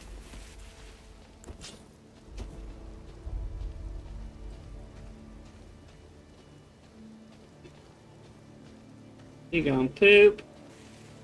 I get real quiet even in IRL. Look. I'm a ninja.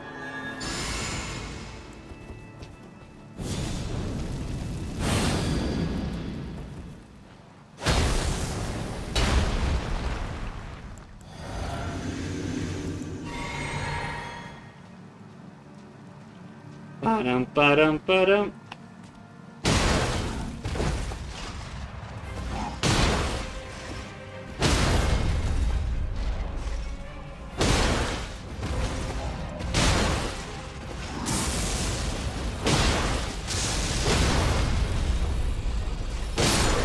There you go, Lou.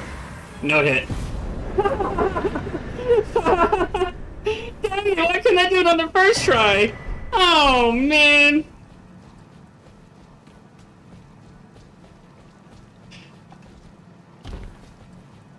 Oh, I hate it here.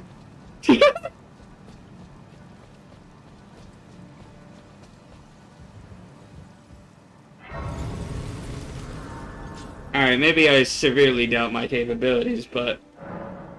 Jeebus Christmas, that was insane. Bro! You got Austin, you got Gaming, Wall Arts, Dusk, Casually, Cassie. You got my mom! You got Fallen, you got Jenny, Chris, you got Kindred and Layton. You got my mom, dude! Oh, I'm freaking grounded. She's gonna know I was up this late. Oh, no. I'm just kidding. Dang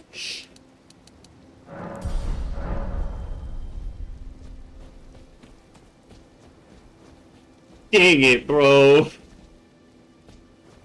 I'm just kidding. Alright, we should go beat Radon now before we go into Capital, right?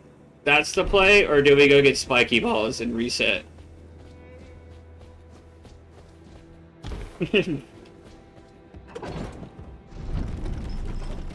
What, you saw me not go to shield side on the first run? That's crazy, bro. I would never intentionally throw a run. That's wild. There's no way I knowingly knew he took bonus damage on his shield side and I went opposite. I would not.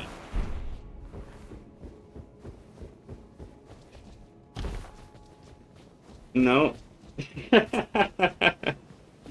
Holy crap. I got caught in 4K. I thought I was slick with it too.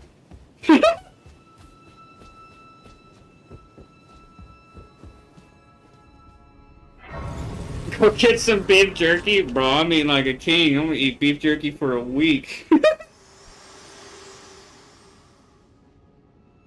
My utmost thanks. You're for welcome. bringing here, Uh-huh. And thus, I shall to farewell. I shall leave. I wish you have. I have no. Yep. No common sense to get away from me. We all know that. Alright, we're going for the skip. Hashtag team no think, just commit. Oh, I jumped way too far. Help!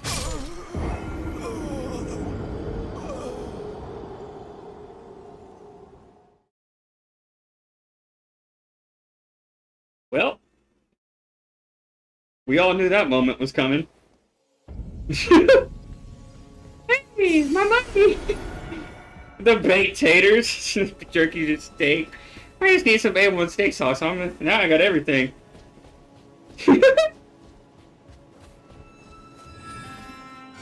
Oh god, Colt's gonna want me to do it. Give me an envoy hammer. Hold on. This is for you, Colt.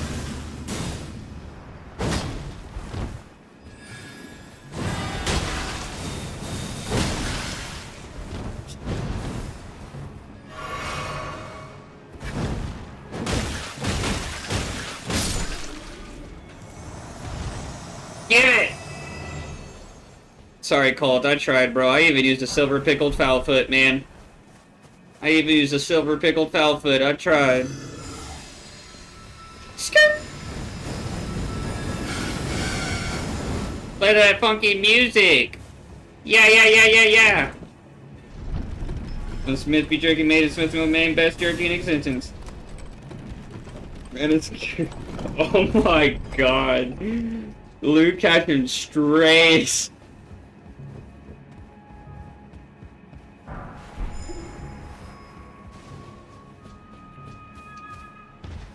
Yo!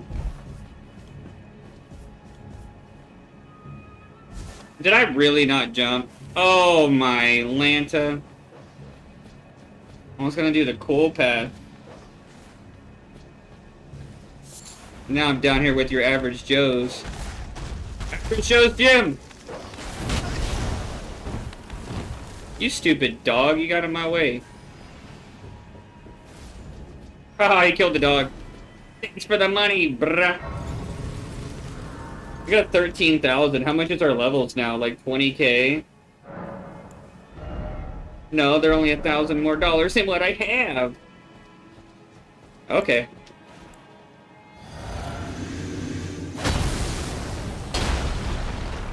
You know what's sad? That first run of that Draconic Tree Sentinel fight that I just did, I had a Rune Arc on the first time. But not the second time.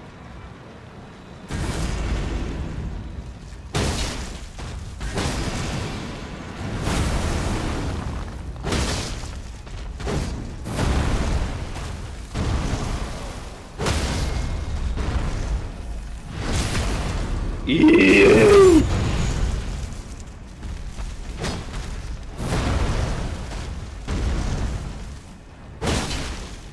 Whirly bird.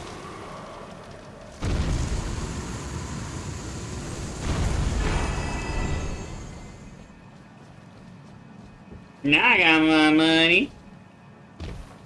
I got my money. Man, I'm getting so hungry I could ride a horse. We're about to hit that soft cap. Yeah! Oh, do we go do sewer mode? Wait, Donk, nope. You dummy. You can go do that in a minute.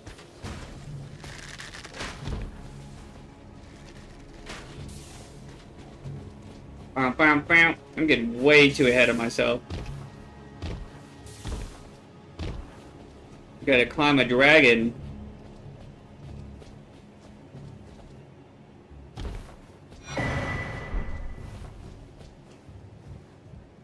We're about to be halfway through the game.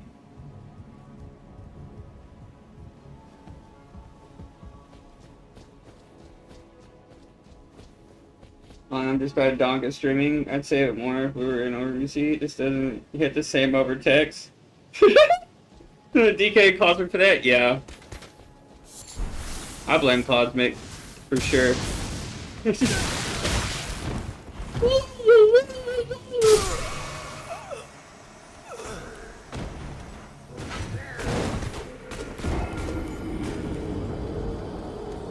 Bruh.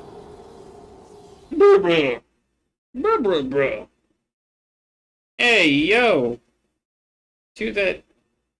I'm not gonna finish that sentence.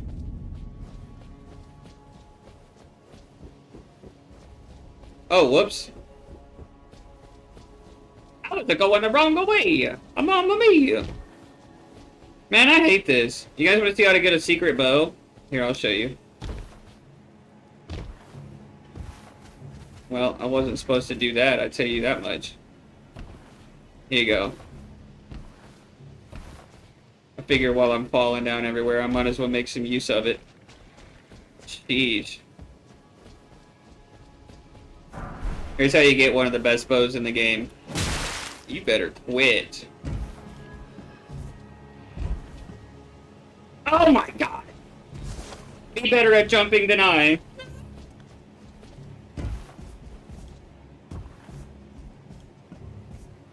Yeah!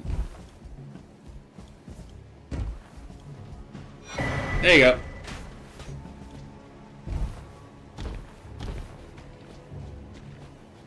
Easy money. Am I being hunted here? Whoa, he can sense my presence. My very being is in danger. I need to die.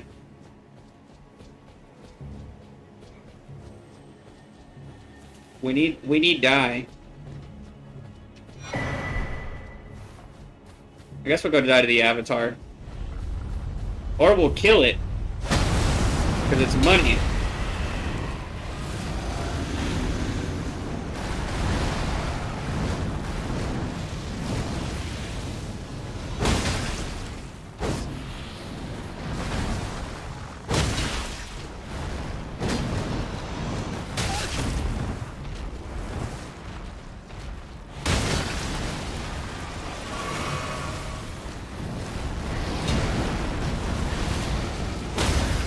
You little goon.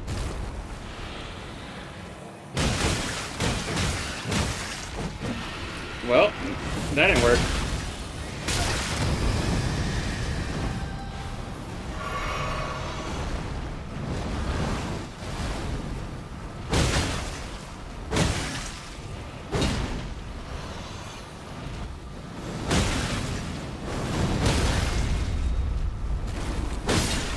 What the?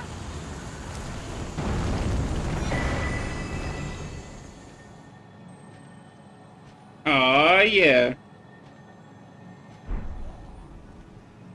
Falling because it's spotted in? Yeah, good old Lindo. This is pre-Morgoth. I need to die now. That guy's gonna take too long. We're about to go over there, though.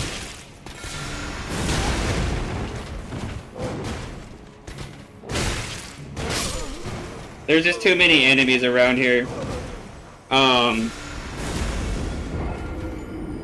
We're not gonna be able to teleport out, so that's why we're opting for the death reset here to go to the side of grace. So you play, I want to watch from way over here. That's it. I mean, It's freaking is horrifying, bro. It's one of those things that I know I'm gonna be sitting there talking to myself for like 4 hours. Ain't no one gonna be chatting it up, because they're gonna be too scared to.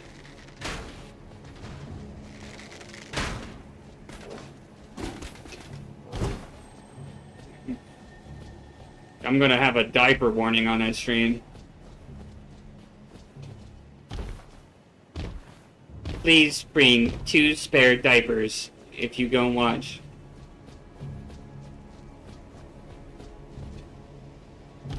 No, you gonna need it. I've beaten the game once before.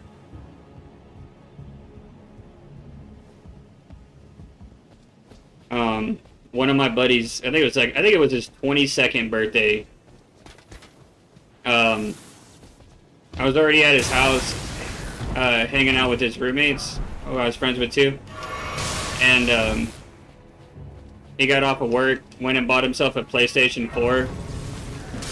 Got home, we were already there, and, he walked in and was like, "Get off the TV. I'm playing my PlayStation." Dude goes and hooks up his PlayStation and goes into the thing and was like, "What game am I gonna get?" And he decided he was gonna get Outlast. So, he got Outlast. Ooh, god dang. And, oh, you. But,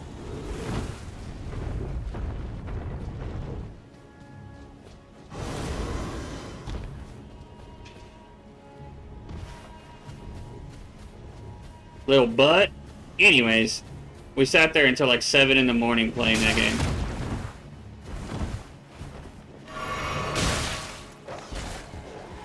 And every time I think back on that, I can't help but be like,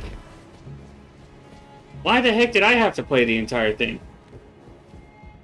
I haven't seen Outlast though. It's in my opinion, as someone who's a like a big horror fan. Like I love horror stuff. It's the scariest game ever made.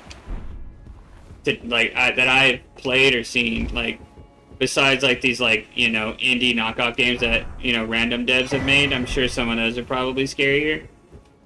But like as far as like jump scare factor goes, but the premise of the game is you're a reporter or like a journalist, and there's an insane asylum that a lot of journalists have gone to do a story on, and they've never returned.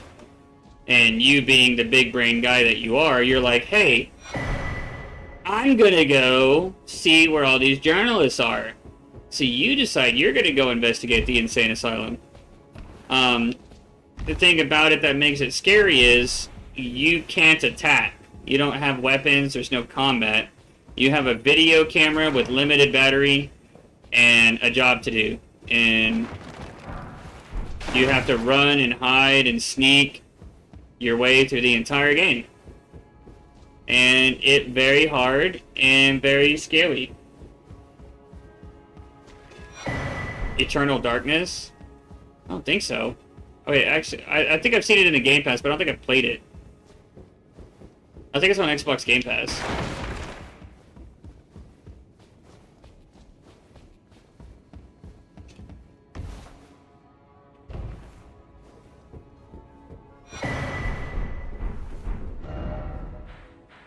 All right.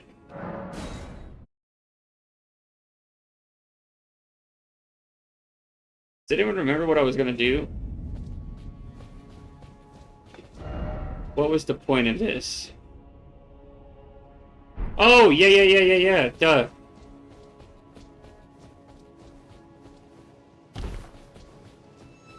Bro, I almost forgot. Why did I go down there? Oh yeah, he hit me. And so I got mad, and I was like, well, you know what? You don't want to let me go up there? I'll go over here.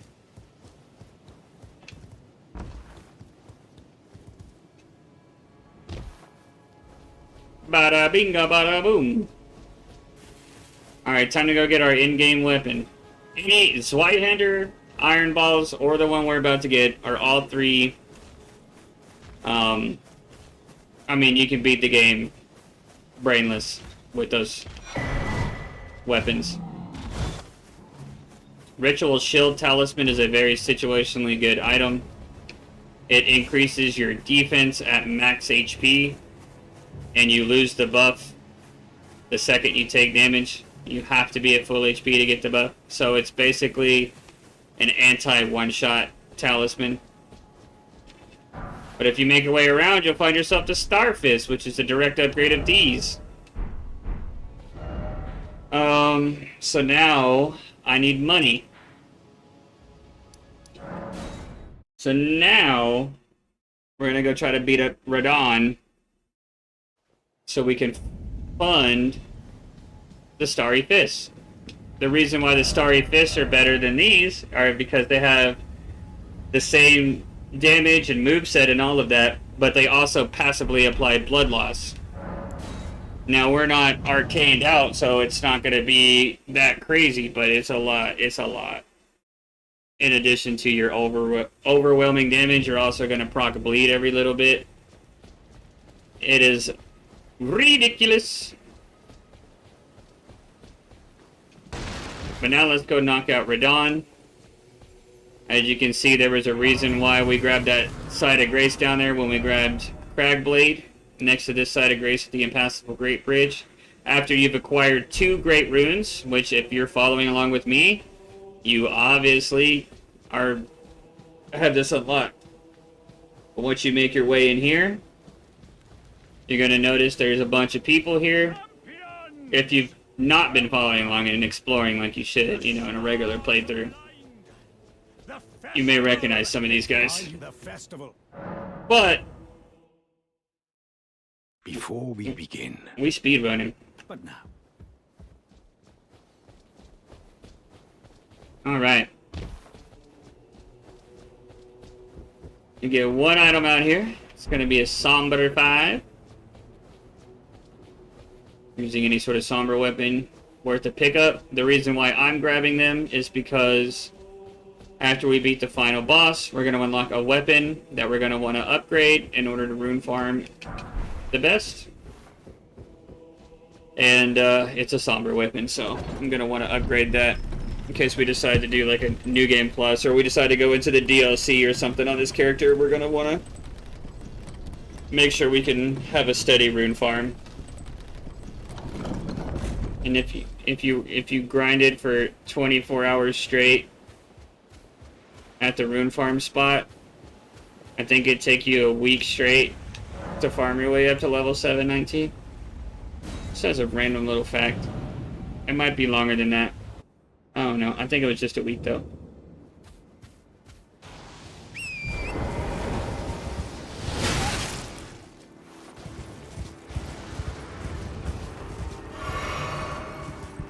I was hitting my vape, you butt. The colors hurt.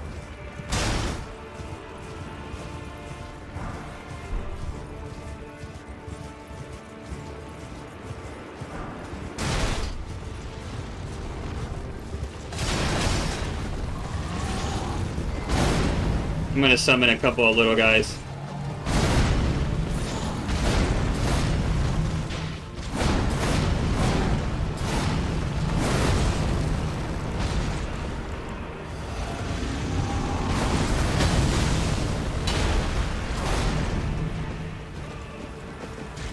He's a big guy.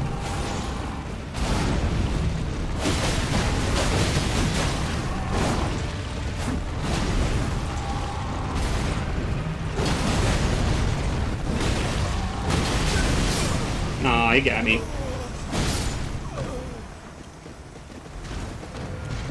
Okay, we're not summoning anymore. Dude, you're telling me, man. The lore behind it, he actually uses his magic to hold himself up, to like support himself on the horse so he can... The horse was his best friend. And after he had a battle with somebody, they left him very, very weak. But he couldn't get rid of his horsey, so he uses some of his last remaining power. Now, I don't know if this guy's aware or not, but he shouldn't be able to do that to me. Now, if he'll excuse me, I need him to come to me.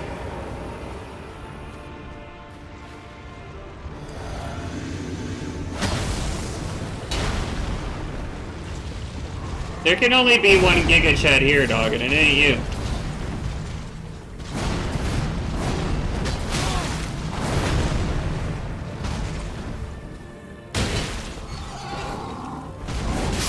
Aw, man, he got me.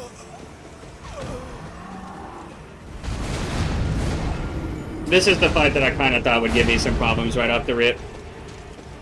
It's just been too long.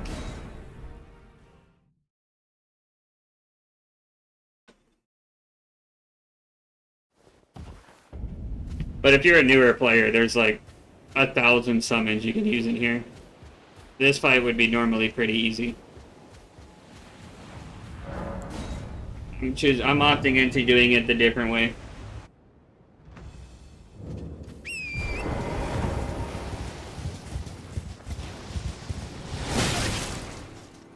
This guy's got a death wish, dog.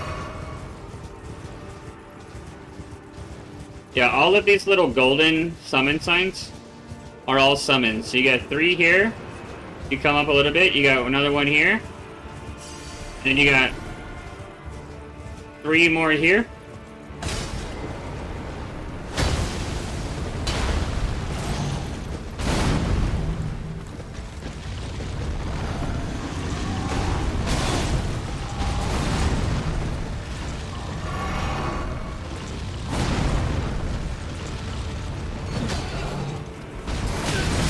Oh, god dang.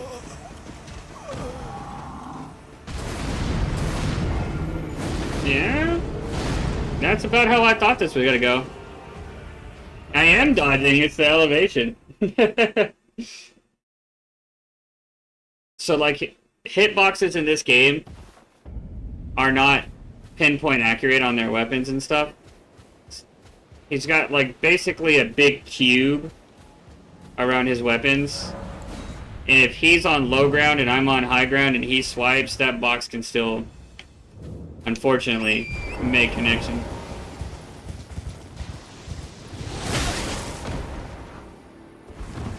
He's not supposed to be able to get that arrow off. I just want that to be known.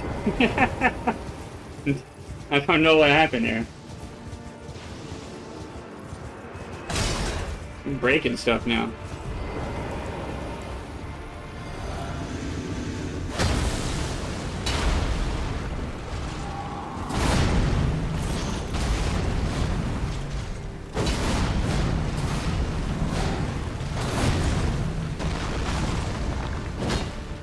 Oh, I missed.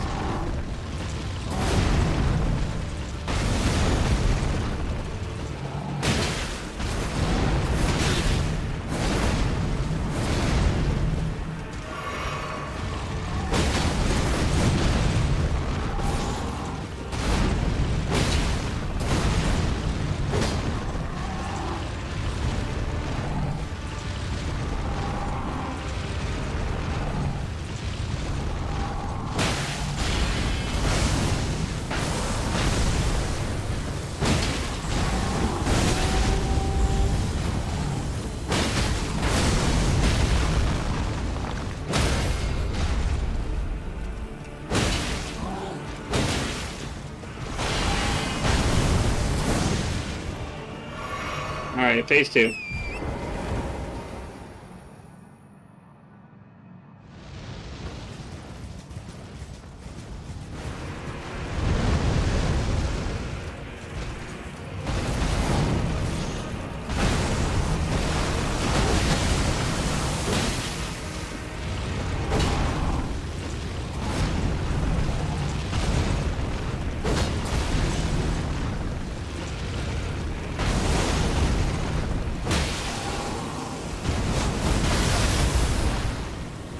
Oh no.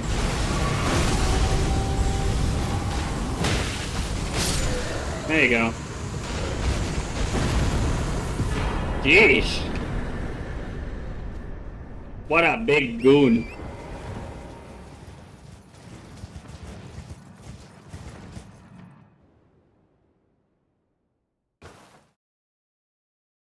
What a big goon. Alright.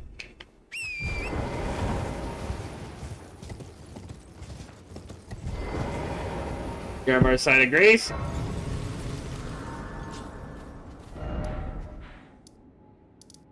A big kahuna burger. Never had a big kahuna burger. You see, my girlfriend's a vegetarian. Henceforth, it's pretty much making me a vegetarian. Might I have a drink of your delicious beverage to wash this delicious burger down with? Oh boy, if anyone can tell me what movie that's from, you get $1. Just kidding.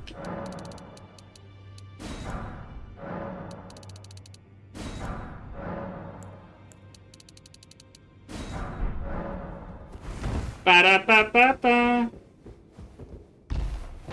Alright. Time to do some upgrades.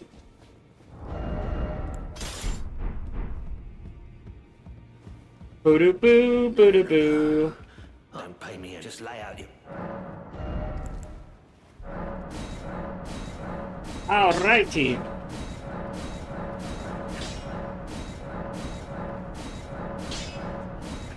There we go. We're gonna do Ash of War now, and we're gonna take that Crag Blade, we're gonna put the heavy affinity on, and we are good to go. So now with the defeat of Radon, we now unlocked the underground part of the game. But unfortunately, we're going straight into another boss fight.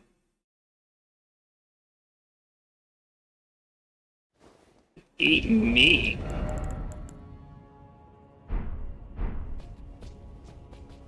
Just Pulp Fiction.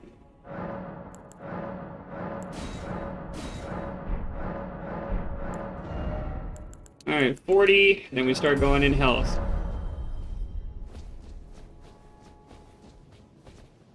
And then after we beat these guys, we'll do a big cash out, we'll power level, and we'll make the final push. I could technically close out the rest of the game tonight probably, but I won't.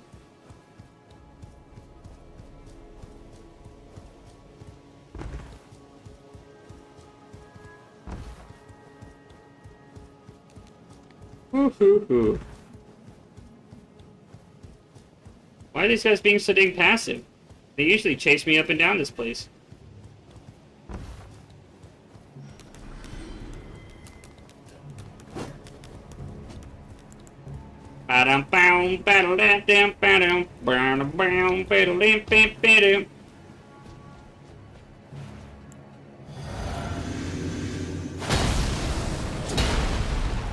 Might have worked tomorrow. Twist my arm. Oh my god.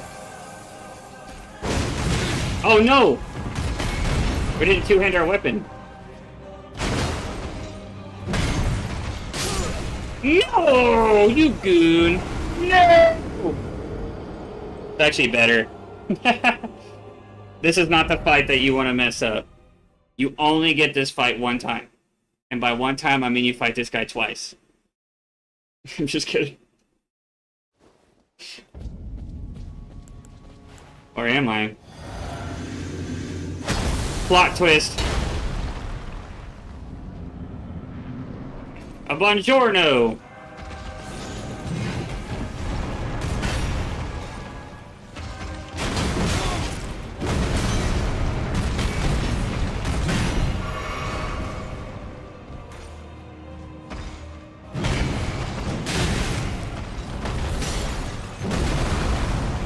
You cheated. Your hitbox was wonky.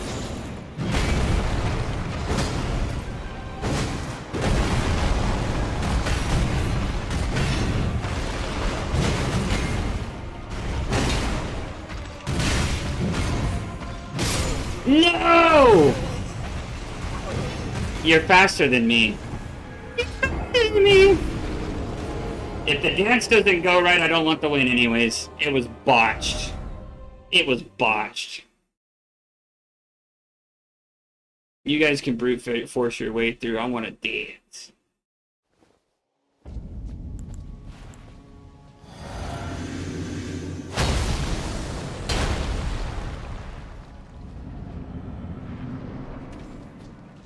Throw that axe at me.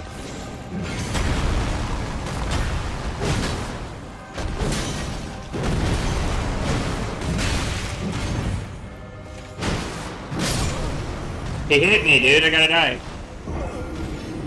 That's so lame. You wanted your no-hit run practice? Here you go, dog. Well, dude. Man, screw this guy.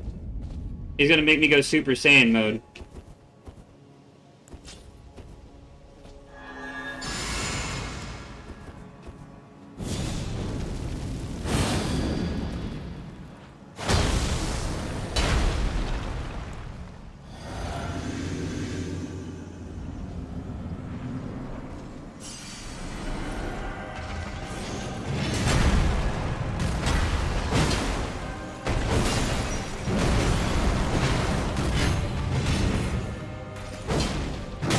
No way I missed.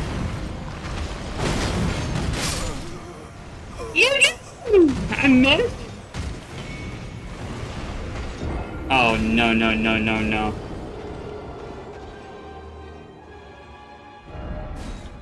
You cannot go out like that. You only gotta poise break him once. And he's dead. Hold on.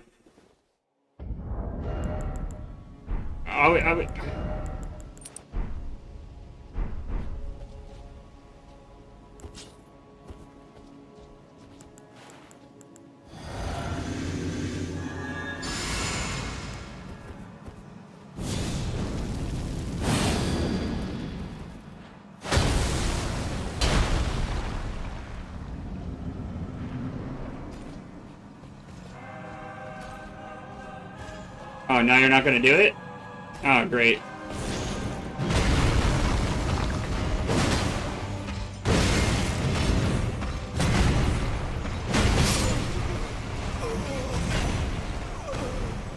He hit me, dude.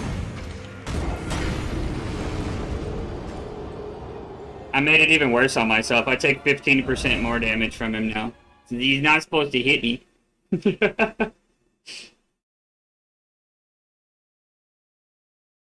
Under about 9. Hey.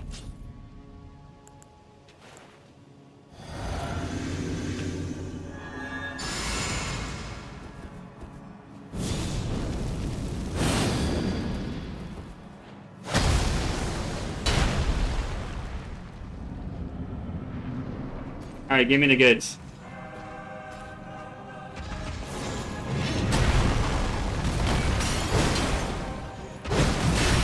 No way.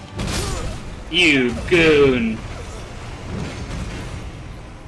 I could have swore you could get both off there, but I guess you really can't, huh? I guess I learned that lesson like 5 times in a row. Alright, I won't do it again. God. I promise I won't. But I could have sworn my memory served me right, and you could. Oops, we already botched that up. That's alright, we'll commit. We don't need the buffs anyways. Who cares? I'm being bullied.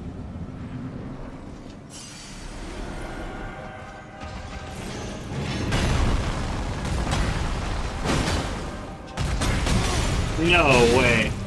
Alright, bro.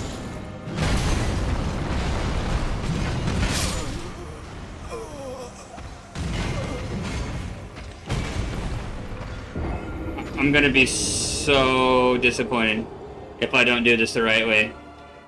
You guys are just in for some suffer treatment for the next like 5 minutes.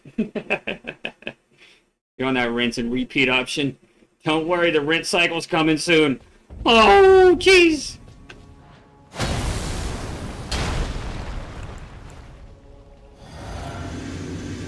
We don't need the buffs, like I said. It was all just for gimmicks, for funnies.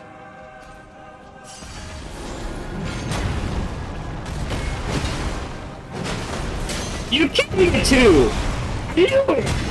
No, I said I wasn't gonna do it again, but I did.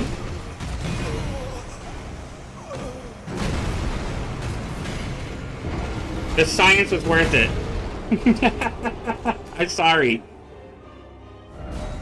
It's also, too, I noticed I left the Radagon Source Hill on, so... I need my jumpy attacks, because I can't hit him with the Charged R2 all the time. And I promise I'll just play this one out, we won't actually go for the no-hit. This boss is actually quite easy.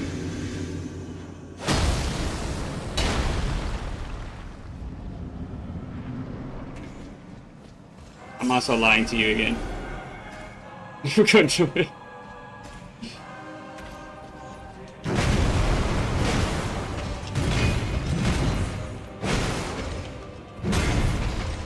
No way.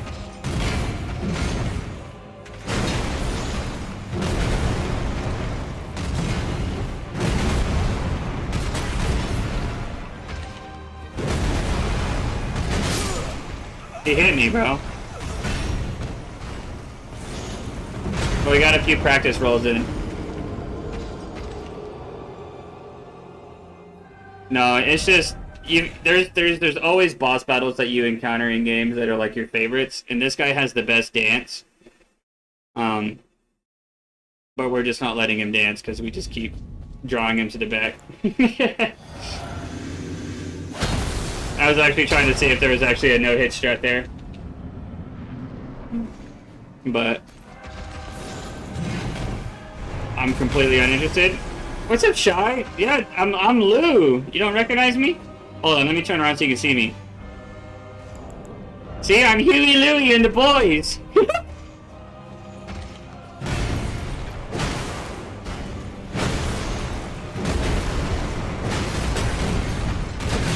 No, that should have been a poise break.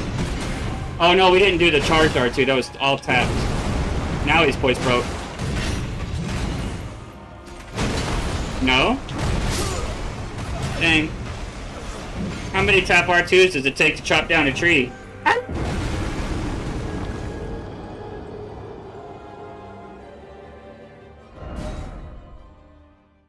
It's not awful. You got cool hair. Hey, Queen. So ungrateful. I'm making you an immortal part of Elden Ring history here. You're gonna be an Elden Lord.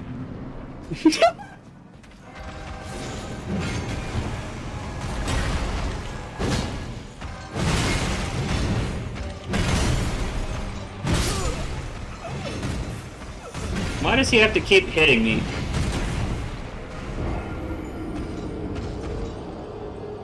You're making this dance boring. Alright, you know what? I'll settle for the other Godfrey. I'm not here to fight it off. Yeah, you weren't here for that. But that's why I snuck it in there, because I had to seize my opportunity. I'm an opportunist now, bro. Look at me go. Alright, we'll just beat him. I promise. I promise.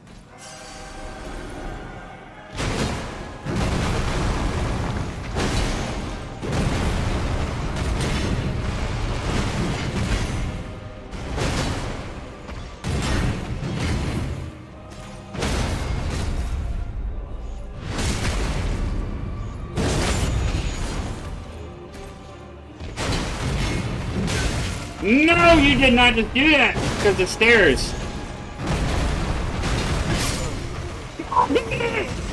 You hit me, Lou. I'm sorry.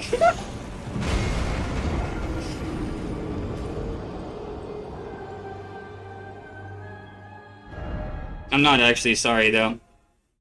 You saw how much more satisfying that fight looked whenever he didn't hit me, right? Oh, boy. It's all about aesthetics, man. People pleaser, if anything. Yeah, I'm surprised I didn't get...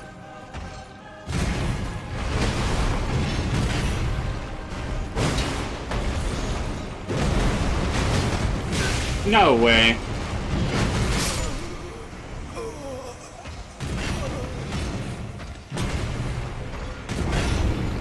They snuck it in, bro.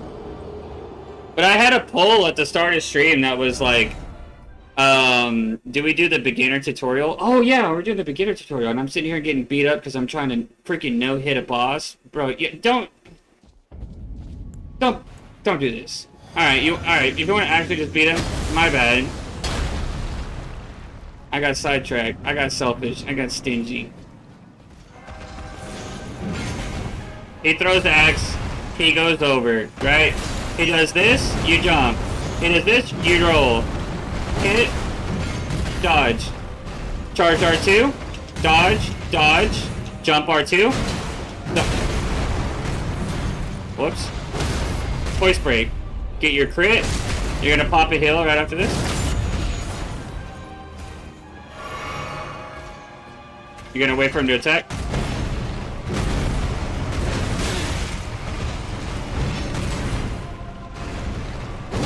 Hit him again, jump. Dodge. Go for attack. Dodge, dodge, dodge. Jumping R2. Jump, R2.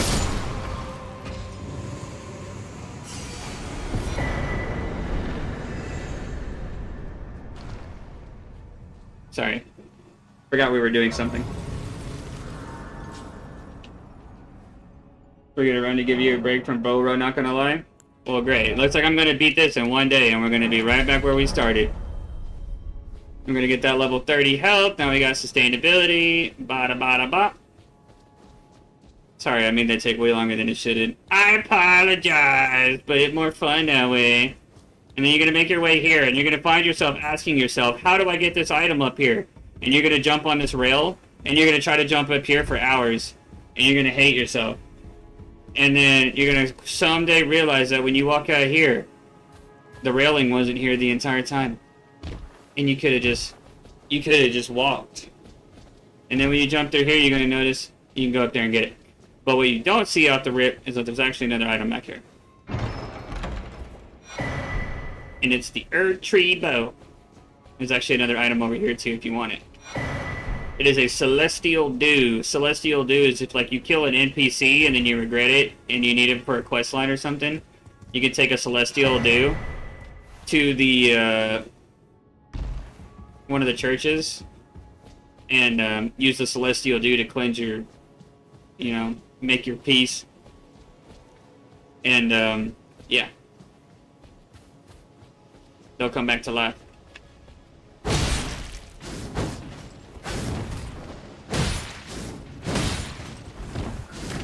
No way.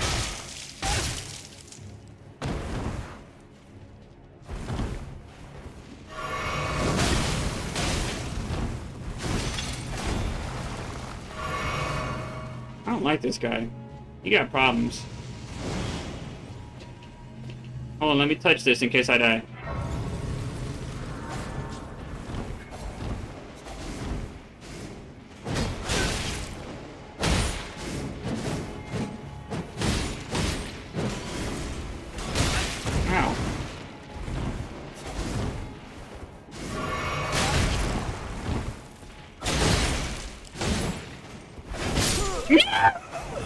I could have farted on him.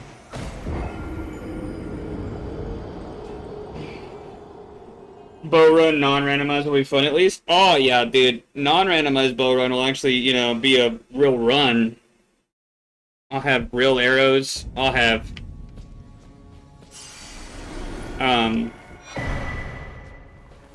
Ashes of War. I'll have real bows.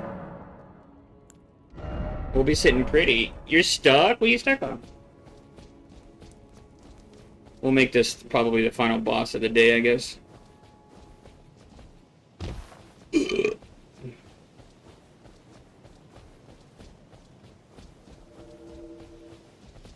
We might not even beat this one, I'm not gonna lie. My eyes are a little heavy, and this guy's a jerk.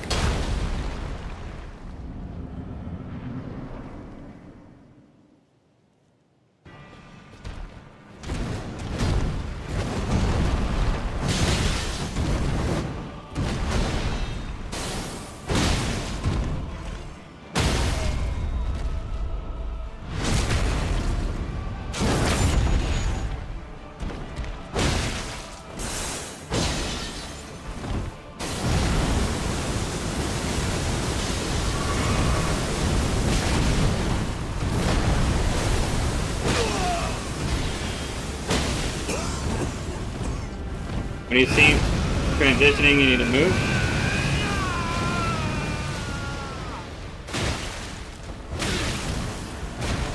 The thrones, stained by my curse, such shame they cannot bear.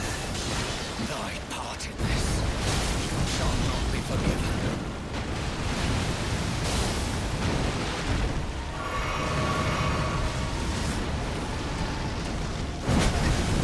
What? No! To thy very soul.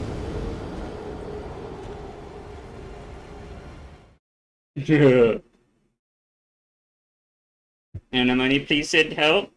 Man, there's gotta be someone that can get some good farming. I unfortunately haven't played enough. Oh no. Eventually I will circle back around to Silk Song, but...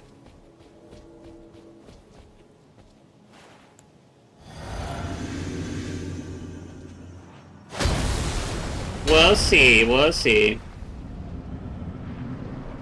Alright, fart face McGee. Bring that sweet pumpkin butt over here.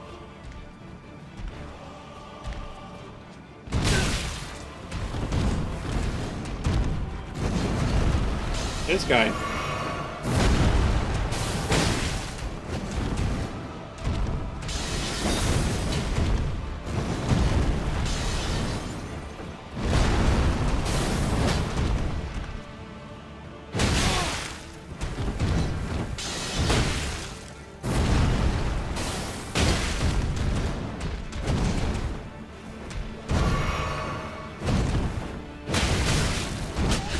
No way.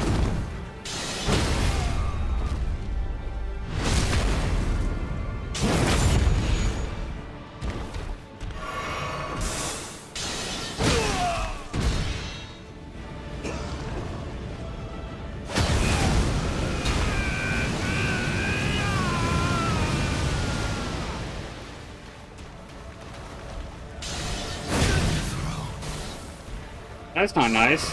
By my curse, such shame they cannot bear. Thy part in this shall not be forgiven. Ouch. I can't move! Stop it! No! Dang it, what a little fart face. The left side of the first sword hit, and it stun locked me into the other ones. I hate it here.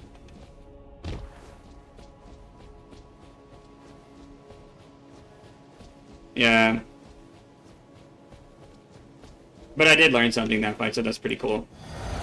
Significantly less scared of this guy.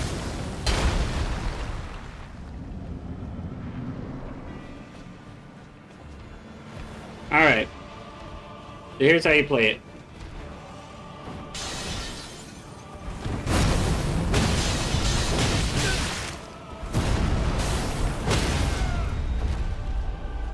Get in his grill.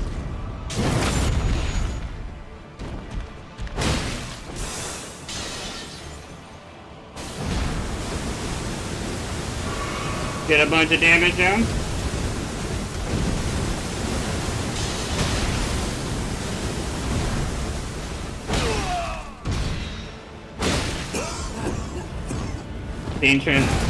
The space transition. You always gotta get away because he smothers himself in that crap.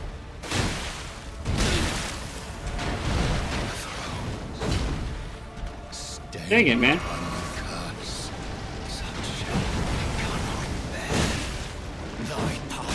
How did that not hit?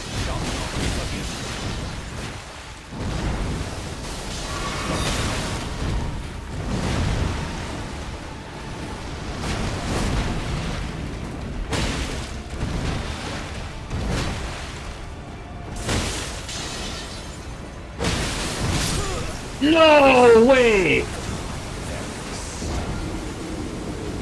Could have farted on him again. In fact, next time I think I will. Oh boy. Dang it, man. Why you gotta be so rude? Yeah, that's what it should have been. I guess he got a little bit more poise back than I thought he did. Oh, you know what it was? I didn't... Oh, man. Oh, man. I didn't rebuff Cragblade on phase transition.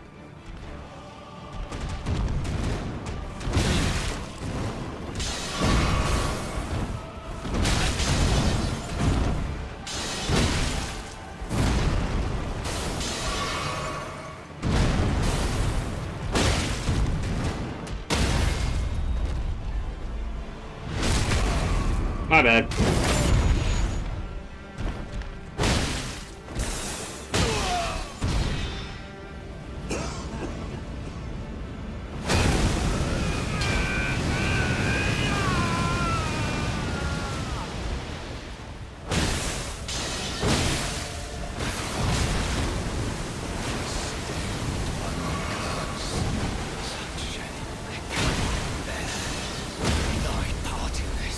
There you go.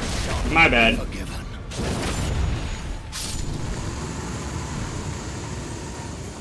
That's what it was.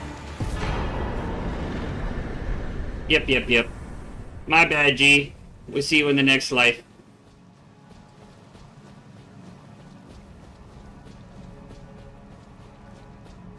Alright. Well...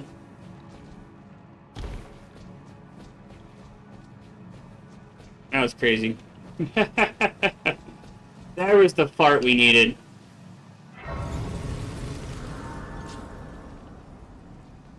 Easy money. Yeah. Allow me, you are unprevented. The thorns, a husk, the only way, and become my purpose. So I hate that guy, dude. Take to the flame then and guide you. He dodges too much. Shall I let my hand share them with me? Ma'am? Your thoughts, your ambitions. I got time for your games. Alright. Time for a quick level cash out, and then we'll call it. Now, again, you new players might want to go see what you can get with your remembrances. Well, I took you. I, on the other hand, already know what I can get. And I don't want them.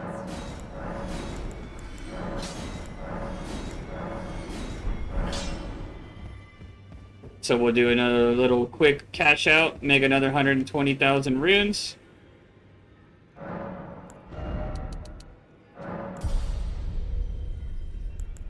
We'll take the 35 health, 40 strength, 15 endurance.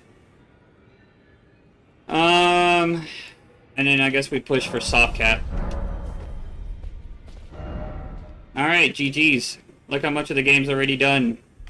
We officially have Mountaintops the Giants, Farah Missoula, back over here for a minute, and that's the end of the game. GG's. But, obviously I didn't finish it in one stream. But, yeah, that's Elden Ring in a nutshell. That's 4.5 hours, and I pretty much beat the game.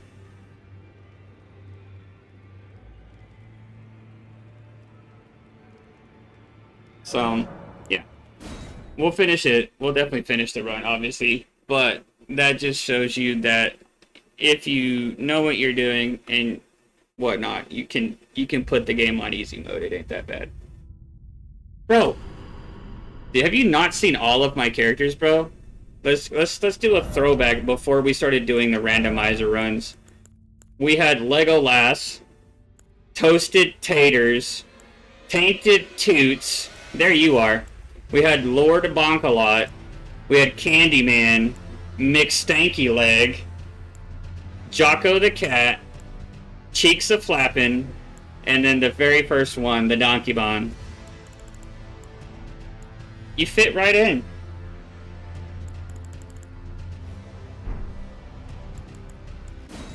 Cheeks a Flappin's my personal favorite, but call me biased because he's my character.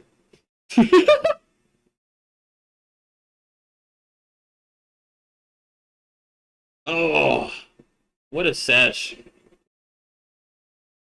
Elden Ring be ballin'. Oh, man. Alrighty, dude.